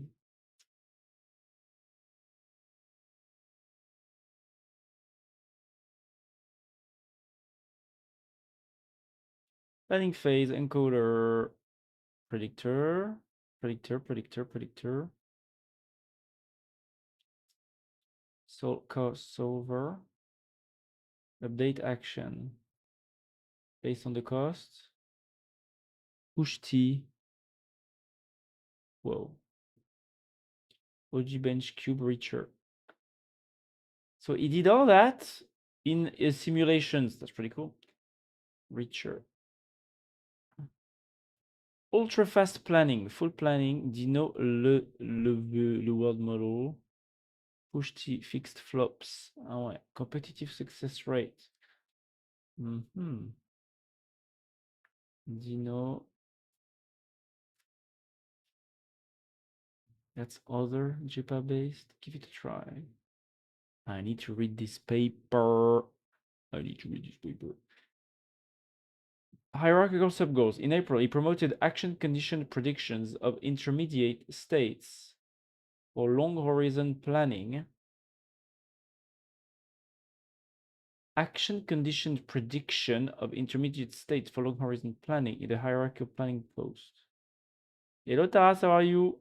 I'm going to leave sooner, but I just want to read the last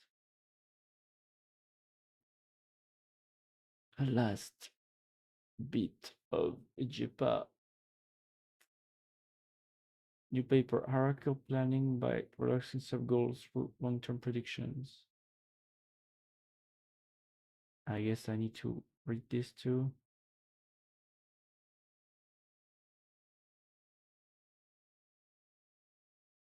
I finished reading about JEPA, you know, like the new innovative, potentially next layer of AI systems that I would like to make a startup with about, you know.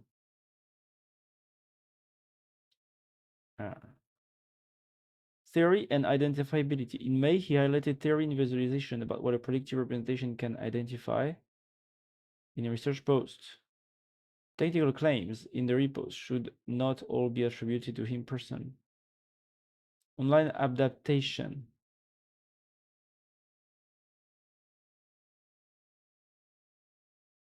Some theory and fascinating visualization on what le JEPA plus Greg learns.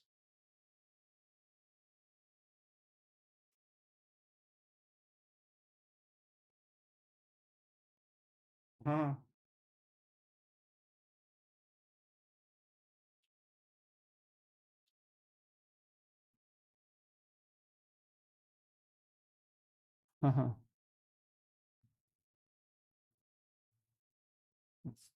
It's funny.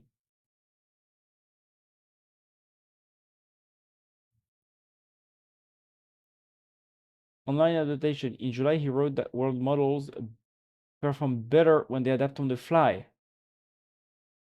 Endorsing ADA JEPA style test time adaptation and replanning in a LinkedIn post. ADA JEPA world models yield better performance when they adapt on the fly. Well, duh, no? It's just that how computationally expensive is this? Latent world models enable planning, high-dimensional observation by predicting. These models are typically kept frozen at test time. When their predictions become inaccurate, planning can fail, especially under a test time distribution shift. To address this, we propose ADA-JEPA, an adaptive latent world model that performs ADA for adaptive, that performs test time adaptations within the closed loop of model predictive control. After training, ADA-JEPA plans and executes the first action chunk, uses the observed next state transition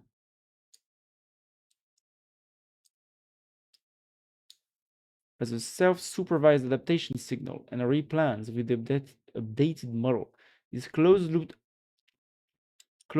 update continuously recalibrates the world model without additional expert demonstrations. Self-supervised adaptation signal and replans with the updated model. That's pretty cool. Damn, so we need, yeah. That means that we need to use all of these bits into the next, like. So in all of these papers, there's lots of like features that these researchers have been testing independently. They need to be gathered in one big ass system for this to be worthwhile for the real world, I guess. Because right now, most of the tasks that they've been doing with these JEPA systems have been like using a robotic arm to move a cube. And it performs well, but it needs more than that. This closed loop update continues to recalibrate the world model without additional expert demonstration across a range of goal-reaching tasks. ADA-JEPA substantially improves planning success with as few as one gradient step per MPC replanning step.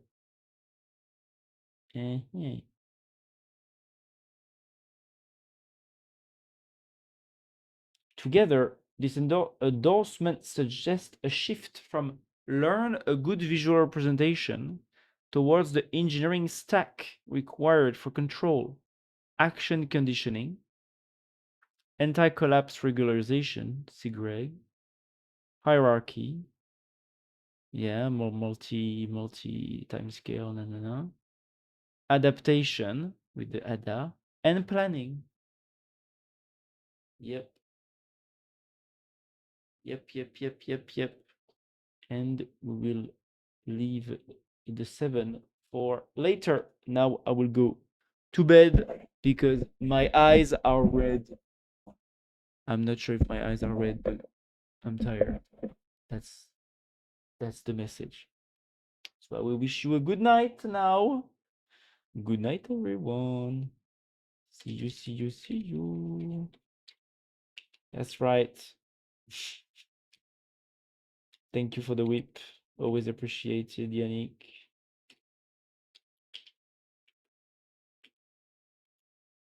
And now I will leave.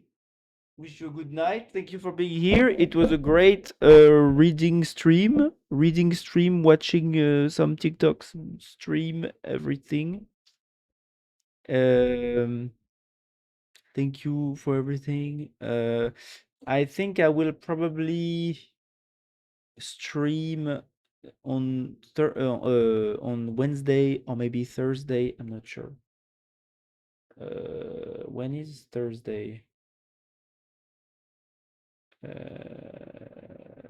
Yeah, maybe on Wednesday. Wednesday or Thursday. I'm not sure yet. But yeah, either one of those two. Yeah. See you everyone that might be here. I'm not sure who is there and who is not, who went to bed or who went to take the shower or something. I don't know. So see you everyone. Bye bye bye. Bye bye. See you later.